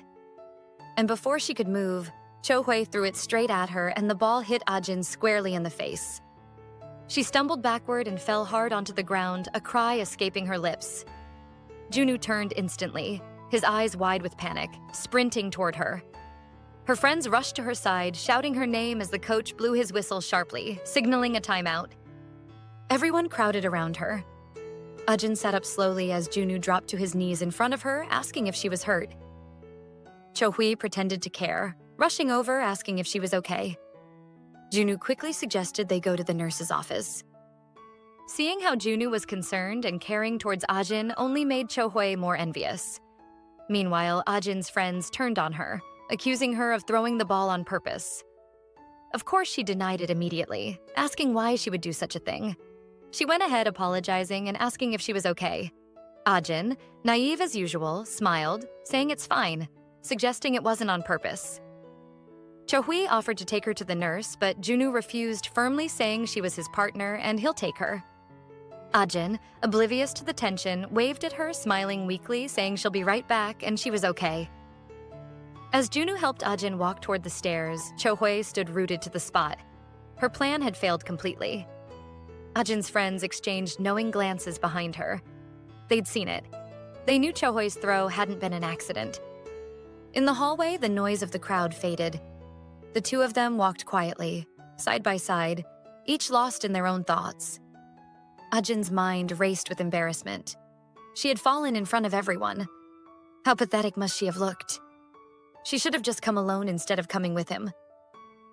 Her thoughts broke when Junwoo spoke softly beside her, asking if she was okay. She said she was fine, but Junwoo shook his head. He mentioned that she just got hit in the face and injured her hands and knees. Ajin glanced at him, surprised by how upset he looked. Trying to lighten the mood, she said her face didn't hurt that much, just her hands and knees. But Junwoo didn't seem convinced. His brows stayed furrowed, his eyes flicking over the small bruises. Ajin opened her mouth to thank him, but instead the words that came out were, "I'm sorry." Junwoo was shocked. He turned toward her, asking why she was apologizing. She said they were out because of her and their class could have won. Junwoo stared at her in disbelief. He told her she had nothing to apologize for. Ajin hesitated. She thought Junwoo was upset because they got disqualified. Junwoo didn't reply immediately. She's the one who got hurt, he thought. And she's the one apologizing? She really is an innocent fool. Junwoo turned away, his voice dropping to a quiet murmur. He wanted to become MVP, but that ship has already sailed because of someone. Ajin froze. Because of someone? Did he mean her? She opened her mouth to ask, but before she could speak, he had already lowered his gaze to a letter resting on the nurse's desk. Ajin, he said suddenly, making her flinch. He picked up the note, explaining that the nurse wasn't around, so he would handle her first aid himself. He opened the window to let the warm afternoon air in and set the first aid kit on the edge of the bed. Sitting down, he looked at her and gently asked for her hand. She hesitated, saying she could do it herself. But he insisted. Guilt sat heavy in her chest. Everything about the day felt like her fault. She opened her mouth to apologize again, but he stopped her immediately. Her face flushed pink. She didn't know if it was his words, his closeness, or the way his hand gently enclosed hers. But her heart began to race uncontrollably. Carefully, Junwoo cleaned her wound, dabbing medicine over the scraped skin. Ajin gripped the hem of her shorts tightly, torn between the sting of antiseptic and the warmth spreading through her chest. He murmured that her injuries looked pretty bad as he pressed the cotton ball gently against the cut. Ajin flinched, squeezing her eyes shut from the sudden sting. When she opened them again, she blinked away the small tears that had gathered and whispered, "Thank you. It just hurts a little." Junwoo apologized he didn't mean for it to hurt. His words made Ajin stare at him, surprised by how gentle he sounded. He admitted it was his first time doing this, and he was trying his best to be gentle. Ajin was so nervous, her palms were sweating. She couldn't tell if it was from the pain or the way he was holding her hand. Just then, he asked for her other hand, setting the first one down. When she hesitated, he tilted his head slightly and said it looked worse than the other hand, and he needed to treat both hands. "Oh, right," she blurted. Her cheeks flushed even deeper as she wondered if he could feel how much she was sweating. Junwoo noticed her nervousness and gave a small, reassuring smile, promising to make sure it doesn't hurt. That promise, spoken so simply, made her heartbeat stumble. She turned her face away, too flustered to meet his eyes, then thanked him quietly. He took her hand again, his touch careful as he dabbed medicine over the second scrape. Their knees brushed, his legs longer, his frame larger, the difference between them impossible not to notice. She mentioned how good he was at basketball, adding that he looked so cool on the court. He brushed it off, saying he just got lucky as he fumbled with the cream container. Ajin laughed softly, saying he gave his all because he wanted to be MVP. But here he was patching her up instead. Her teasing made him freeze. His back straightened as if her words had struck something inside him. He stammered her name, then hesitated. The rest of the sentence got caught somewhere between his throat and his heart. Hearing her name fall from his lips so quietly, Ajin's breath hitched. Sparks were flying all over the room. Junwoo reached out and gently took her hand again. His gaze was steady now, no hesitation this time. He asked if she would go to the movies with him if he became MVP. Finally, our boy grew some balls. Ajin was confused at first. She pointed to herself, asking if he was referring to her. Her voice wavered. But why her? Not like she did anything for sports day. He smiled faintly, explaining that she had cheered for him more than anyone else, that hearing her voice had made him play better. And besides, she had gotten hurt because he didn't protect her. He suggested they go next Wednesday for the school anniversary. Ajin's lips curved into a small smile as she finally agreed. He nodded, satisfied, then glanced toward her knees, suggesting it was time to treat them. Just then, her mind drifted. That morning, she'd left the house in a hurry, unaware that she was wearing mismatched socks. Her hand hovered awkwardly over the first aid box as she said she would handle it herself. Junwoo reminded her that her hands were already injured, insisting she let him handle it. They both got into a struggle on who would handle it. Ajin felt he was going to make fun of her for life if he found out about her socks. In their squabble, someone had arrived at the doorway without them noticing. Inside the nurse's office, the tension grew until, in the middle of their bickering, Junwoo accidentally nudged her leg, making it sway. At that very moment, the door opened. Mr. Kim stepped inside with a smile on his face. He mentioned that he heard Ajin got hurt and was getting treated, but he couldn't have imagined what he saw next. Junwoo had lost his balance and fell directly onto Ajin. His hands caught him on either side of her, and their faces only inches apart. Mr. Kim froze at the doorway, completely lost for words. Ajin, on seeing him, quickly pushed Junwoo away from her in a fluster. Mr. Kim stepped in, cautioning them for messing around while the nurse was away. Ajin shoved Junwoo away, babbling a few words to save face, but there was no unseeing what Mr. Kim just witnessed. Mr. Kim placed a hand on the edge of the bed, leaning down to examine her hand. Ajin blinked in surprise, explaining that Junwoo had already treated her hands. Mr. Kim smiled faintly, patting Junwoo on the shoulder, thanking him for taking care of her. He was going to handle the rest. Junwoo's jaw tightened slightly as he wondered why he was getting involved. Junwoo straightened up to leave while Mr. Kim turned back to Ajin, asking her if she could place her legs on the bed. Ajin nodded quickly, saying she could manage. As Junwoo was leaving, Ajin asked how the game went, and Mr. Kim explained that their class won by a narrow margin. Junwoo stood by the door, unsure why his chest felt so tight. Mr. Kim asked in concern if she was okay. She explained that she was actually fine and it didn't hurt that much. Junwoo's mind drifted to Jungmin's earlier words about how Ajin and Mr. Kim seemed close.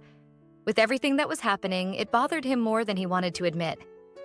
Ajin noticed him lingering at the doorway and called out saying, "She'll be done soon." She wanted to go back together.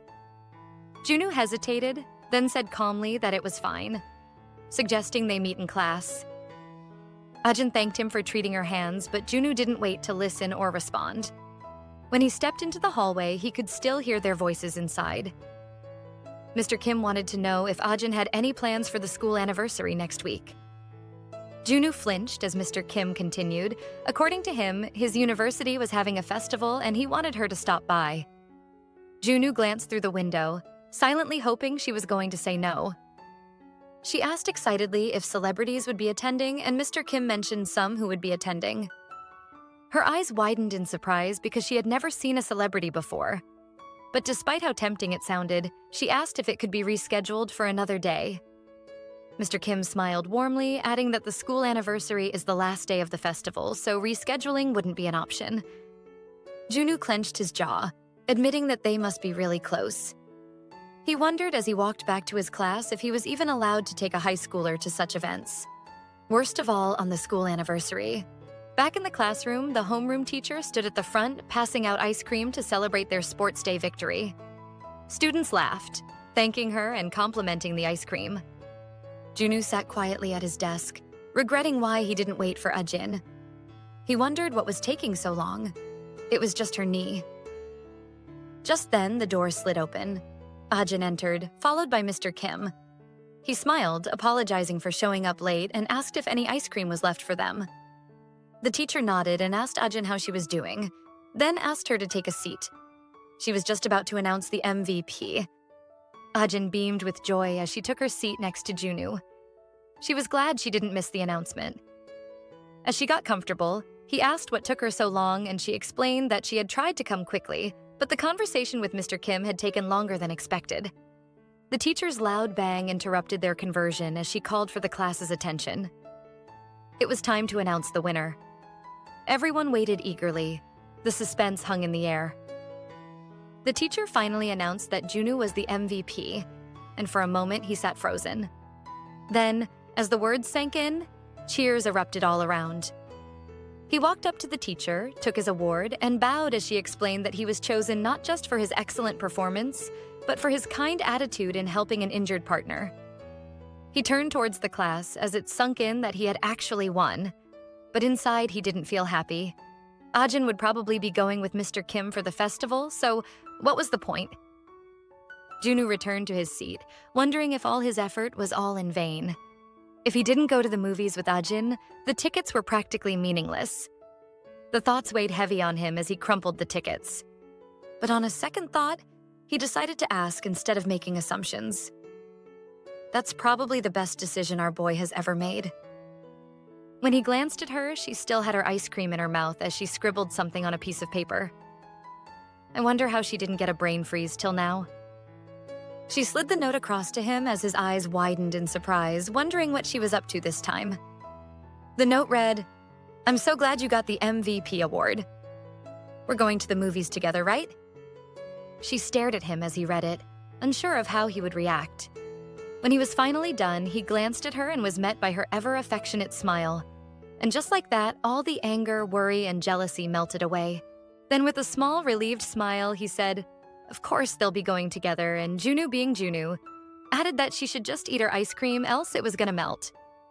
The school compound buzzed with chatter as Ajin and Chohui walked ahead of the other students.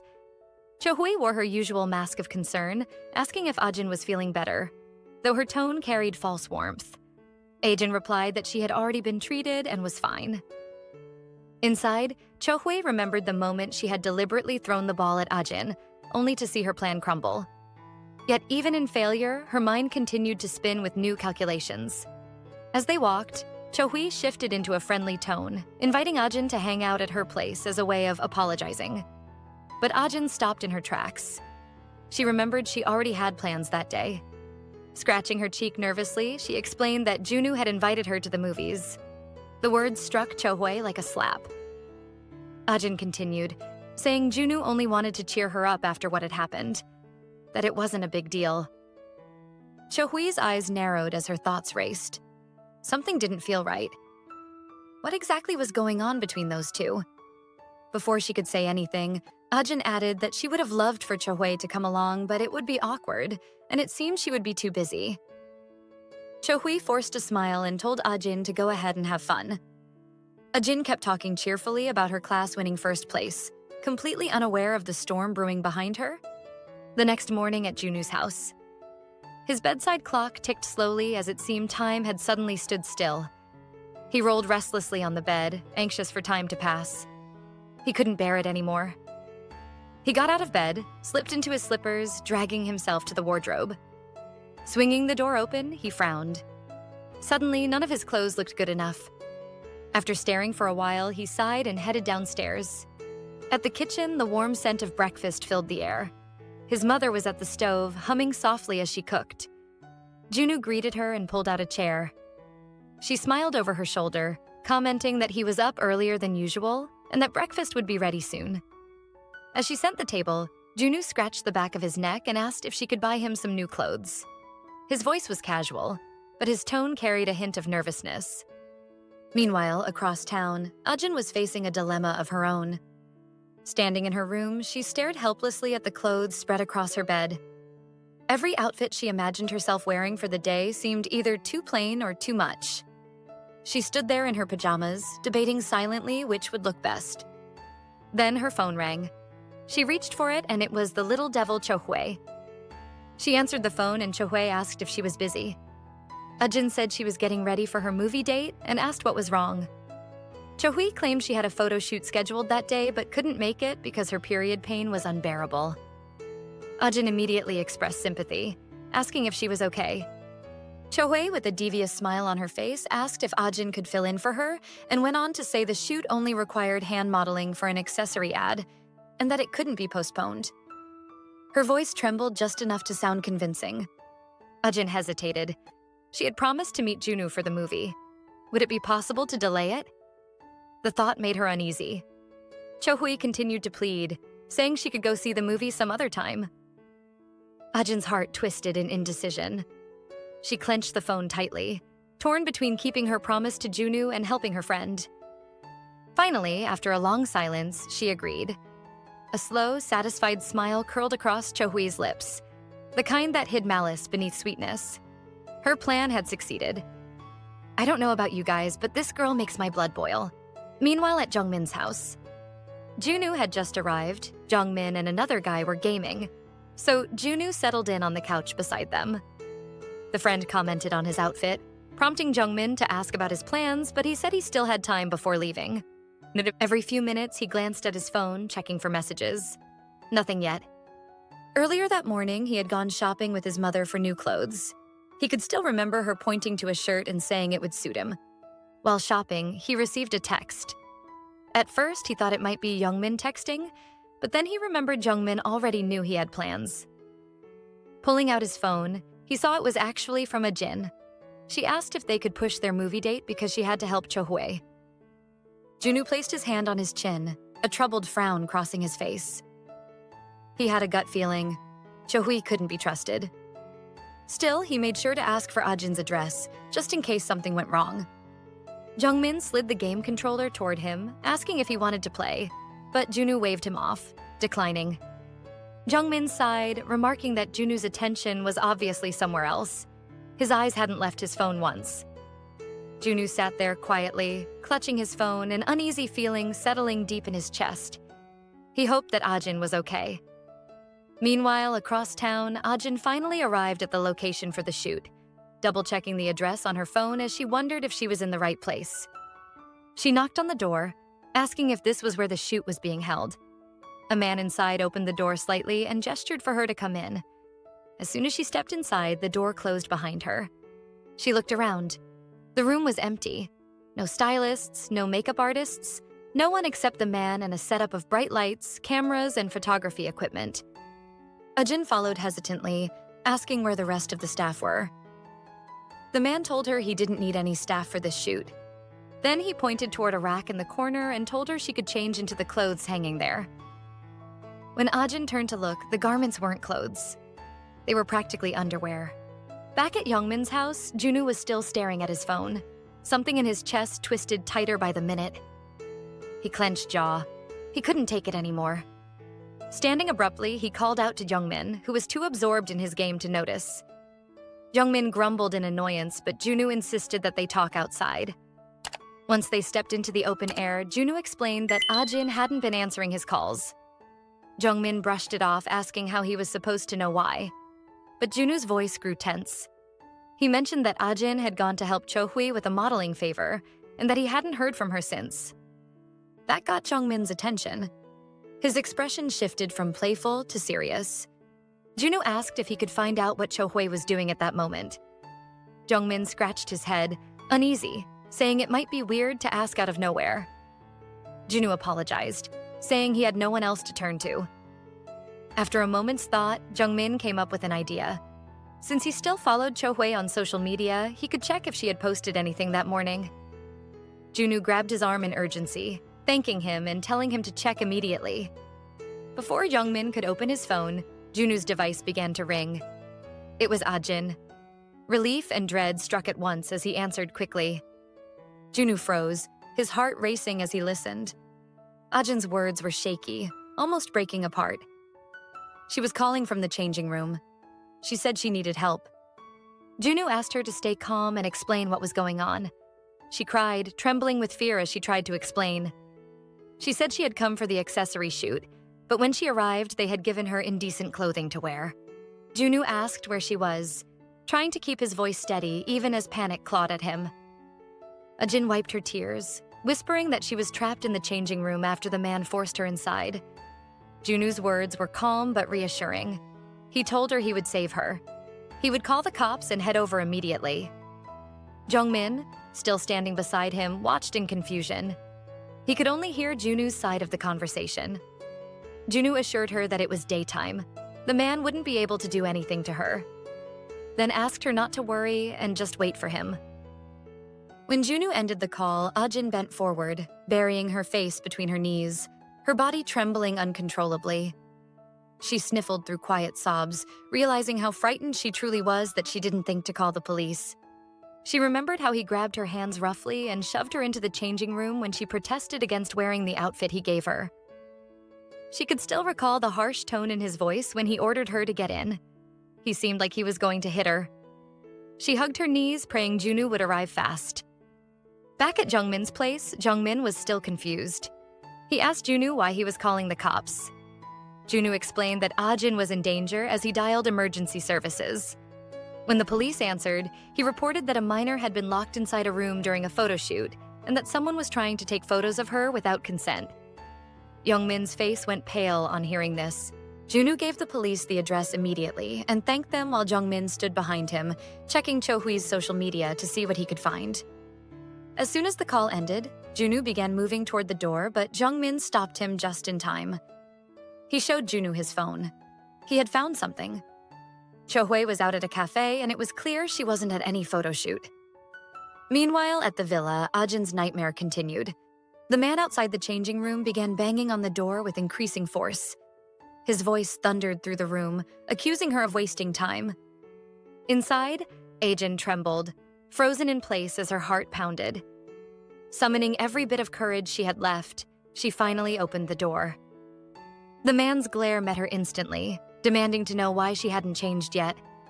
Ajin's hands shook as she stretched the outfit toward him and said she wouldn't wear it.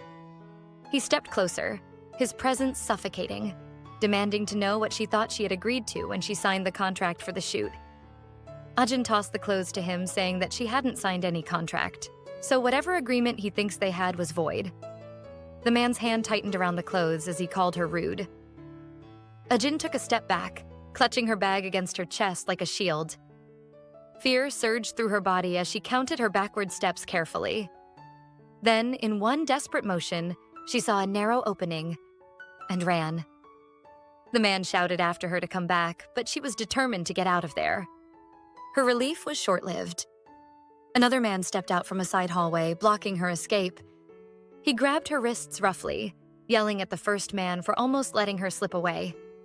The two of them began shouting at each other, arguing over whose fault it was.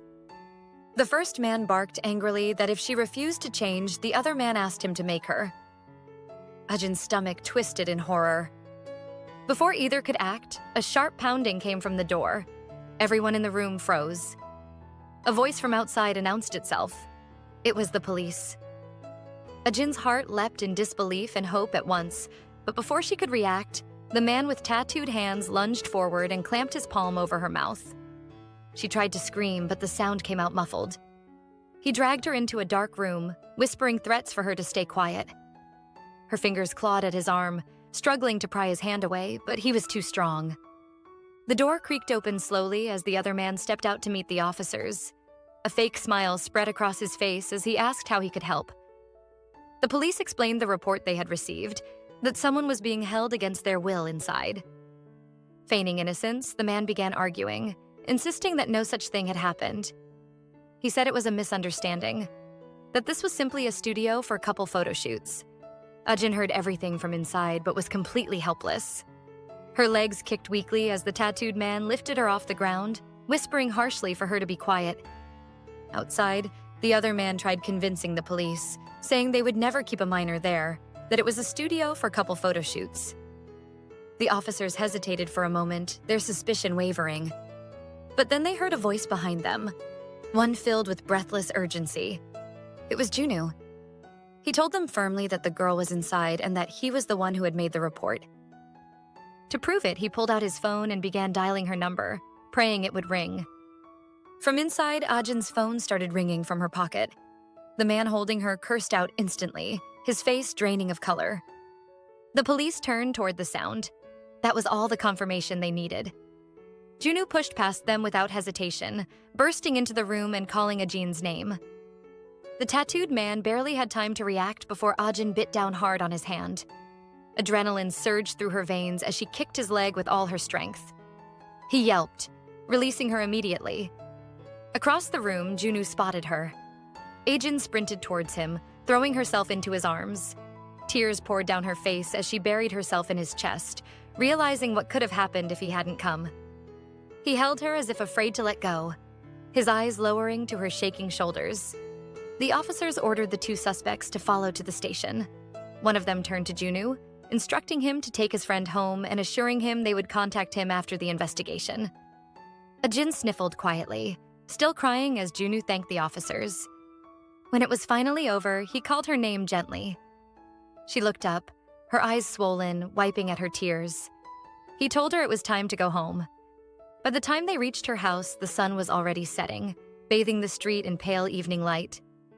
Standing at her doorstep, Ajin turned to him, thanked him for everything he had done, then apologized for ruining the day, for missing their movie because of her. Junwoo turned toward her and told her not to apologize. None of what had happened was her fault. Ajin's eyes lowered. She murmured a quiet thanks just as her phone chimed with a new message.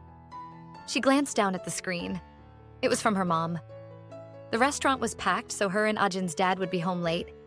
She wanted Ajin to have a good dinner. He guessed it might be her mother. Ajin smiled lightly and nodded, saying it was. She was just letting her know they'll be late. She thanked him again, her voice warm but tired, saying she could handle things from there and that he should head home safely. Junwoo hesitated, watching her quietly. He wanted to say something. There was so much he wanted to say, but the words wouldn't come. He finally turned away, taking slow, deliberate steps. Each one felt heavy, as though he was leaving something behind. Then he suddenly turned back and grabbed her hand. Ajin turned back in surprise, wondering what was wrong. Junwoo's voice came low and hesitant, his courage wrapped in restraint.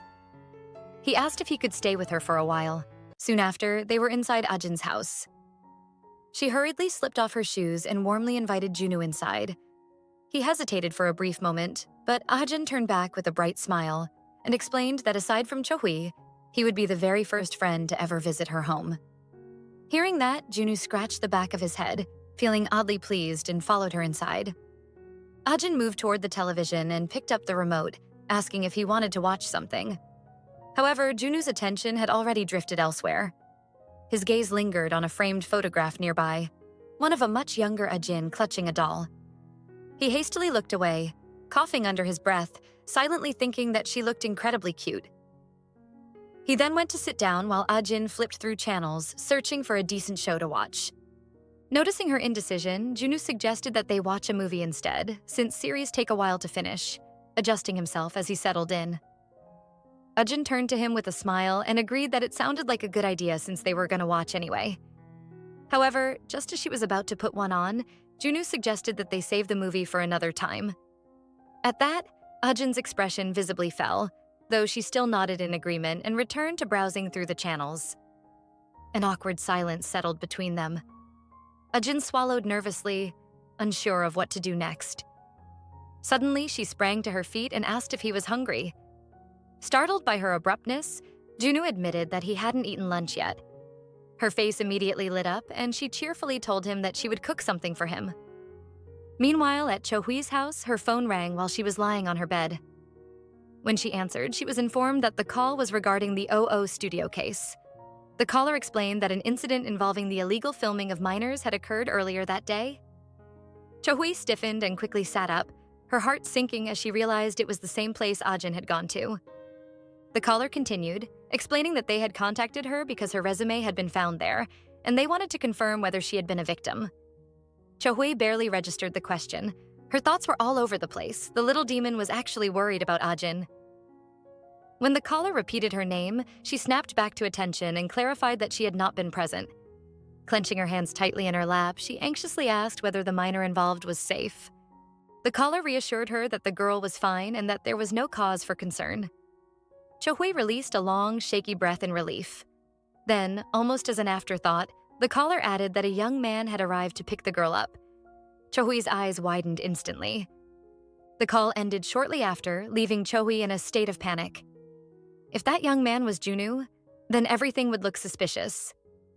She feared that he would assume she had orchestrated the entire situation, and that Ajin might have already told him she was the one who suggested going there. Holding her head, she spiraled into anxious thoughts, wondering how she could possibly explain herself. It wasn't truly her fault, she reasoned. Then, all at once, an idea struck her. Her worry slowly faded and she began typing on her phone. She felt there was actually a way out of this. And just like that, her usual evil smirk was back.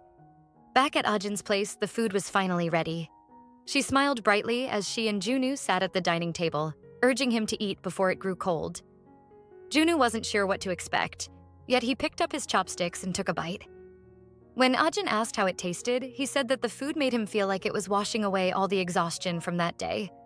Her face instantly lit up with delight, and she excitedly asked if he truly meant it.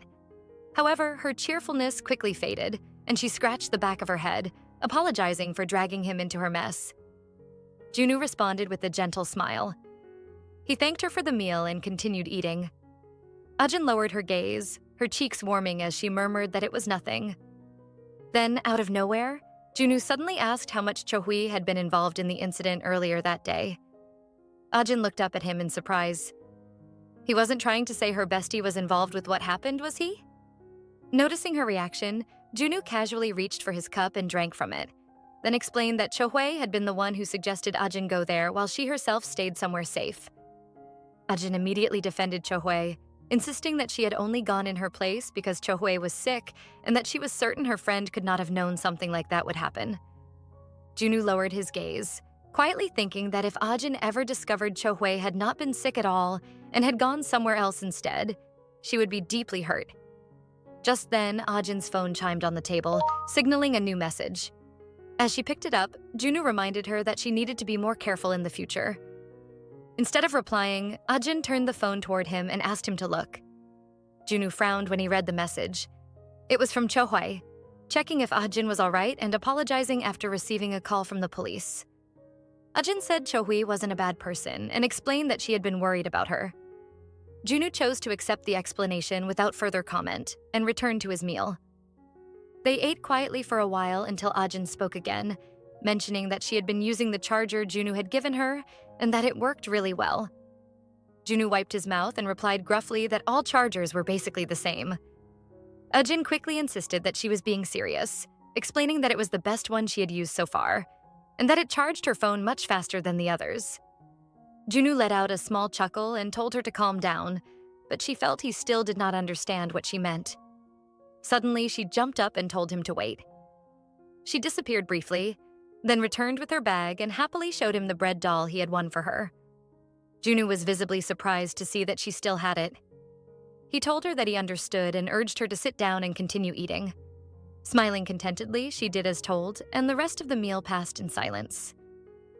After eating, the two of them sat together watching a movie. However, neither of them was truly focused on the screen. Ajin had already fallen asleep, while Junwoo found himself unable to look away from her. He felt that she must have been exhausted, and that everything she had gone through that day would not be easy to process. He watched her closely as she held tight to her pillow, then noticed the length of her eyelashes. Without realizing it, he leaned closer, before abruptly pulling back, thinking that he had gotten too close. Resting his hand on his knee, he tried to dismiss his thoughts, but Cupid wasn't done with our boy. He turned to look at her again, and I can't even lie. She looked like an angel. She looked so at peace. Junwoo had lost control of his emotions at this point. Acting on impulse, he reached out and lightly touched her lips. But at that exact moment, Ajin's eyes slowly opened. Startled, Junwoo quickly withdrew his hand. Fully awake now, Ajin sat up, her fingers brushing her lips as she stared at him, silently taking in the situation. Ajin's mind was in turmoil as she processed what had just happened. She realized that Junwoo had touched her lips. Junwoo, equally flustered, began sweating nervously. He moved closer, trying to explain himself, but before either of them could gather their thoughts, the sound of the door unlocking echoed through the house. The sudden noise startled them both. Ajin's dad stepped inside, calling out to ask if she was home. He noticed the unfamiliar pair of shoes by the entrance and asked if she had a guest. He also asked why the lights were off and immediately turned them on. He walked into the living room where he found Ajin and Junwoo already standing stiffly. He asked who the young man was, and Junwoo quickly bowed in greeting, introducing himself politely.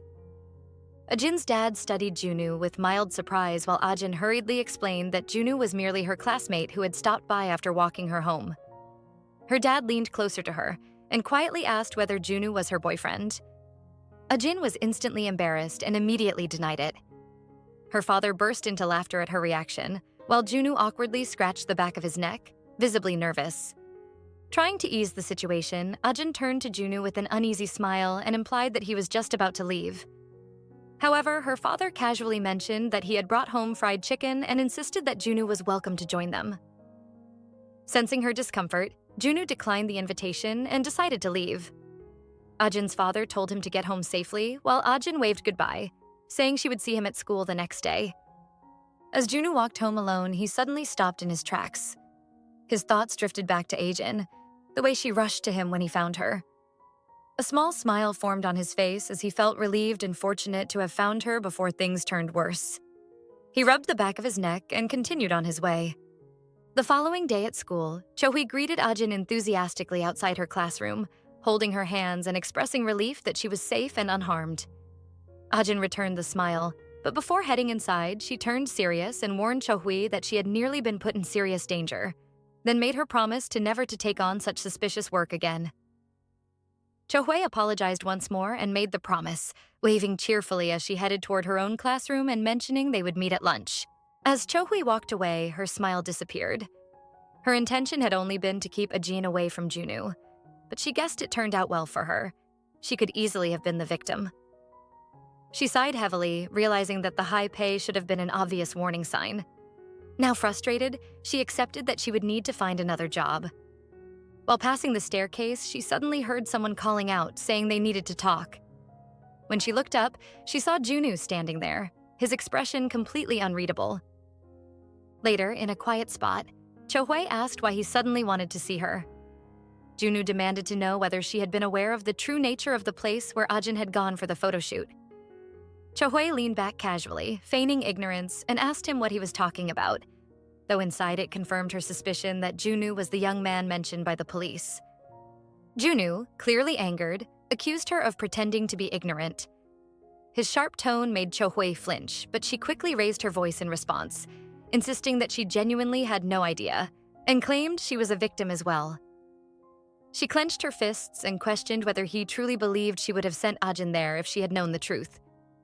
Junwoo stared at her impassively, stating that he had no way of knowing, which was precisely why he was confronting her. Cho-hui turned away in frustration, realizing that he did not trust her at all. She then told him that he was free to suspect her if he wished, but it would not change the fact that she didn't know. Crossing her arms, she smirked confidently and implied that Ajin would trust her over him regardless. Those words made Junwoo clench his jaw. He warned her that the truth would eventually surface and cautioned her to be extremely careful from that point onward. He made it clear that if she continued to mistreat or manipulate Ajin, he would not overlook it again. With that, he turned and walked away, leaving Cho-hui standing there, watching him go and wondering what he was going to do about it. When Junwoo entered the classroom, his attention was immediately drawn to Ajin chatting with Junwoo. Without hesitation, he walked up to her and suggested that they walk home together after school. The moment brought back memories of the previous day for Ajin, and her heart began to race uncontrollably as she stared at him. Startled, she stood up abruptly, claimed that she already had plans, and hurried away. Junwoo and Junwoo could only watch in surprise as she left so suddenly. Ajin went straight to her locker and took out her book, confusion filling her thoughts. She could not understand why it felt so difficult to face Junwoo. Nothing significant had happened the day before, yet her heart continued to race loudly, betraying her calm reasoning. Soon after, the teacher entered the classroom and instructed everyone to take their seats, officially beginning the lesson. Despite sitting through class, Ajin was far from focused. Sweat formed on her skin as her thoughts drifted elsewhere. And although she scribbled notes, she barely registered what the teacher was explaining.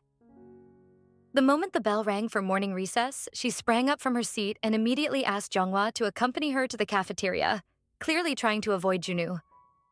Later, during afternoon recess, she stood in the hallway and spotted Junwoo approaching from a distance. Panic set in, and she quickly turned away before he could reach her. When cleaning time arrived, Ajin busied herself wiping the louvers while Junwoo stood nearby, watching her in silence. He appeared tense and troubled, clearly wondering what he might have done to make her act this way. By closing time, the students poured out of the classroom, buzzing with excitement as they headed home. After some time, she cautiously peeked back into the classroom. Ajin deliberately delayed herself, washing the rags as slowly as possible. Seeing that it was empty, she felt relieved, assuming that Junwoo had already left. As she went to return the rags, she questioned her own behavior, wondering why she kept avoiding him when neither of them had done anything wrong. Picking up her bag, she walked out of the classroom and muttered to herself dismissively, trying to brush off her thoughts. At that moment, a voice beside her asked what she meant, and she froze in shock when she realized Junwoo was standing right there. Nervous sweat broke out as she asked why he was still around, and he calmly explained that he had been waiting for her. They walked down the hallway together, the air between them thick with tension. Ajin swallowed nervously, feeling awkward being alone with him like this and unsure of his intentions. As they passed a window, she glanced outside and spotted Mr. Kim. Seizing the opportunity, she let out a small laugh and mentioned that she had not properly completed her art assignment and needed to ask him something before leaving. Without waiting, she hurried off. Junwoo remembered the other day at the clinic when Ajin was smiling alongside Mr. Kim. The memory unsettled him, and a faint frown formed on his face. He called out to Ajin, making her stop in her tracks. She turned back to face him, waiting for what he had to say. For a moment, neither of them spoke, simply staring at one another as the silence stretched on. Junwoo expressed the feelings he had kept to himself for far too long. He finally admitted that he liked her. He went on to confess that his feelings for her were far deeper than she seemed to realize. Hearing this, Ajin froze in place, her heart racing violently in her chest. He explained that he was aware she was inexperienced with emotions like this, yet he could not understand how she had failed to notice something he believed he had made painfully obvious. His voice grew tense as he stepped closer, frustration and sincerity mixing together. Ajin's face burned red as her thoughts spiraled out of control. The realization that Junwoo liked her was something she had never once imagined. She struggled to form any kind of response, her mind racing in every direction while he continued to look at her, waiting. Overwhelmed, she lowered her gaze. She had been feeling awkward all day because of what had happened the night before. She found herself unable to meet his eyes any longer. Panic set in, and before she could think further, she turned around and ran, blurting out that she had to leave and that she would see him the next day. Despite hearing him call after her, she only ran faster. Left behind, Junwoo stood still, clenching his jaw as he watched her disappear. A heavy feeling settled in his chest as doubt crept into his thoughts. He wondered if he had acted too hastily, replaying the moment over and over as disappointment weighed on him. Guys, why does love have to be so frustrating? Later that evening, Ajin lay on her bed at home, hugging her doll tightly as she replayed the confession in her mind. She was certain she had not imagined it. He had said it clearly more than once. Yet she could not understand why someone like Junwoo, who was smart, athletic, and handsome, would like someone like her. Her face remained flushed as her thoughts drifted into anxious fantasies. She imagined watching him play basketball, cheering silently, only for him to wink at her. In her imagination, the other girls quickly turned hostile, mocking her and questioning her worth. The image made her bury her face into her doll in embarrassment. She was convinced that kind of situation was inevitable. Groaning softly, she wondered how she was supposed to face him at school the next day. Meanwhile, Junwoo spent the evening practicing basketball, but no matter how many times he threw the ball, it refused to go through the hoop. Frustrated and exhausted, he finally dropped to the ground, wiping sweat from his face. His mind kept drifting back to the moment Ajin ran away. A sinking feeling took hold as he questioned whether her reaction meant rejection. Gripping the ball tightly, he wished she felt the same way about him, but admitted to himself that even if she did not return his feelings, he doubted he would be able to stop liking her. The next day at school, Ajin sat quietly reading when she heard a familiar voice greet her. Recognizing it immediately, she flinched before forcing herself to respond casually, commenting on the pleasant weather and how warm it had become. Junwoo took a seat beside her and observed that she looked tired and asked her if she had not slept well. She denied it, but he made it clear that she knew it would only make him worry the more. And just like that, her nervousness got heightened. Her face heated up again as she reached a conclusion. She could not remain beside him like this. Abruptly, she stood up, claiming she needed to use the bathroom, and hurried out. By lunchtime, the cafeteria buzzed with noise and excitement as students lined up with their trays. Ajin, however, kept her head down, sighing quietly. She had been deliberately avoiding Junwoo since the previous day, and the tension was exhausting. Suddenly, she felt a flick against her hair and turned to see him standing there. He said he wanted to talk and suggested they eat together. The girls nearby immediately noticed, their excitement barely contained. One of them nearly spoke up, but the other stopped her, urging Ajin to go. Her face flushed intensely, and she lifted her tray slightly to hide it. Eating alone with him would only draw attention. Frozen by indecision, she groaned inwardly, unsure of what choice to make. Later on, the two of them finally sat down to eat together. Junwoo called Ajin's name, prompting her to lean closer and quietly warn him that whatever he was about to say, he should keep his voice low. He leaned in as well and asked why she had been deliberately avoiding him, pointing out that it was not like he had officially asked her out. At those words, Ajin flinched and coughed lightly before leaning back in embarrassment. Junwoo straightened himself and repeated the question more calmly, asking again why she was acting that way. Ajin, folding her hands tightly on her lap, explained that it should have been obvious. She could not understand how he expected her to behave normally after hearing something like that, especially when no one had ever confessed their feelings to her before. Hearing this, Junwoo clenched his fist against the table in frustration, realizing that he had rushed things far too much.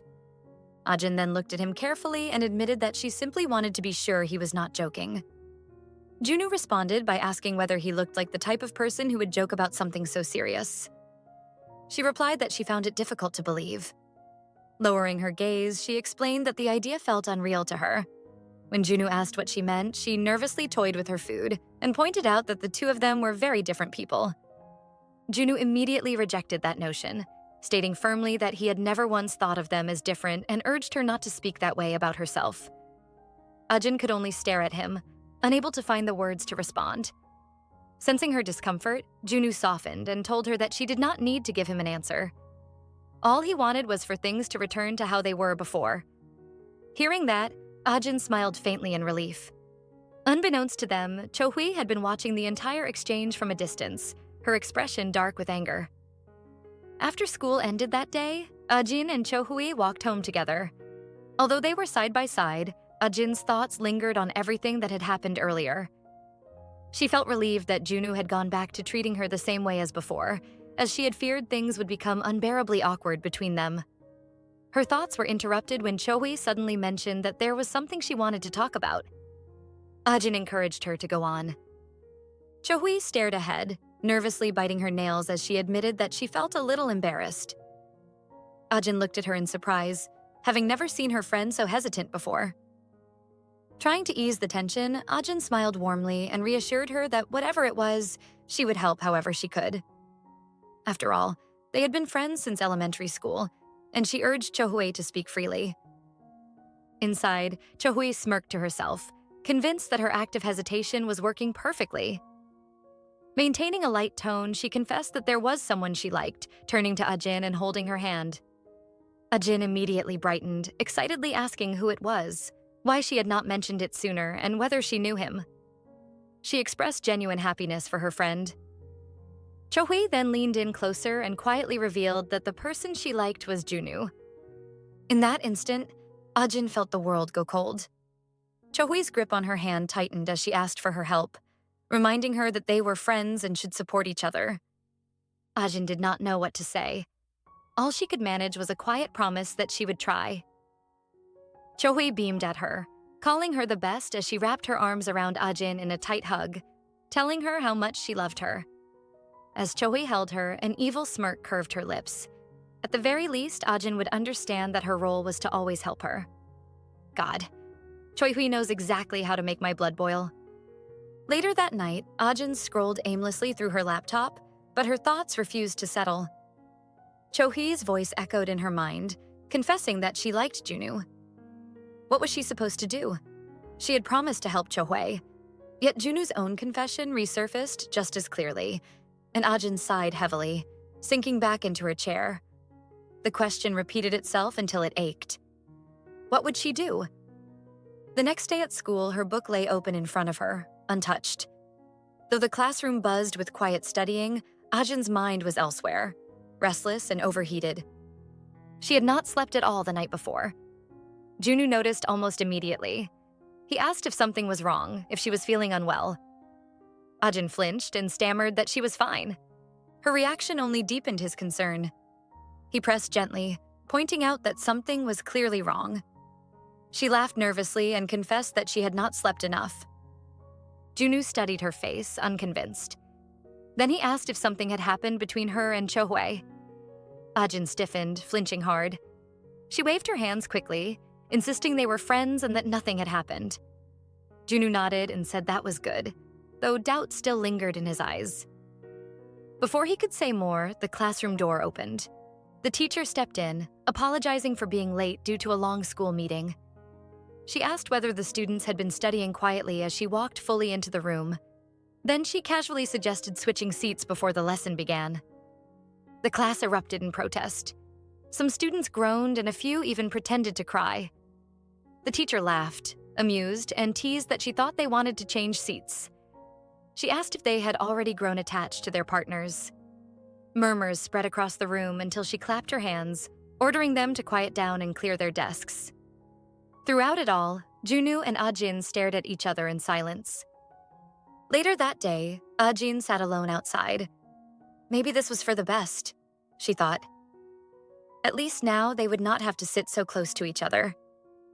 Cho-hui's confession replayed in her head, and she groaned aloud, running a hand through her hair. This was too difficult. She wanted it all to stop. Her phone vibrated beside her. A message from Cho-hui lit up the screen. She wrote that she had seen Junwoo at lunch and that her heart nearly burst every time she looked at him. Ajin stared at the message, realizing with a heavy sigh that Cho-hui truly liked him. She pressed the phone to her chest, exhaustion washing over her. She should help her. That was what she promised. Then something cold suddenly touched her cheek. She was startled and turned around to see Junwoo holding a bottle of banana milk. He told her he had been looking everywhere for her. She accepted it, thanking him softly, fidgeting with both the bottle and her phone as she asked why he had been searching for her. Junwoo sat down behind her and spoke quietly, a trace of sadness in his voice. He said they were no longer partners, which meant he would have to make time just to talk to her. Ajin turned to him in shock, her heart racing. She quickly faced forward again, clutching the milk and her phone tightly against her chest.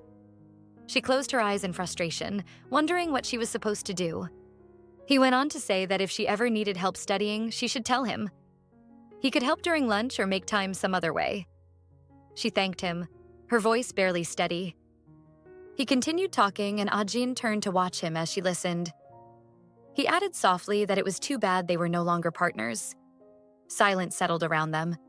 They simply stared at each other, the unspoken words between them carrying meanings neither of them dared to say aloud. Later that day at home, Ajin rested her head dejectedly against the table. Chohui and Junwoo were both important to her, and she didn't want to lose either of them. Her phone vibrated beside her, reminding her that it was time to film her banana bread baking video. She straightened quickly, clutching the phone as if it could pull her thoughts back into order. At this rate, she would spend the entire weekend trapped in her head. And when her thoughts tangled like this, she knew one thing always helped. Nothing beats baking. She mixed the eggs with more force than necessary, her frustration bleeding into the motion. She considered pairing banana bread with meringue cookies for a prettier thumbnail. The contrast would look nice. But even her thoughts betrayed her, the bananas in her head chatting and flirting when she needed silence. She needed to heat the oven. Ajin hurried over and turned the knob. Nothing happened. Her chest tightened. She tried again. Still nothing. Fear crept in as she remembered her mother complaining about the oven, suggesting it might be time to replace it. She pressed her palms to her head, shoulders slumping. Was it really broken? She had already posted the upload notice. Her viewers would be waiting. After a long pause, she pulled out her phone and posted an apology instead, her expression heavy with disappointment. The next day, Saturday, Junwoo picked up his phone and stared at the screen, wondering what Ajin was doing. He almost sent her a message, but hesitated for a second, then decided against it. He headed for the door and told his mother he was going out. She asked if he was heading to Youngmin's place, and he nodded. She followed him, smiling brightly, and mentioned that she had a special guest coming over, so there was no need for him to rush back. He simply nodded, slipping on his shoes. She asked him if the guest could stay for a while, and he said that he was fine with it. Once he left, his mother hurried into the kitchen, laid out utensils, wondering if it was enough. Since the guest was making the effort to come, she wanted everything to feel intentional. She was about to bring out new plates when the doorbell rang. She smiled to herself and rushed to answer it.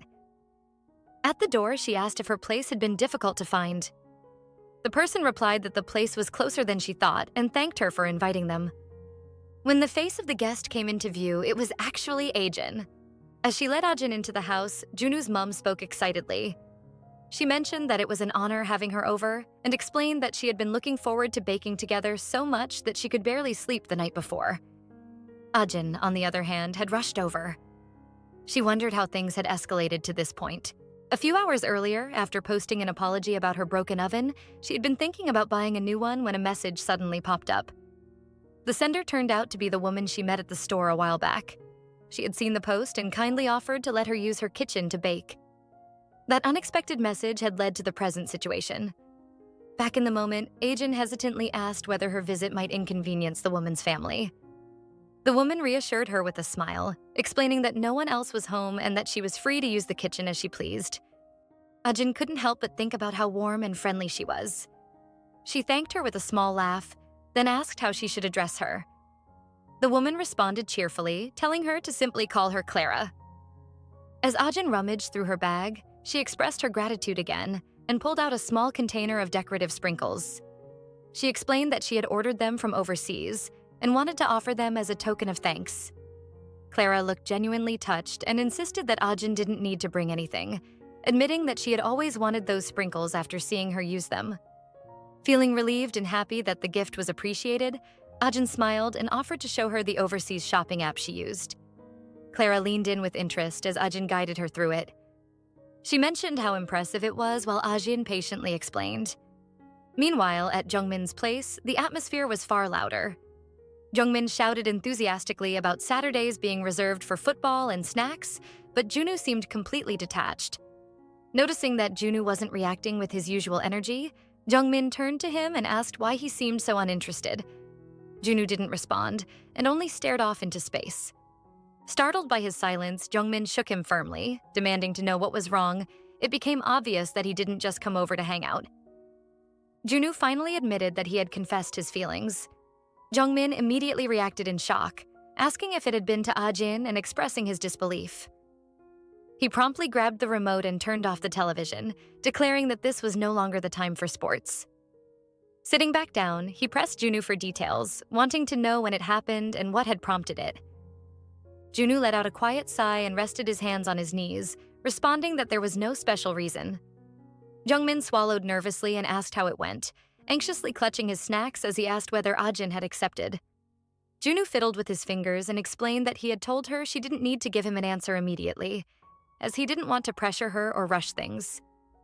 Hearing this, Jungmin leaned back with a sigh of relief, remarking that the situation wasn't as bad as he had expected, and casually noting that Ajin had always been a timid person. Junwoo eventually admitted that there was still a problem. Jungmin immediately pressed him for answers, insisting that there was no way Ajin would outright reject him. When Junwoo remained silent, Jungmin's thoughts drifted back to the day Junwoo had abruptly rushed out to find Ajin after the photoshoot incident. Realizing the connection, he cautiously asked whether Chohui was involved. Junwoo did not respond right away. Sensing his hesitation, Jungmin reassured him, explaining that he was fine now and that Junwoo didn't need to hold anything back.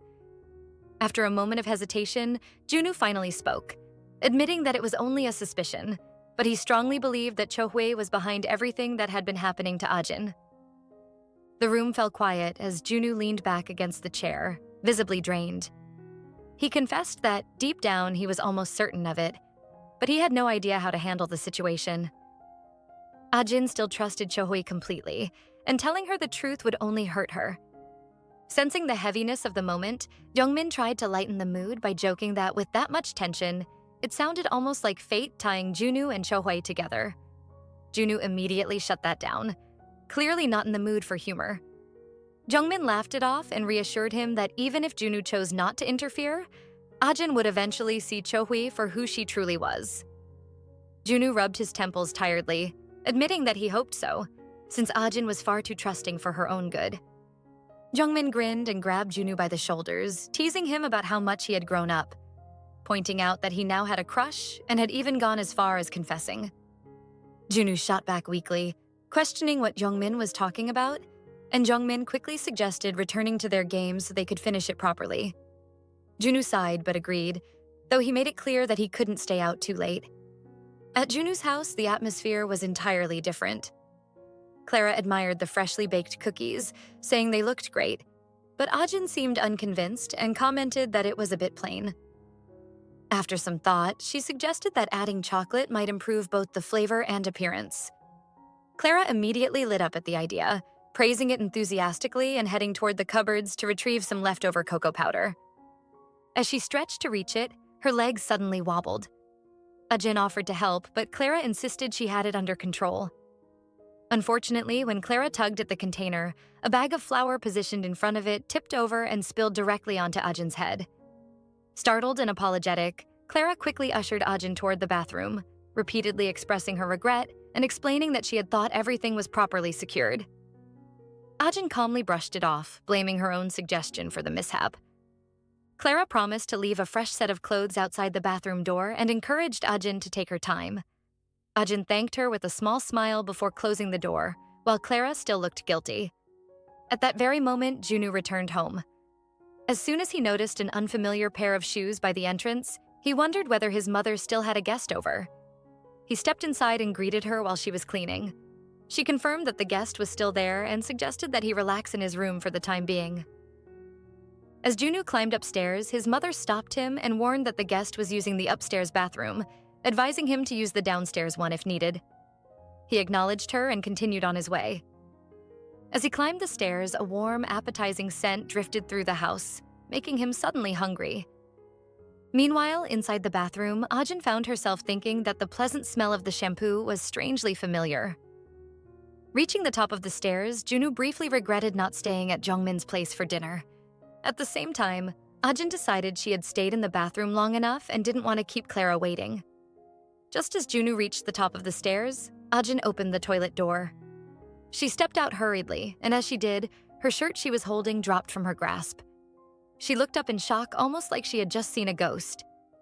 Junwoo stood just as still, staring back at her, equally stunned by the unexpected encounter. Ajin, still shocked, asked Junwoo what he was doing there. He explained that it was his house, which made her gasp and ask if Clara was his mother. Junwoo clarified that he didn't know who Clara was, but he was certain it was his house.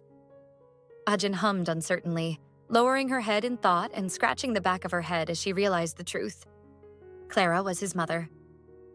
Clearing his throat and looking away, Junwoo asked what she was doing there, noting that she was wearing his shirt. Ajin immediately felt embarrassed on hearing that. She bent down to pick up her shirt she had dropped earlier, claiming she didn't realize it was his. She hurriedly said she would go and change immediately, mentioning that there had been a small incident while baking. Junwoo noticed the flour droplets on her shirt and casually told her she could keep it since it was new, adding that it looked good on her. Ajin, momentarily at a loss for words, quickly insisted she would return the shirt, but Junwoo simply told her again that she could wear it. At that moment, Clara interrupted, explaining that she had come upstairs after hearing something. Seeing how close Junwoo and Ajin were standing, her eyes sparkled with excitement as she asked if they knew each other. Both remained silent, staring at each other while Clara squealed loudly, her happiness clearly evident. Later that night, Chohui sat on her bed at home, fuming as she stared at her phone. Ajin had promised to give her an answer, yet she hadn't sent a single message. Chohui worried that Ajin might be angry because she had confessed her feelings for Junwoo. Threw her phone onto the bed in frustration and muttered that there was nothing Ajin could do about it. Just then, her phone dinged and she saw a message from Dojin, saying he had booked her favorite restaurant and would pick her up the next day at 10. As she replied, her mind raced with thoughts of how she would break up with him, feeling that even responding was a waste of her time. Once she replied to him, she flopped back on the bed in exasperation, finding the situation deeply annoying. Meanwhile, back at Junwoo's house, Clara and Ajin were done cooking.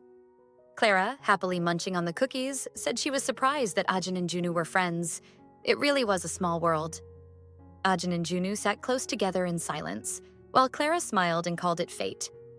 Junwoo warily asked his mother what she meant, and Clara explained the improbability of her favorite idol turning out to be his friend, addressing Ajin respectfully as Miss Ajin.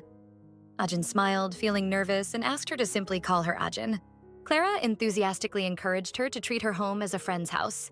She asked her to swing by often so they could bake together, and mentioned that her Matfair baking supplies she had ordered overseas would be arriving soon. Ajin gasped at the thought. They were professional French baking tools. She was thrilled at the opportunity, and thanked Clara excitedly. Junwoo, on the other hand, said nothing. He simply picked up a cookie, ate it, and grinned to himself, quite satisfied that things seemed to be working out in his favor. After some time, Ajin looked outside and noticed it was getting late. She mentioned that she needed to leave since she had some editing to do. Clara suggested that it would be a shame for her to leave just like that and proposed that they have dinner together. Ajin waved her hands frantically, expressing her gratitude for being allowed to use the kitchen. Junwoo then stood up, surprising his mother, who asked what was wrong. He explained that it was quite late and that he would walk Ajin to the bus stop. Clara smiled excitedly, praising him as her boy, and reminded him to make sure she got on the bus safely. With that, Junwoo and Ajin left. As they walked, Ajin told Junwoo that he didn't need to accompany her to the bus stop, but he replied that it wasn't far, and that friends could see each other off, and there was nothing wrong with it. Ajin agreed, acknowledging that he was right. The walk was quiet, and Ajin thought she should say something. She mentioned that while baking, his mother had told her that her son was gruff, and she guessed that must have been him. Junwoo responded casually with a simple, yes, which made Ajin feel awkward. She realized he really was gruff, and she could understand why his mother might feel a little hurt. Feeling bold, Ajin walked faster and lightly grabbed his shirt. When he turned to her, she asked if he could take his mother out once in a while, suggesting that even a simple lunch would make her happy. Junwoo faced her fully, and she laughed sheepishly, telling him to thank his mother on her behalf for letting her use the kitchen. She explained that when her oven had broken earlier, she had panicked because her head was already a mess. Junwoo immediately asked her what she meant by that and why her head had been a mess. Ajin hesitated, unsure how to answer. They stared at each other for a moment before Junwoo said he hoped it had been because of him. He began walking closer, making Ajin's heart race. She told him he might have to wait a while and apologized, but Junwoo simply stared at her, sadness in his eyes, and they both stood there in silence, staring at each other. Back at home, Ajin started sending her video to her system for editing, thinking about her fans and how she wanted to do better than usual since they had been waiting. 3 hours later, her baking video was ready, thanks in part to Clara's help. When she checked the comments, she was pleased to see that people seemed to like it. She smiled, lying on her bed, glad she had uploaded the video that day. She sighed tiredly, reflecting on how much had happened. Her gaze fell on the shirt hanging nearby, a reminder of Junwoo. Her phone then vibrated. When she opened it, she saw a message from Cho-hwee. Ajin gasped, realizing she had forgotten to reply earlier amidst the hectic day. She began typing a response, but froze as she remembered Junwoo's words from earlier. She quickly deleted the message she had been writing and composed something else instead. The next evening, Junwoo and his mother sat at a restaurant. His mother was genuinely smiling, surprised that he had invited her to dinner, something he had never done before. Junwoo, meanwhile, mumbled quietly to himself while looking at the menu, his thoughts drifting to Ajin and the moment she had suggested he take his mother out more often. He mentioned to his mother that Ajin said she'd like it, and she looked taken aback. After processing his words, she gasped, covering her mouth and leaned closer, asking if there might be something between him and Ajin. Junwoo quickly cut her off, returning his attention to the menu and insisting that it wasn't what she was thinking. His mother smiled sheepishly, commenting that his denial made it sound even more suspicious, which made him insist again that it wasn't like that. She laughed, saying, "Not yet," and Junwoo called her out loudly, which made her laugh even more. Later, Cho-hwee and Dojin entered the same restaurant. The host greeted them warmly and led them to their table after Dojin mentioned that he had reserved it in his name. Dojin asked what she thought about the place, adding that getting a window seat was difficult, but he pulled it off. Cho-hwee replied that the place wasn't bad as she unknowingly walked past Junwoo. He immediately recognized her, and his unease grew when he realized her table was directly behind him. Cho-hwee and Dojin sat down, and Junwoo could hardly believe he had run into her there. While browsing the menu, Cho-hwee felt Dojin's hand touch hers, and he mentioned that he would take some good photos of her with the food when it arrived. Cho-hwee removed her hand, joking that he needed to let go or she wouldn't be able to choose a dish, though inwardly she was fuming, feeling disgusted and anxious that someone she knew might see her. Dojin then ordered lobster for himself and asked Cho-hwee what she wanted. She sighed angrily, wishing he would stop using her name, and told him she would have the same. After placing the order, Dojin asked her about Ajin. Cho-hwee rummaged through her bag and asked him why he was bringing that up, saying she didn't want to discuss unpleasant memories in a nice place. Junwoo flinched on hearing Ajin's name mentioned. Dojin smiled, explaining that he was interested in everything about her, and added that he had heard the police had called her, while Junwoo listened attentively. Cho-hwee waved it off, saying it didn't matter, and quickly changed the subject by reminding him about a concert he had invited her to. At that moment, Junwoo's mother smiled and mentioned that he should ask Ajin to come hang out again, and he agreed he would. Cho-hwee froze at the mention of Ajin, and recognizing the voice, glanced back nervously and saw Junwoo, who was still eating casually. She faced forward, hoping he hadn't overheard their conversation, and wondered how his mother knew Ajin. Junwoo's mother then showed him her phone, noting that the banana bread they had baked together had been posted and that Ajin's Instagram account was popular among bakers. Cho-hwee's hands trembled violently as she processed the information. She realized Ajin had been at Junwoo's house and imagined her feeding him cookies, and recalled that she had told Ajin that she liked him. Cho-hwee's mind raced with anger as she concluded that Ajin had lied to her and met Junwoo behind her back, acting friendly in front of her while flirting with him privately. Dojin, noticing her distraction, waved his hand frantically, asking if she was listening and if she would take photos of the food. At that moment, Junwoo stood up, saying he was going to the bathroom. Chohui watched him leave while Dojin suggested they take photos before they eat their food. Noticing Junwoo glanced back slightly. Chohui realized that Junwoo already knew she was there and quickly decided to excuse herself to the bathroom as well, taking her bag with her. Chohui had run quickly and called out to Junwoo, claiming that she knew he was aware of her presence, laughing as she noted his sly side. She confessed that she knew he liked Ajin. She took out her phone, asked if he knew that Mr. Kim had been Ajin's first love. She turned the phone toward him, showing the photos, and asked him if he knew how much first love meant to Ajin, which took him by surprise. She smiled mischievously, insisting that she didn't want to show him the photo, but was only telling him for his own good, urging him to keep it in mind.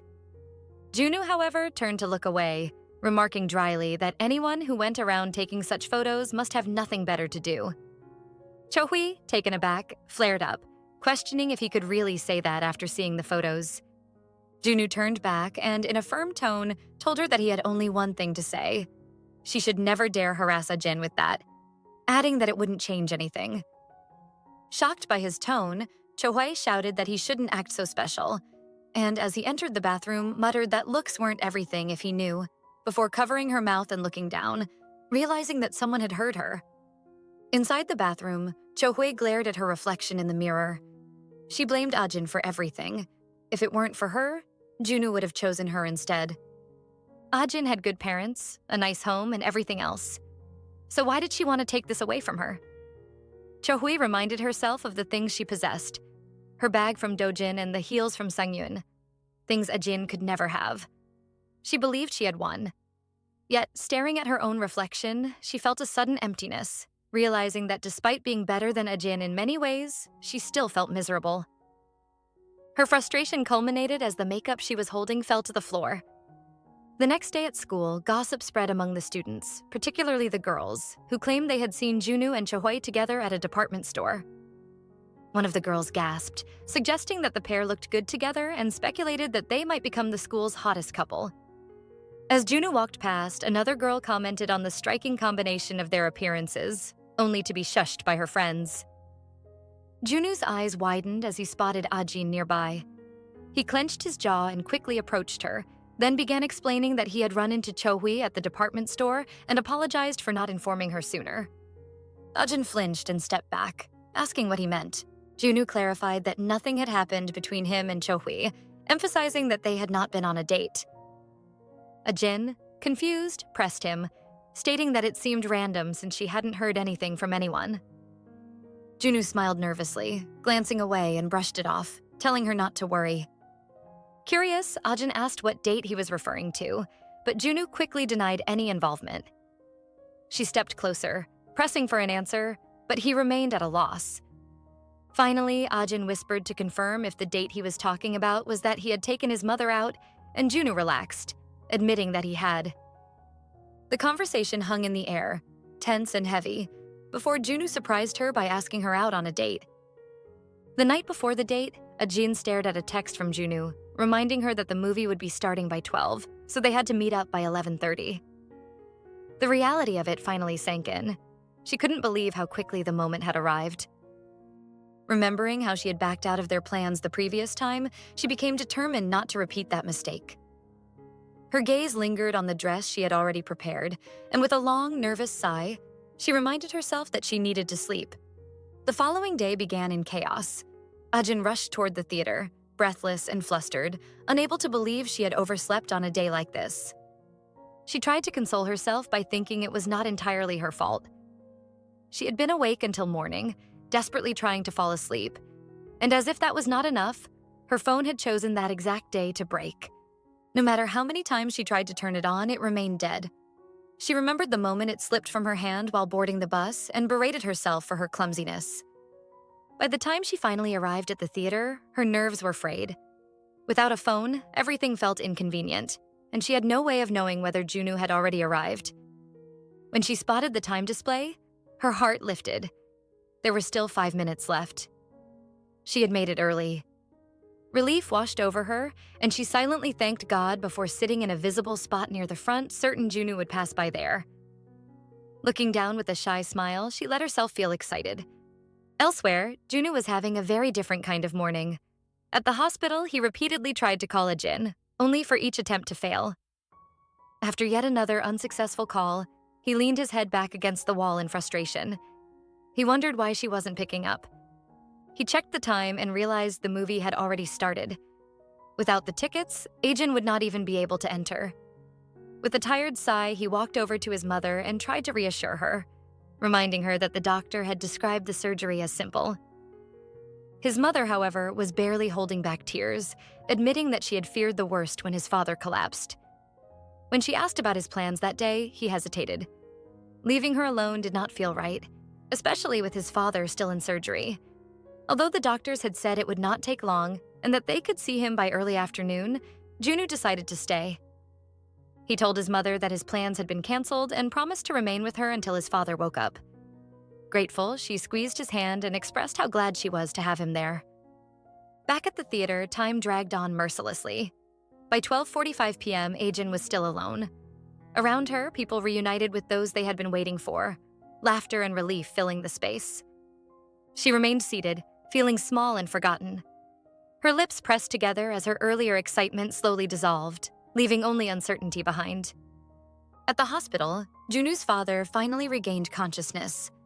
Both Junwoo and his mother called out to him at once, their voices filled with relief.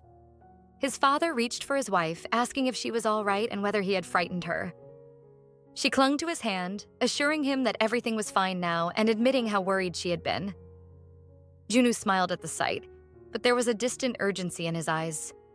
When his parents noticed his expression, he explained that now that his father was awake, he needed to step out briefly. His mother was surprised, reminding him that he had said his plans were canceled. But before she could say more, Junwoo rushed off, explaining that he had made new ones. By the time it was nearly 1:30 p.m., Ajin was still sitting in the same spot. The movie was almost over, yet she had not moved. She wondered why she was still waiting, but a stubborn part of her believed Junwoo would still appear. Her eyes stung as tears threatened to fall, and she felt rooted to the seat. She felt that something must have happened to him. Leaving now felt impossible, especially since he would not be able to reach her with her broken phone. She decided to wait just a little longer. When someone suddenly stopped in front of her, her heart leapt, and she looked up with fragile hope, only for it to collapse when she realized it was not Junwoo, but Mr. Gwanghyun. Meanwhile, Junwoo ran through the streets, lungs burning as he checked the time again. It was already 1:40 p.m. Logic told him she would be gone, yet he refused to give up. He scanned the area, changing direction again and again, searching every place he could think of. Gripping his phone tightly, he continued to look around, unwilling to stop, driven by the hope that he might still find her. Elsewhere, Ajin found herself seated across from Mr. Gwanghyun, who said that running into her there had been unexpected. She responded lightly, agreeing that it was indeed a coincidence. When he asked why she was at the theater and whether she had come alone, she visibly stiffened. After a brief moment of hesitation, she fidgeted and explained that she had been waiting to meet a friend. Mr. Gwanghyun looked taken aback by that answer and asked why she was sitting by herself if she had plans to meet someone. Ajin was just about to clarify when she suddenly felt a gentle tap on her shoulder. At the same time, her name was called, and she immediately recognized the voice. Her heart skipped as she lifted her head and saw Junwoo standing there. He looked at her with clear relief and concern, asking whether she had been waiting long and offered an apology for arriving so late. Junwoo took a seat beside Ajin as she finally began eating, her earlier tension easing as she focused on the food in front of her. Mr. Gwanghyun glanced between the two of them and asked whether they had been planning to meet, and if his presence was an interruption. Ajin immediately denied that, explaining that he was not bothering them at all and adding that they were grateful, especially since he had treated them to such a good meal. Junwoo remained silent, and Ajin shot him a brief sideways glance. Noticing this, Mr. Gwanghyun laughed lightly and suggested they all eat while the food was still warm. He added that it was nice seeing Ajin again now that his student teaching period was almost over, admitting that he had been genuinely surprised to run into her at Seorin High. Ajin smiled and replied that she was happy to see him too. When he asked whether she still had the portable charger, Junwoo visibly stiffened. Ajin sighed and explained that the charger had worked really well but had eventually reached the end of its lifespan, so she had let it go. Mr. Gwangyeon simply smiled, commenting that it had lasted quite a long time. Ajin agreed, saying she had used it for a good while. While the conversation flowed easily between them, Junwoo simmered quietly, gripping his glass of juice tighter than necessary. His thoughts drifted back to the time Ajin had been so insistent about the importance of that charger, demanding he bring it to her the very next day. Unwanted memories followed, including the photo Cho-hwee had shown him. He found himself wondering whether Ajin still harbored feelings for him. When Mr. Gwanghyun casually asked Ajin whether she still planned to study abroad, Junwoo froze. Ajin answered thoughtfully, saying that France was far, but if she were to go, she would want to study in the most renowned place possible. Junwoo interrupted, saying that he had thought studying abroad was merely a hobby. Caught off guard, Ajin explained that for aspiring pâtissier, studying abroad was almost a given. She dropped her fork in her urgency, emphasizing how serious she was about it. Realizing how his words had come across, Junwoo clarified that he had not meant to belittle her ambition and added that she was already quite popular online. Ajin responded firmly that popularity was not her goal. She wanted to be truly skilled at what she did. The two of them locked eyes, neither backing down until Mr. Gwanghyun stepped in with an easy smile, commenting that they seemed to get along very well. Only then did they both remember his presence. Ajin hastily explained that they were just friends, a description Junwoo found himself strongly disliking what she had just said. Outside, Mr. Gwanghyun returned to join them. Junwoo and Ajin had been waiting for him. He apologized for the delay and revealed that he had gone to pick up a few things for them. Ajin told him it wasn't necessary, but both she and Junwoo accepted the bags, thanking him. He said his goodbyes, mentioning that he would see them on Monday, and reminded Junwoo to walk Ajin home before waving and leaving. Once they were alone, Ajin turned to Junwoo and apologized again, saying that they had missed the movie because of her, and that if her phone hadn't broken, they wouldn't have missed each other in the first place. Junwoo clenched his jaw and corrected her firmly, insisting that the situation had been his fault. Surprised, Ajin listened as he explained that he had been called to the hospital because his father had needed emergency surgery. Alarmed, she asked if his father was all right and how serious it had been. Junwoo reassured her that it had been an appendectomy and that he had already seen his father in recovery. Ajin let out a deep breath of relief, expressing how glad she was to hear that. Even so, Junwoo's thoughts drifted again to the photo Cho-hwee had shown him. He reasoned that even if Ajin still had lingering feelings for Mr. Kim, it didn't change how he felt about her. It wasn't something that could make him stop liking her. Suddenly, Ajin grabbed the side of his shirt, concern clear on her face. It took him a moment to realize she had been calling his name. His heart raced as he admitted that he had been worried something might have happened to her when he couldn't reach her. Still, he had come rushing over, driven by the feeling that she might be waiting. Ajin continued to look at him, her hand still clutching his shirt. When he added that he hadn't wanted to keep her waiting, she smiled softly and told him that she was glad she had waited. As they walked home together, Ajin mentioned that they had still ended up missing the movie. Junwoo responded by calmly asking what she meant. Ajin kept her eyes forward and didn't answer, but inwardly she felt disappointed. To her, it felt like a missed chance, and the silence between them made it heavier. Junwoo quickly caught up to her and poked at her gently. He pointed out that it wasn't the only movie available and that they could always watch something else. Ajin nodded in agreement, though she didn't want to just go straight home just like that. As they continued walking, Ajin noticed a dessert shop along the way. She stopped and turned toward Junwoo, asking if he wanted to get dessert. Her face lit up as she added that she would treat him. The wide smile she gave made it clear that she genuinely wanted to spend a little more time together. Meanwhile, somewhere else, Cho-hwee was holding a man's phone while he asked her whether she didn't trust him. She asked if there was something on the phone that she wasn't supposed to see. He assured her that there was nothing like that, claiming he had nothing to hide.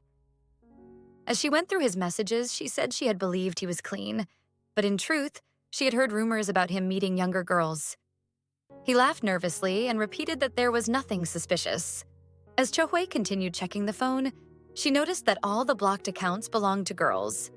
That detail immediately unsettled her, making her feel that something was off. Her attention was drawn to one particular woman, and she held up the phone to ask who the person was, casually commenting on how pretty she looked. He let out a loud sigh and explained that she was someone he had met the previous year, but that she had suddenly changed and caused him trouble. He added that it had been a long time since they last met, and claimed that all he wanted now was to spend time with his princess, Chohui. Chohui handed the phone back to him, apologizing and saying that there didn't seem to be much on it. She then excused herself, saying she needed to use the bathroom. Once inside, Chohui scrolled through her own phone endlessly. The woman she had seen earlier looked young, and curiosity pushed her to check her recent posts. She froze when she came across a photo of the woman holding a scholarship certificate, with a caption revealing that she was a freshman. A slow smirk spread across Chohui's face as the realization settled in. To her, it was now clear that the rumors she had heard were true after all. Curious to see what happens next? Make sure to like this video, subscribe, and turn on the notification bell so you never miss an update. And hey, drop a comment below if you want to see the next part. Thanks for watching. Until next time,